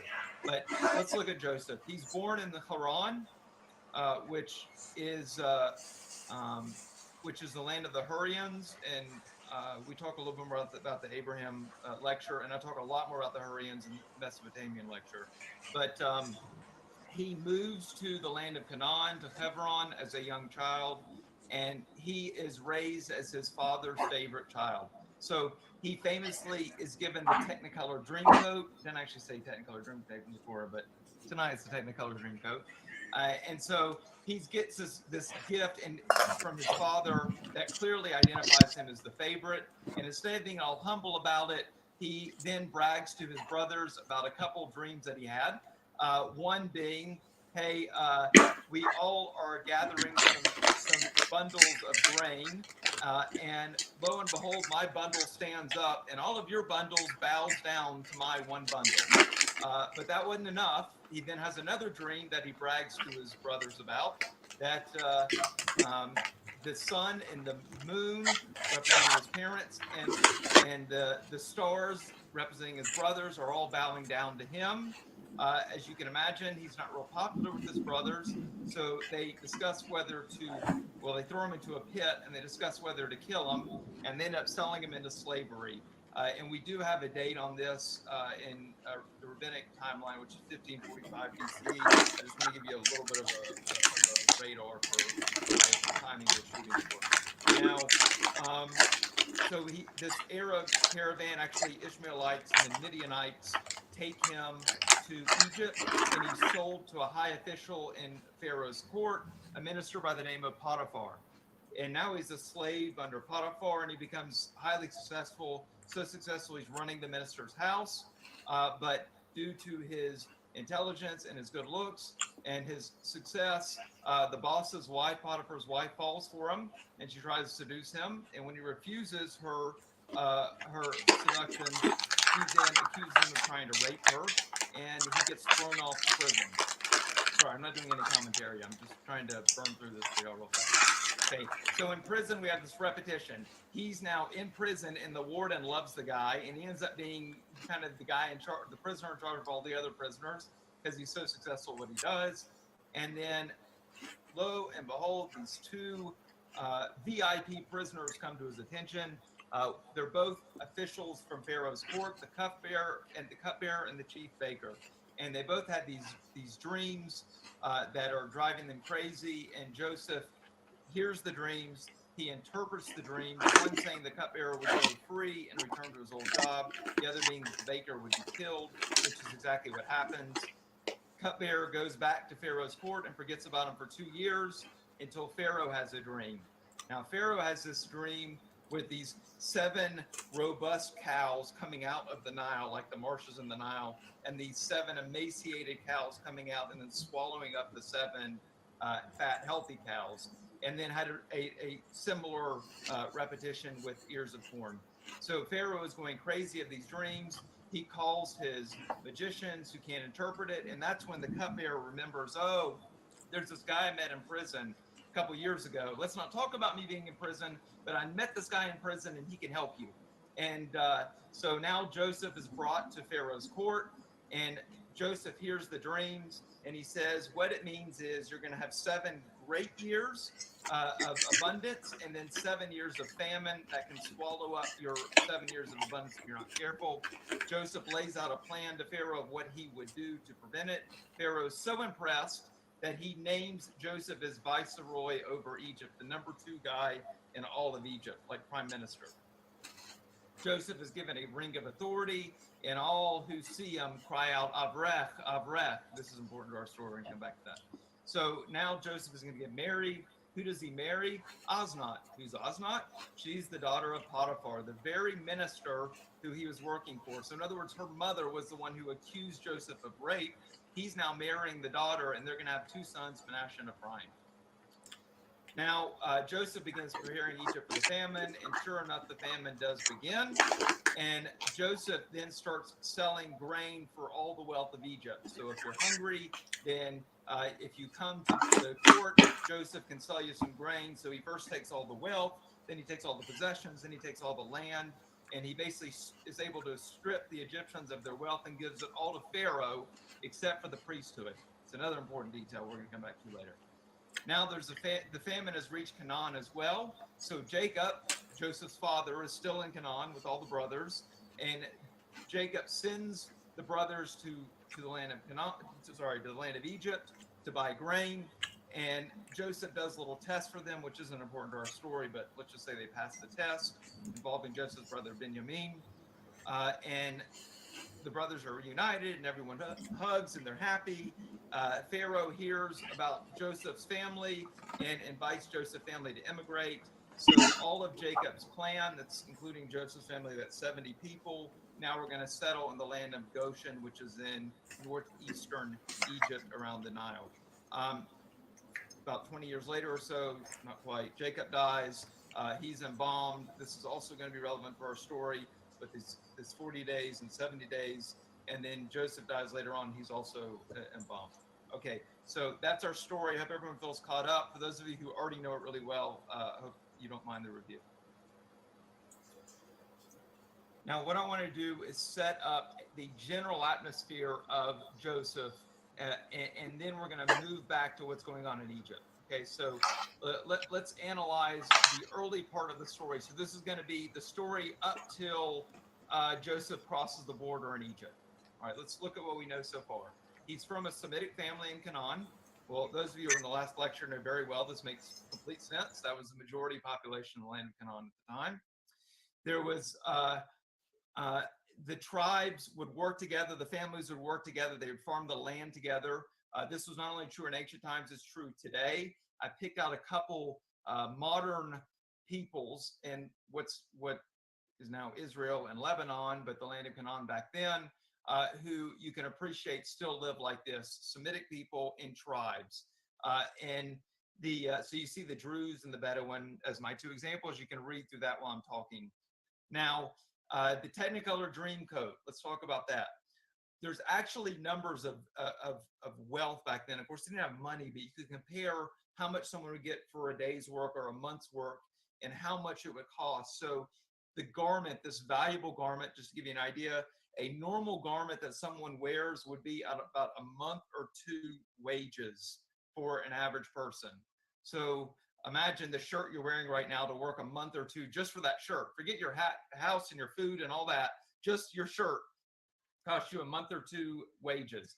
So this was an expensive item. Now, and by the way, the Torah writes a lot about how you're respecting a poor person's garment and this sort of thing, returning someone's garment if you're holding it for collateral. There was a lot of value. And then if you have this special garment, however you want to define what that special was, we'll say Technicolor, it would be extra expensive. So well more than those 1 or 2 months' wages.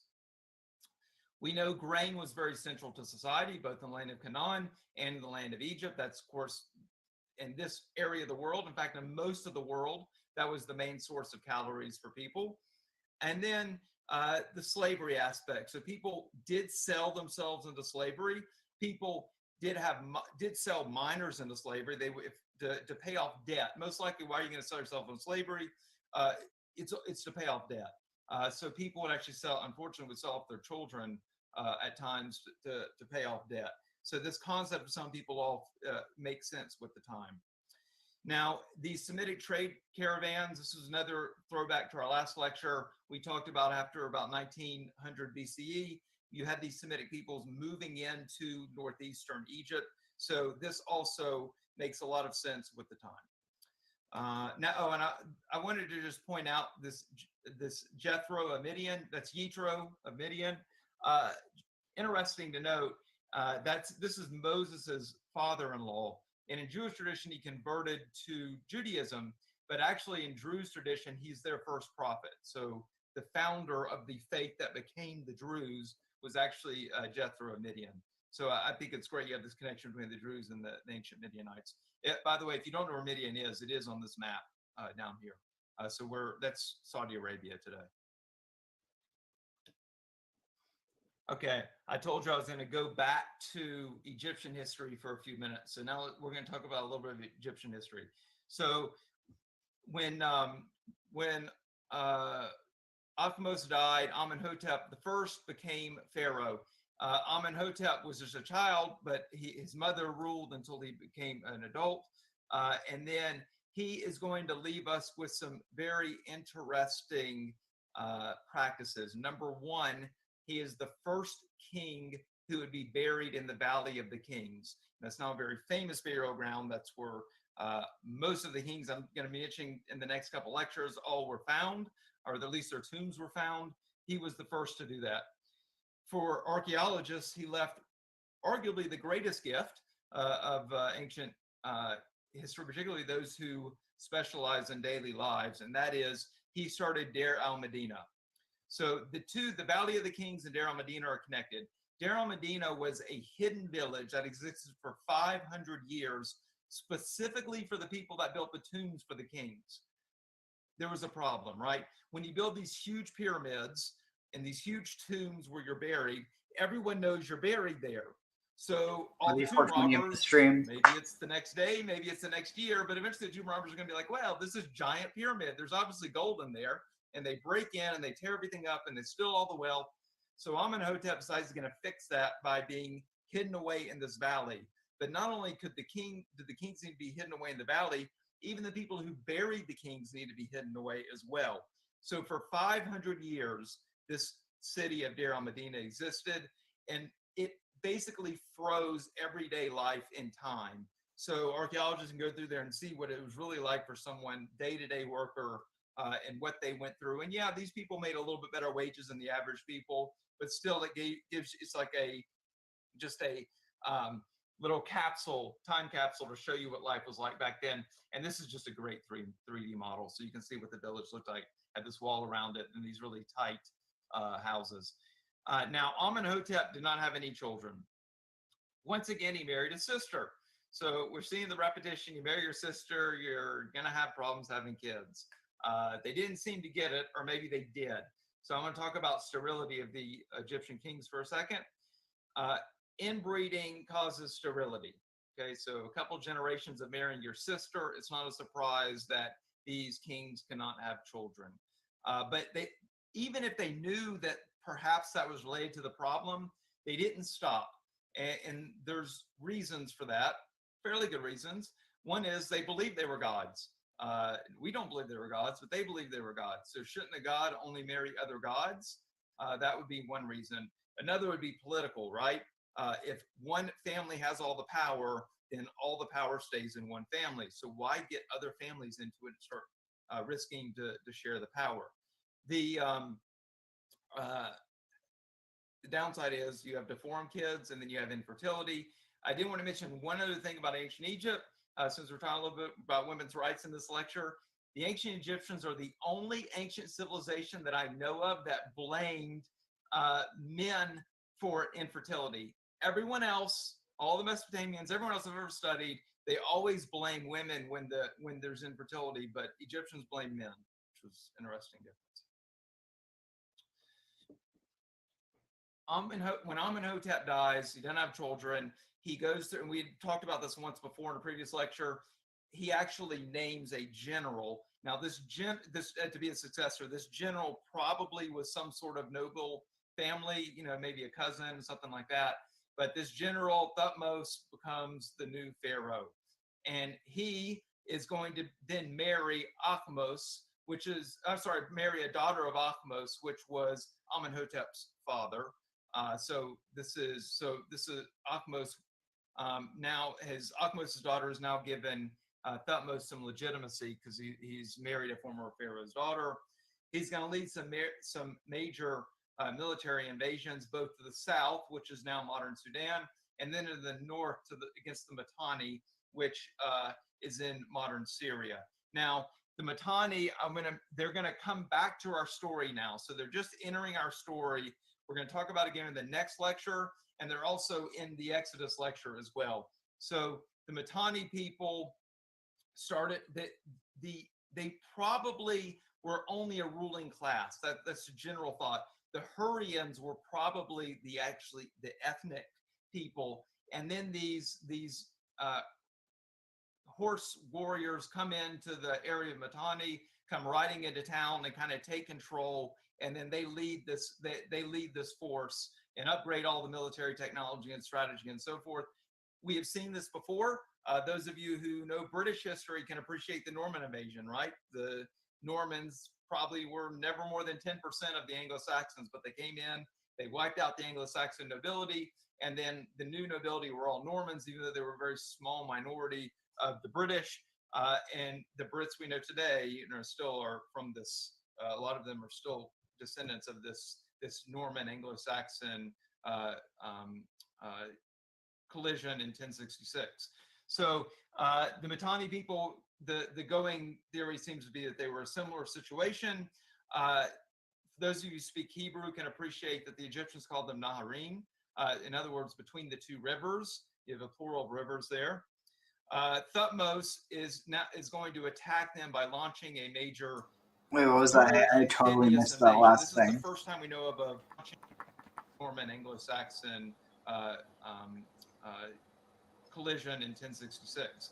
So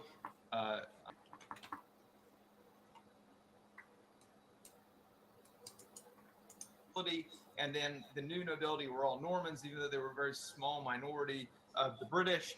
And the Brits we know today, still are from this. A lot of them are still descendants of this Norman Anglo-Saxon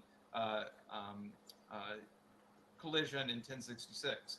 So the Mitanni people, the going theory seems to be that they were a similar situation. Those of you who speak Hebrew can appreciate that the Egyptians called them Naharim. In other words, between the two rivers. You have a plural of rivers there. Thutmose is going to attack them by launching a major dual amphibious invasion. This is the first time we know of an international amphibious invasion. Ahmose used a combined land and sea invasion to defeat the Hyksos, but that was on Egyptian territory. Thutmose is now going to widen the scale and use it to defeat the Mitanni and put them in their place, but he doesn't actually occupy the Mitanni. He only defeats them and then returns home, which is typical. Now, what I really want to do is move on to Thutmose's daughter. Now, when Thutmose dies, his great wife, Ahmose, has only given him one child, and this is a daughter named Hatshepsut. Okay? So Hatshepsut, because she's a female, does not inherit the throne when her father dies.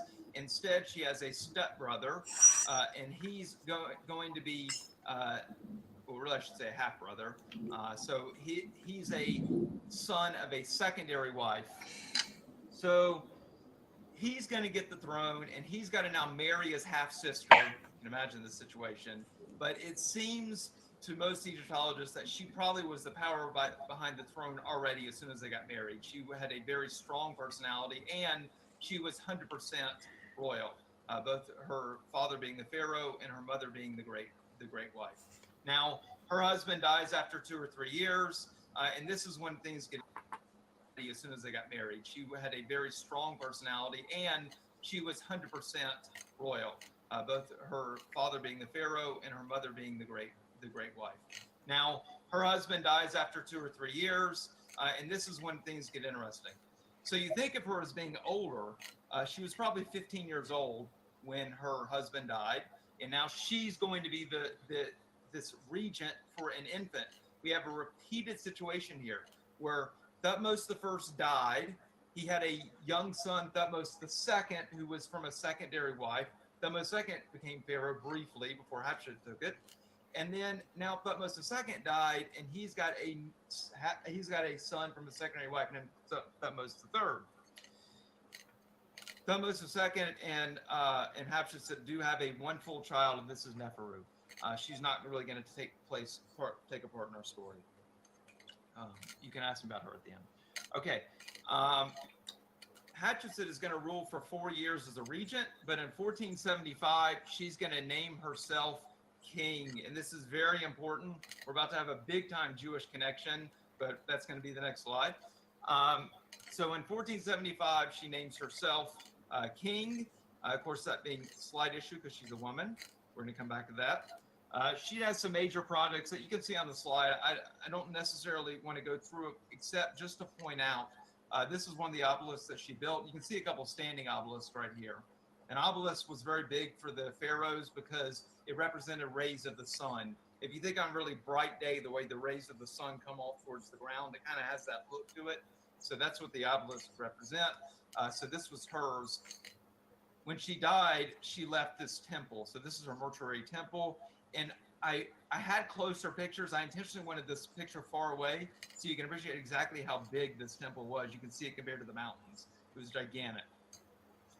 So like I said, she became a widow when she was 15 years old. She never remarried. She only had the one daughter, and she probably died around the age of 40. Okay, now I want to get back to my little hint here on this etymology break. So we have a woman who just became king, and we have a problem, right? What's the problem? The problem is she's a woman. Now, etymology may provide a solution for us. The term Pharaoh was never used until the New Kingdom. It did not exist. All right, so let's look at the word Pharaoh. It actually, that's the Greek version of the word. The Egyptian is Par'ah. Par'ah is, so Par'ah is usually house, and Ah is great. So Pharaoh just means the great house. So if you're a female king and want to hide that you're a female, why not use a title that's not gender specific, that talks about a family? So are Egyptologists sure that it was during Hatshepsut when this term came in? No, but they are sure it was during the New Kingdom. And there are, this is one of the pharaohs argued for being the one that starts it. This is also very important for us as Jews because in the Torah we read about Pharaoh and everyone's talking to the Pharaoh. So that means that the Exodus had to have happened after you would refer to the king of the Egypt as Pharaoh. So it gives us a nice time when you know it's New Kingdom before this term comes into common use. Okay, I want to show you something else about Hatshepsut that's kind of cool. This has nothing to do with Judaism, but I want to show it anyway. Okay, these are sculptures of the same person throughout her reign. So when you look here, this was the picture on the last screen, you know, attractive younger female, very similar to the previous one. But and notice the chest too, not to be vulgar, just being scientific here. Now look as you get to the middle here, right? Chest is receding a little bit. The face is filling out. And then look at the last two. That's a guy, right? That's a guy, but that's Hatshepsut. So clearly she was changing her appearance over time to be more palatable to the Egyptian people. It's amazing you could see that. Anyway, like I said, it didn't help our Jewish story. Now I want to talk about her successor. So I gave you a lot of names before. I want to show you this little family tree. I think this will help. So King Ahmose was the first one who founded the New Kingdom. They had he had the son Amenhotep I, who died without children. Amenhotep I named his top general to be a successor. That was Thutmose I. When Thutmose I died, his daughter, you know, briefly he had Thutmose II here as a successor. We just talked about his daughter Hatshepsut. Now Hatshepsut and Thutmose II only had a daughter, but Thutmose II with a secondary wife, had a son. This is Thutmose III. So Thutmose III is Hatshepsut's stepson. And when Thutmose II died, he was literally an infant. He was very young. So Hatshepsut is now going to rule. First, she had that 4 years of regency I talked about until she became king. And the two of them are going to share power for 22 years. Thutmose III is actually going to reign for 54 years when you count the 30 plus years he was ruling along with the regency with Hatshepsut. It's a long time, but when you start when you're like a toddler, that helps. Now, Thutmose III's reputation is that he is the greatest military pharaoh. He's called the Egyptian Napoleon. Under him, he would expand the empire to its greatest size. And repeat, like I said here, it's 17 foreign military campaigns in 32 years or so. That's a long time. In fact, Egyptologists feel that he probably spent most of his junior regency under Hatshepsut in the army. Like it kind of got rid of him, but at the same time, he probably wanted to be there. He was building up his base. The army was supporting him. He was getting experience, and he would show up once he was the sole ruler. Now, let's look a little bit more at this. As he expanded the empire, I just want you to see all the countries involved here. We have Nubia, which is Sudan, sending gold. We have Babylonia, which is Iraq, sending lapis lazuli, which is even more interesting because lapis lazuli actually comes from Afghanistan. So I had to go from Afghanistan to Iraq and then to Egypt. You have the Hittites, which is Turkey. You have Assyria, that's really the Mitanni we're talking about. You've got I mean, there was an Assyrian empire too. I should be a little bit, I should just say in general, it's the area of Syria today. We have Ionia, which is the western coast of today's Turkey and also some of the islands between Turkey and Greece. And then we have Mycenae, which is, again, part of modern Greece. So most people don't appreciate in the ancient world exactly how much trading was really going on. Most impressive to you should be, I mentioned that Afghanistan was sending stuff all the way to Babylonia, which is sending stuff all the way to Egypt. Okay, now I'm not about to go through all 17 of Thutmose's military campaigns. It's a good way to get all of y'all to hang up. But I just want to pick one, and then we're going to move on. All right. So the one campaign I want to talk about is the Battle of Megiddo. And I picked Megiddo for a couple reasons. One is Thutmose III considered it his greatest battle, which is a good enough reason, I suppose. Also because Megiddo is so well known to this day, both for Jews because of King Josiah being killed there, and for Christians because of the reference of Armageddon in Revelations. Now, the combatants in this case were the Egyptians versus a Mitanni coalition. The two main cities fighting them was the city of Megiddo and the city of Kadesh.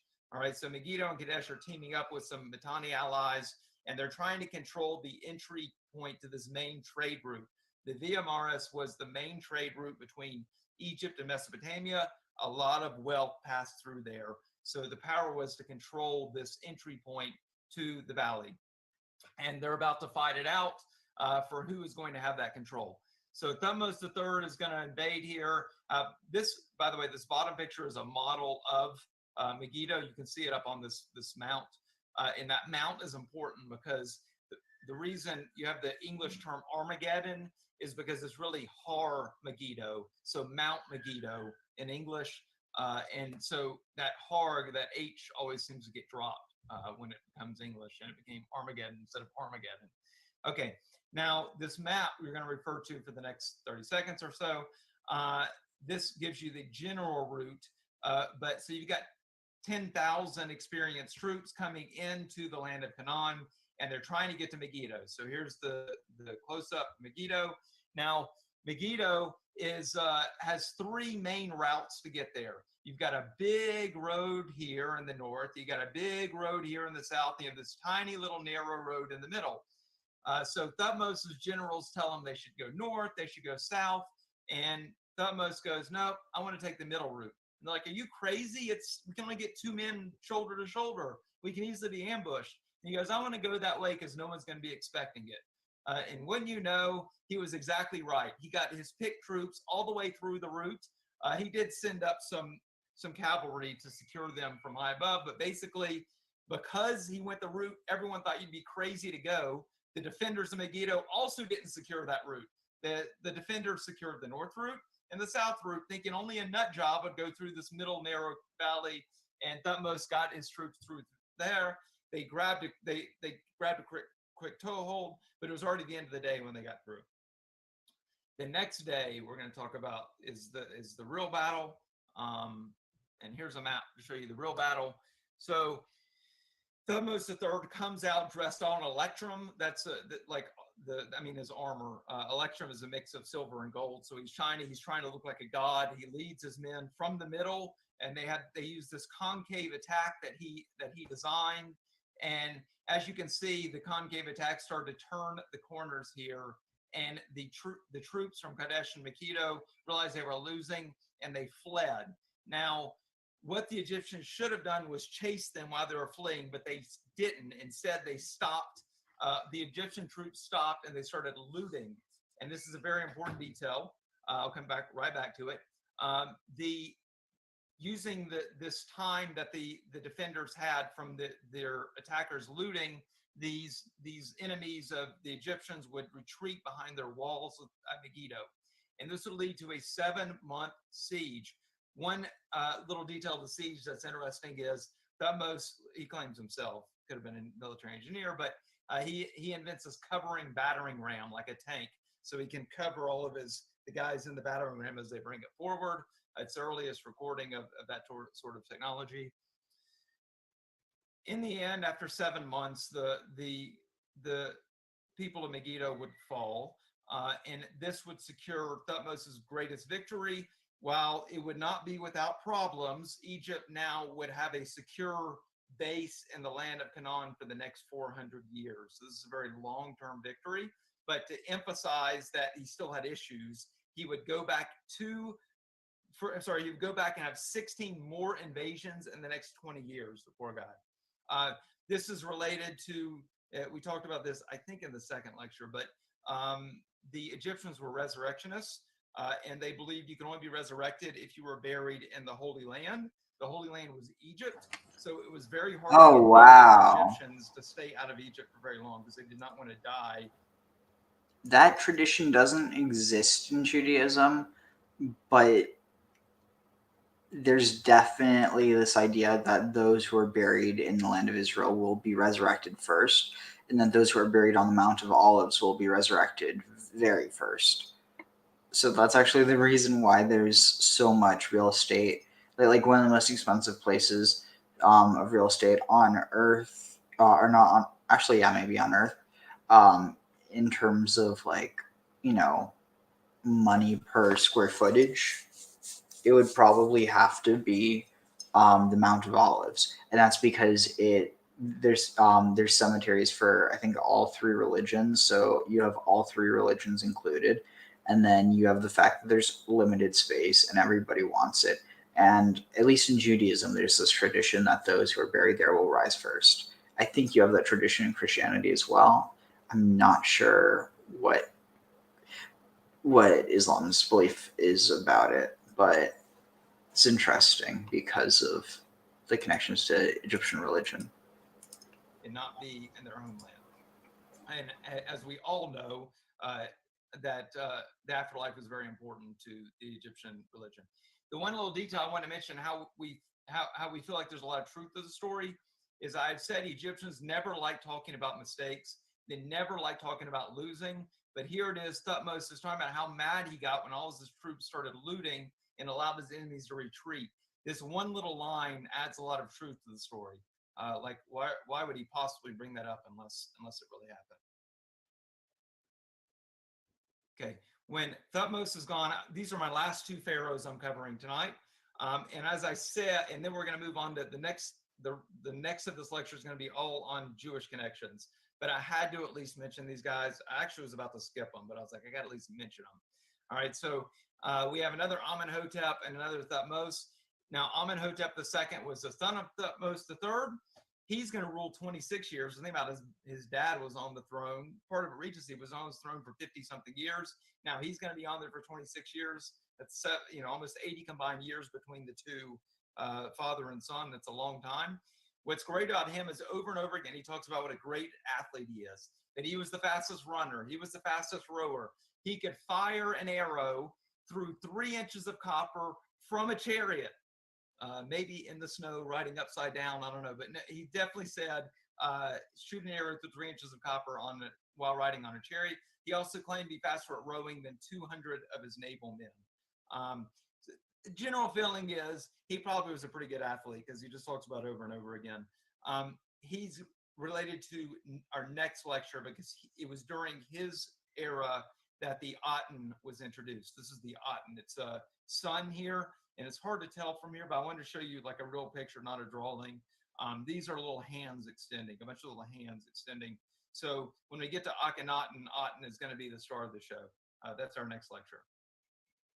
The other pharaoh I wanted to mention was Thutmose IV, because there was very few pharaohs that left us a gift to this day, and Thutmose left all of us a gift to the day.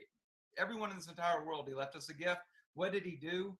When he became pharaoh, the Sphinx was 1,000 years old and in horrible shape.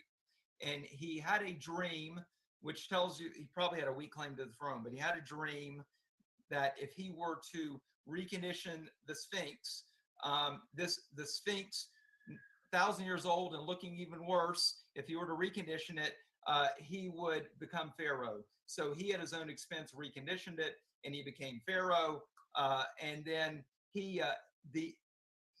the Sphinx was buried in sand when it was rediscovered a couple hundred years ago. But really, the shape that it's in today, we can thank Thutmose IV for. So we all can appreciate this gift that he left the world. He also had a peace treaty with Mitanni, the same people that we just talked about the fighting with the two predecessors. And the tallest standing obelisk today is also Thutmose IV, but notice where it is. I'm sorry. Yeah, I said it right. The tallest standing obelisk is also Thutmose IV, but it's in Rome because the Romans loved obelisks and would take them. So you can, if you want to see his obelisk, don't go to Egypt, go to Italy.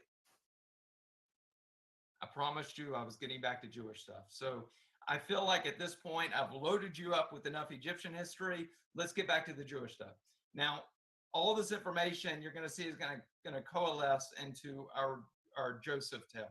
Now, we're going to pick up the Joseph story where he's now just gotten to Egypt. This is a great map. You can look at this while I'm talking. The red here are the Midianites. So this is showing the path that the Midianites followed in their trading routes, so up through Midian, up through the land of Canaan, through modern Israel, and then on to Egypt when they dropped off Joseph. So Joseph is now going to be is now going to work for Potiphar, right? And he becomes a successful slave, but then he gets put into jail. He becomes this great dream interpreter, both for Pharaoh's ministers and then Pharaoh himself. And then he is named viceroy over Egypt. He's given this ring of authority. He gets married to a nice Egyptian girl. And then the famine begins. So we're going to break this next section down into 5 parts. Now, everyone knows I really like etymology. So let's jump onto the etymology again. We can learn a lot just from this. I want to look at 3 names. Now, you can see all 3 of the names I'm talking about here in verse 45, which is highlighted for you. But let's look at the name Potiphar. Okay, so in the Torah, we read Potiphar or later on Potiphar, either way. There actually is an Egyptian name very similar named Poti-Ra. Poti means that given by, and Ra being a very famous god, right? Ramses is named from the same god. So Poti-Ra means that given by Ra. It was an actual Egyptian name. Great detail. Here's another one. What about this nice Egyptian girl that Joseph marries? Well, there are some different rabbinical interpretations of it, but it just so happens that her name also translates to an Egyptian name. So Asenath, which we say in Hebrew, can become Asenath. And by the way, remember when you're talking about Egyptians, they had the TH sound that Jews did not have. So Hebrew speakers did not have the TH sound. So Asenath is comparable to Asenath.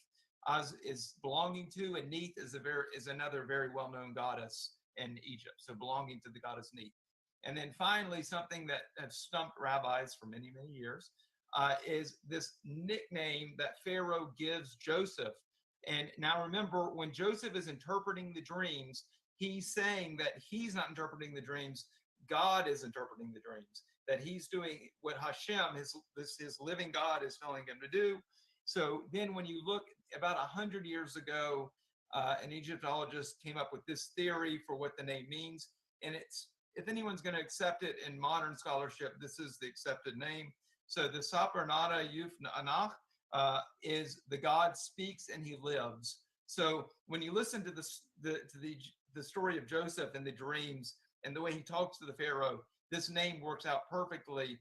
And by the way, even if you don't know anything about Egyptian, this Anach should be similar to you because that's life, right? You see the Ankh all the time. That's life for Egyptians. Okay, now I'm going to move on and talk about the magicians. That's going to be our next little piece. Okay, Pharaoh's magicians.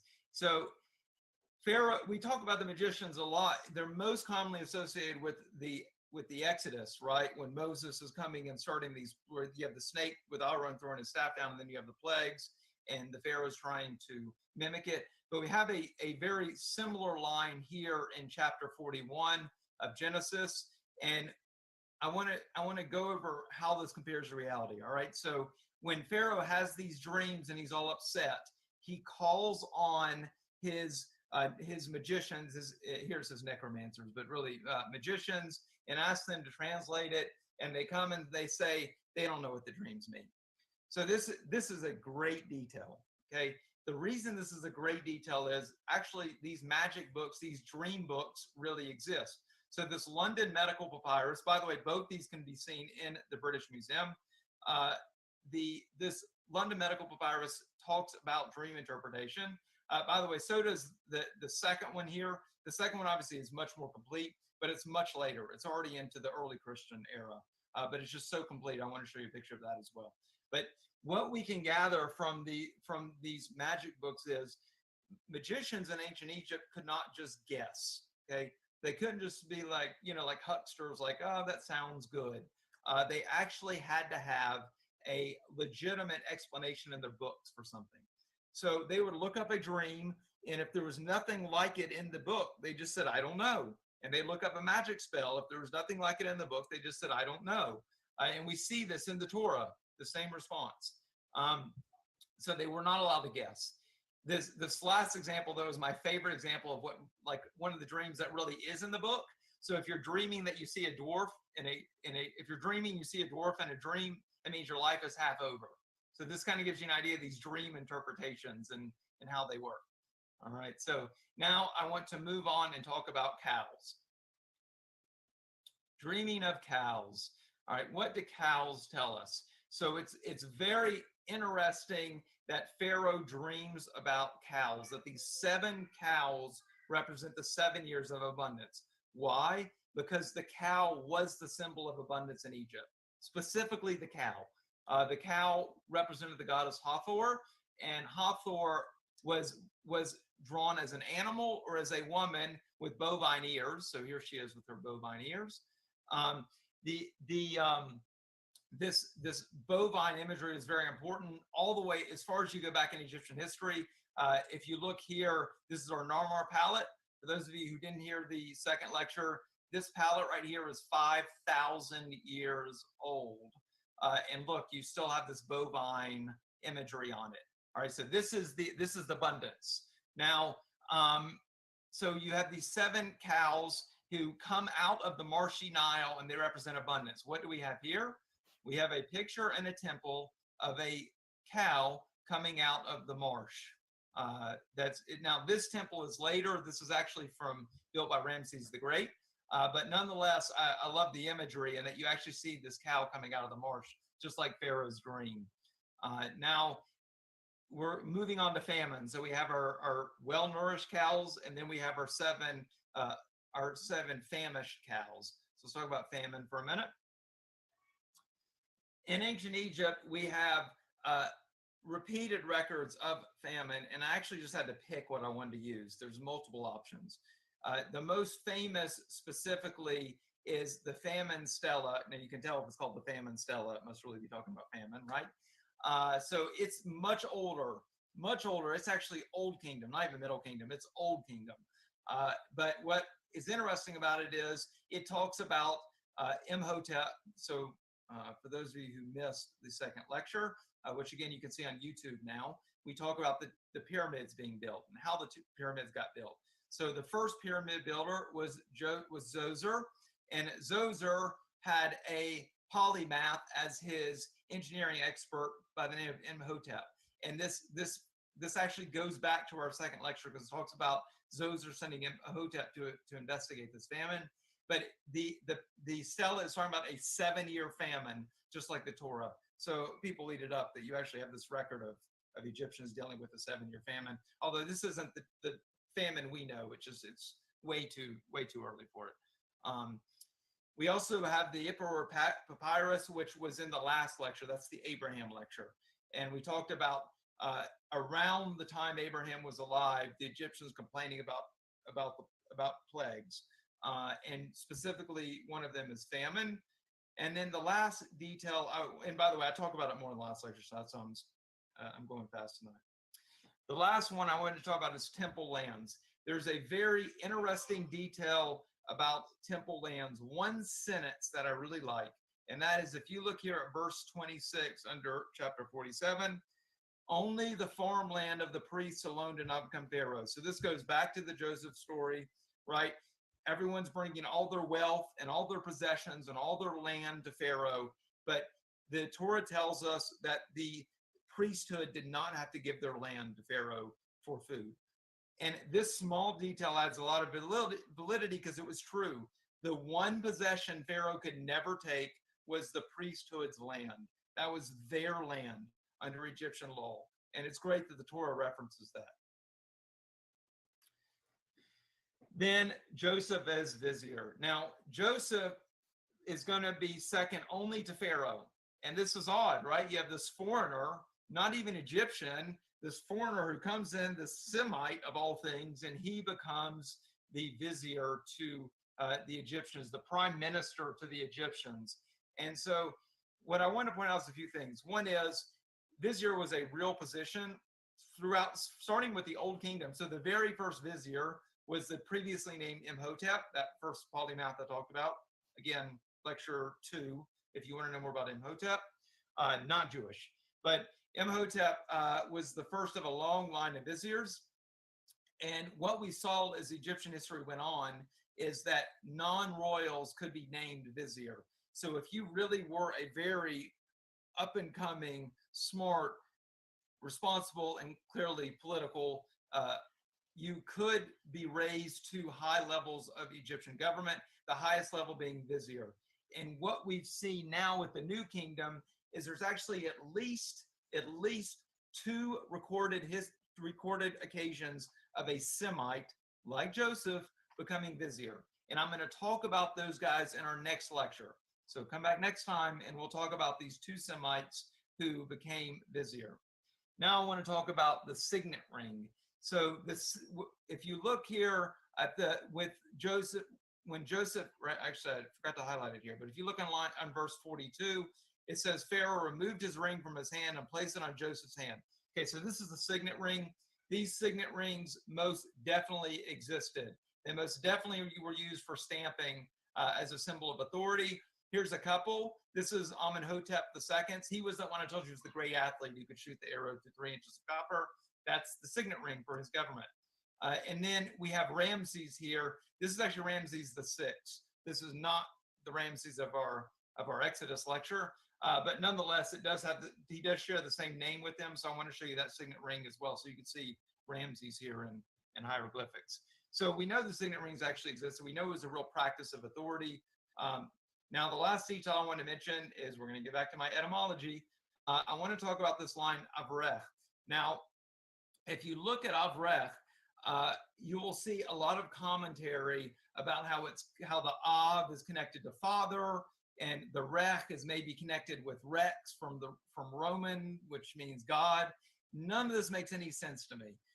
It can't be Hebrew, because the people of Egypt aren't going to walk around seeing some vizier and yelling a Hebrew term to them, or even less likely a Latin term to them, right? So Avrech must mean something in Egyptian. So let's look at that. Avrech can be broken down to 3 Egyptian words.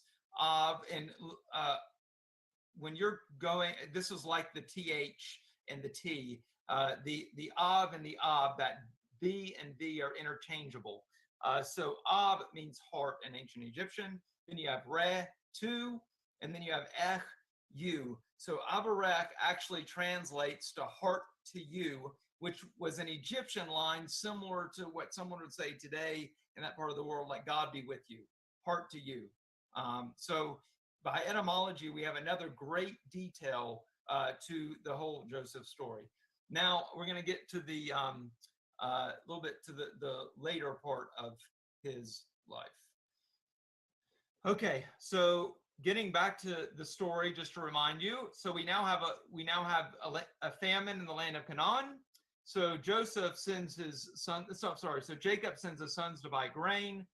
Joseph recognizes his brothers. He recognizes Jacob's sons. They're all united in Egypt. The Jacob clan, the Jews, would settle now in Goshen. The tribe is about 70 people. And about 15 years or so later, Jacob dies. Now, when Jacob dies, there's a great detail here, and that is about the 40 days and 70 days. We're going to get to that in 1 second.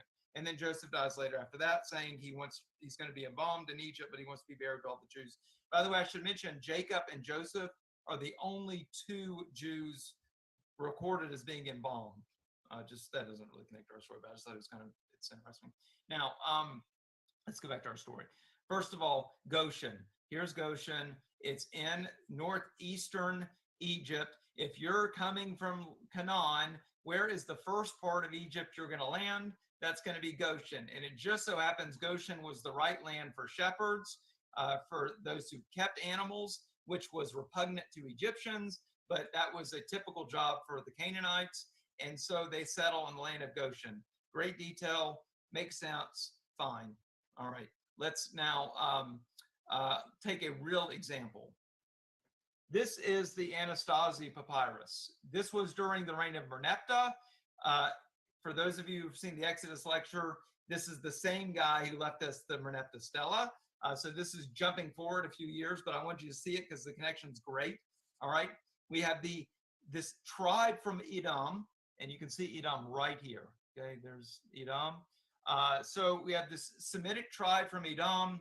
They have famine in their land.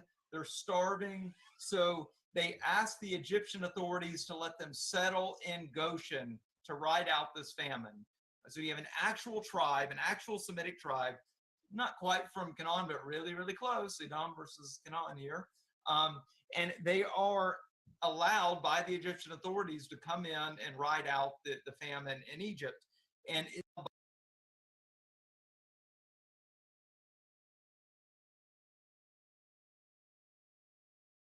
have this tribe from Edom, and you can see Edom right here. Okay, there's Edom. So we have this Semitic tribe from Edom. They have famine in their land. They're starving. So they asked the Egyptian authorities to let them settle in Goshen to ride out this famine. So you have an actual tribe, an actual Semitic tribe, not quite from Canaan, but really, really close, Edom versus Canaan here.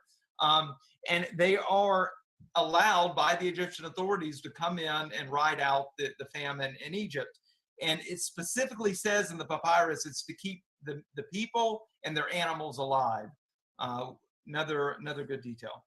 Okay, now let's go on to the kind of my grand finale of our connections tonight. And I want to talk about this 40 days and 70 days, number 23 here. Okay, so if you read any authority on the process of mummifying someone in ancient Egypt, you've got two deadlines. You have 40 days. So first of all, someone dies, they're covered with salt for 40 days. And then after 40 days, they're going to be, they have this ceremony. And then after 70 days, they're wrapped in, they have another ceremony and they're wrapped in bandages. This is not controversial. This is not questionable. This is like just standard. You can look it up. The 40 days and 70 days are the two key deadlines to mummification. And it's great when you look here in chapter 50, and it's talking about what happened after Jacob died, and the 40 days were completed for him. The embalming was completed, just like the instructions still read today. And then the Egyptians mourned for him for 70 days, and then he's taken back to the land of Canaan to be buried. This detail is phenomenal because this, we all know now today because of Egyptologists, this would not be a commonly known thing in the ancient world unless you're in Egypt. And to have this level of detail that matches perfectly with the same ceremony for mummification is another great connection, and perhaps my favorite connection of this entire lecture. All right, so next time we're going to talk about perhaps the greatest Pharaoh ever, even though he was a man of peace. We're going to talk about the heretic Pharaoh, who was, wouldn't you know it, a monotheist. And we're going to talk about the most famous Pharaoh today, the one everyone knows better than anyone else. That's King Tut. So we're going to talk about King Tut's story. But I'm not forgetting that this is world history by a Jew. We're going to be talking about the Hebrew people, where the term Hebrew comes from, where Hebrew people are recorded in ancient Egypt and in Mesopotamia. And then we're going to meet, as promised, a couple real-life Josephs, a couple Semitic viziers that actually held power in the Egyptian court. So I'll have another session here where the archaeology and the Torah intersect. So just to summarize, we talked about the world of Joseph during the time of Egypt. Then we talked about the founding of the new kingdom. We went over Joseph's story. Then we had the new kingdom's first kings. Then Hatshepsut, who was probably my favorite one thus far, the female pharaoh. Then we have Thutmose III, the Egyptian Napoleon. We talked about Joseph's early years and how they match up with archaeology. Then we talked about him as vizier and those years, how they match archaeology. And then we concluded with Joseph's death and really Jacob's death, even more specific, and how that matches with archaeology. Okay, if you want to know more, here's my email address.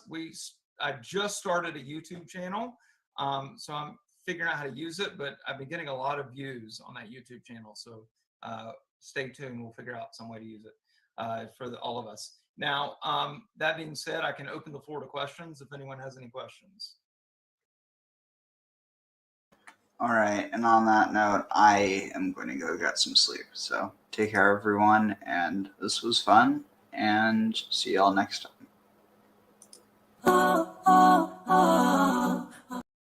Oh, sorry, wrong one. Want to tell the Rebbe the words of the new song that we're singing with Mashiach, right? So I'm just going to read them. Am Yisrael, have no fear. Mashiach will be here this year. We want Mashiach now. We don't want to wait. Okay? We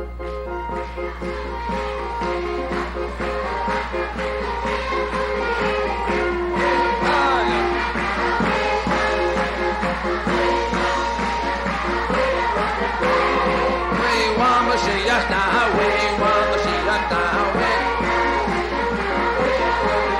Oh yeah, Am Yisrael, have no fear. Mashiach will be this year. Am Yisrael, have no fear. Mashiach will be here this year.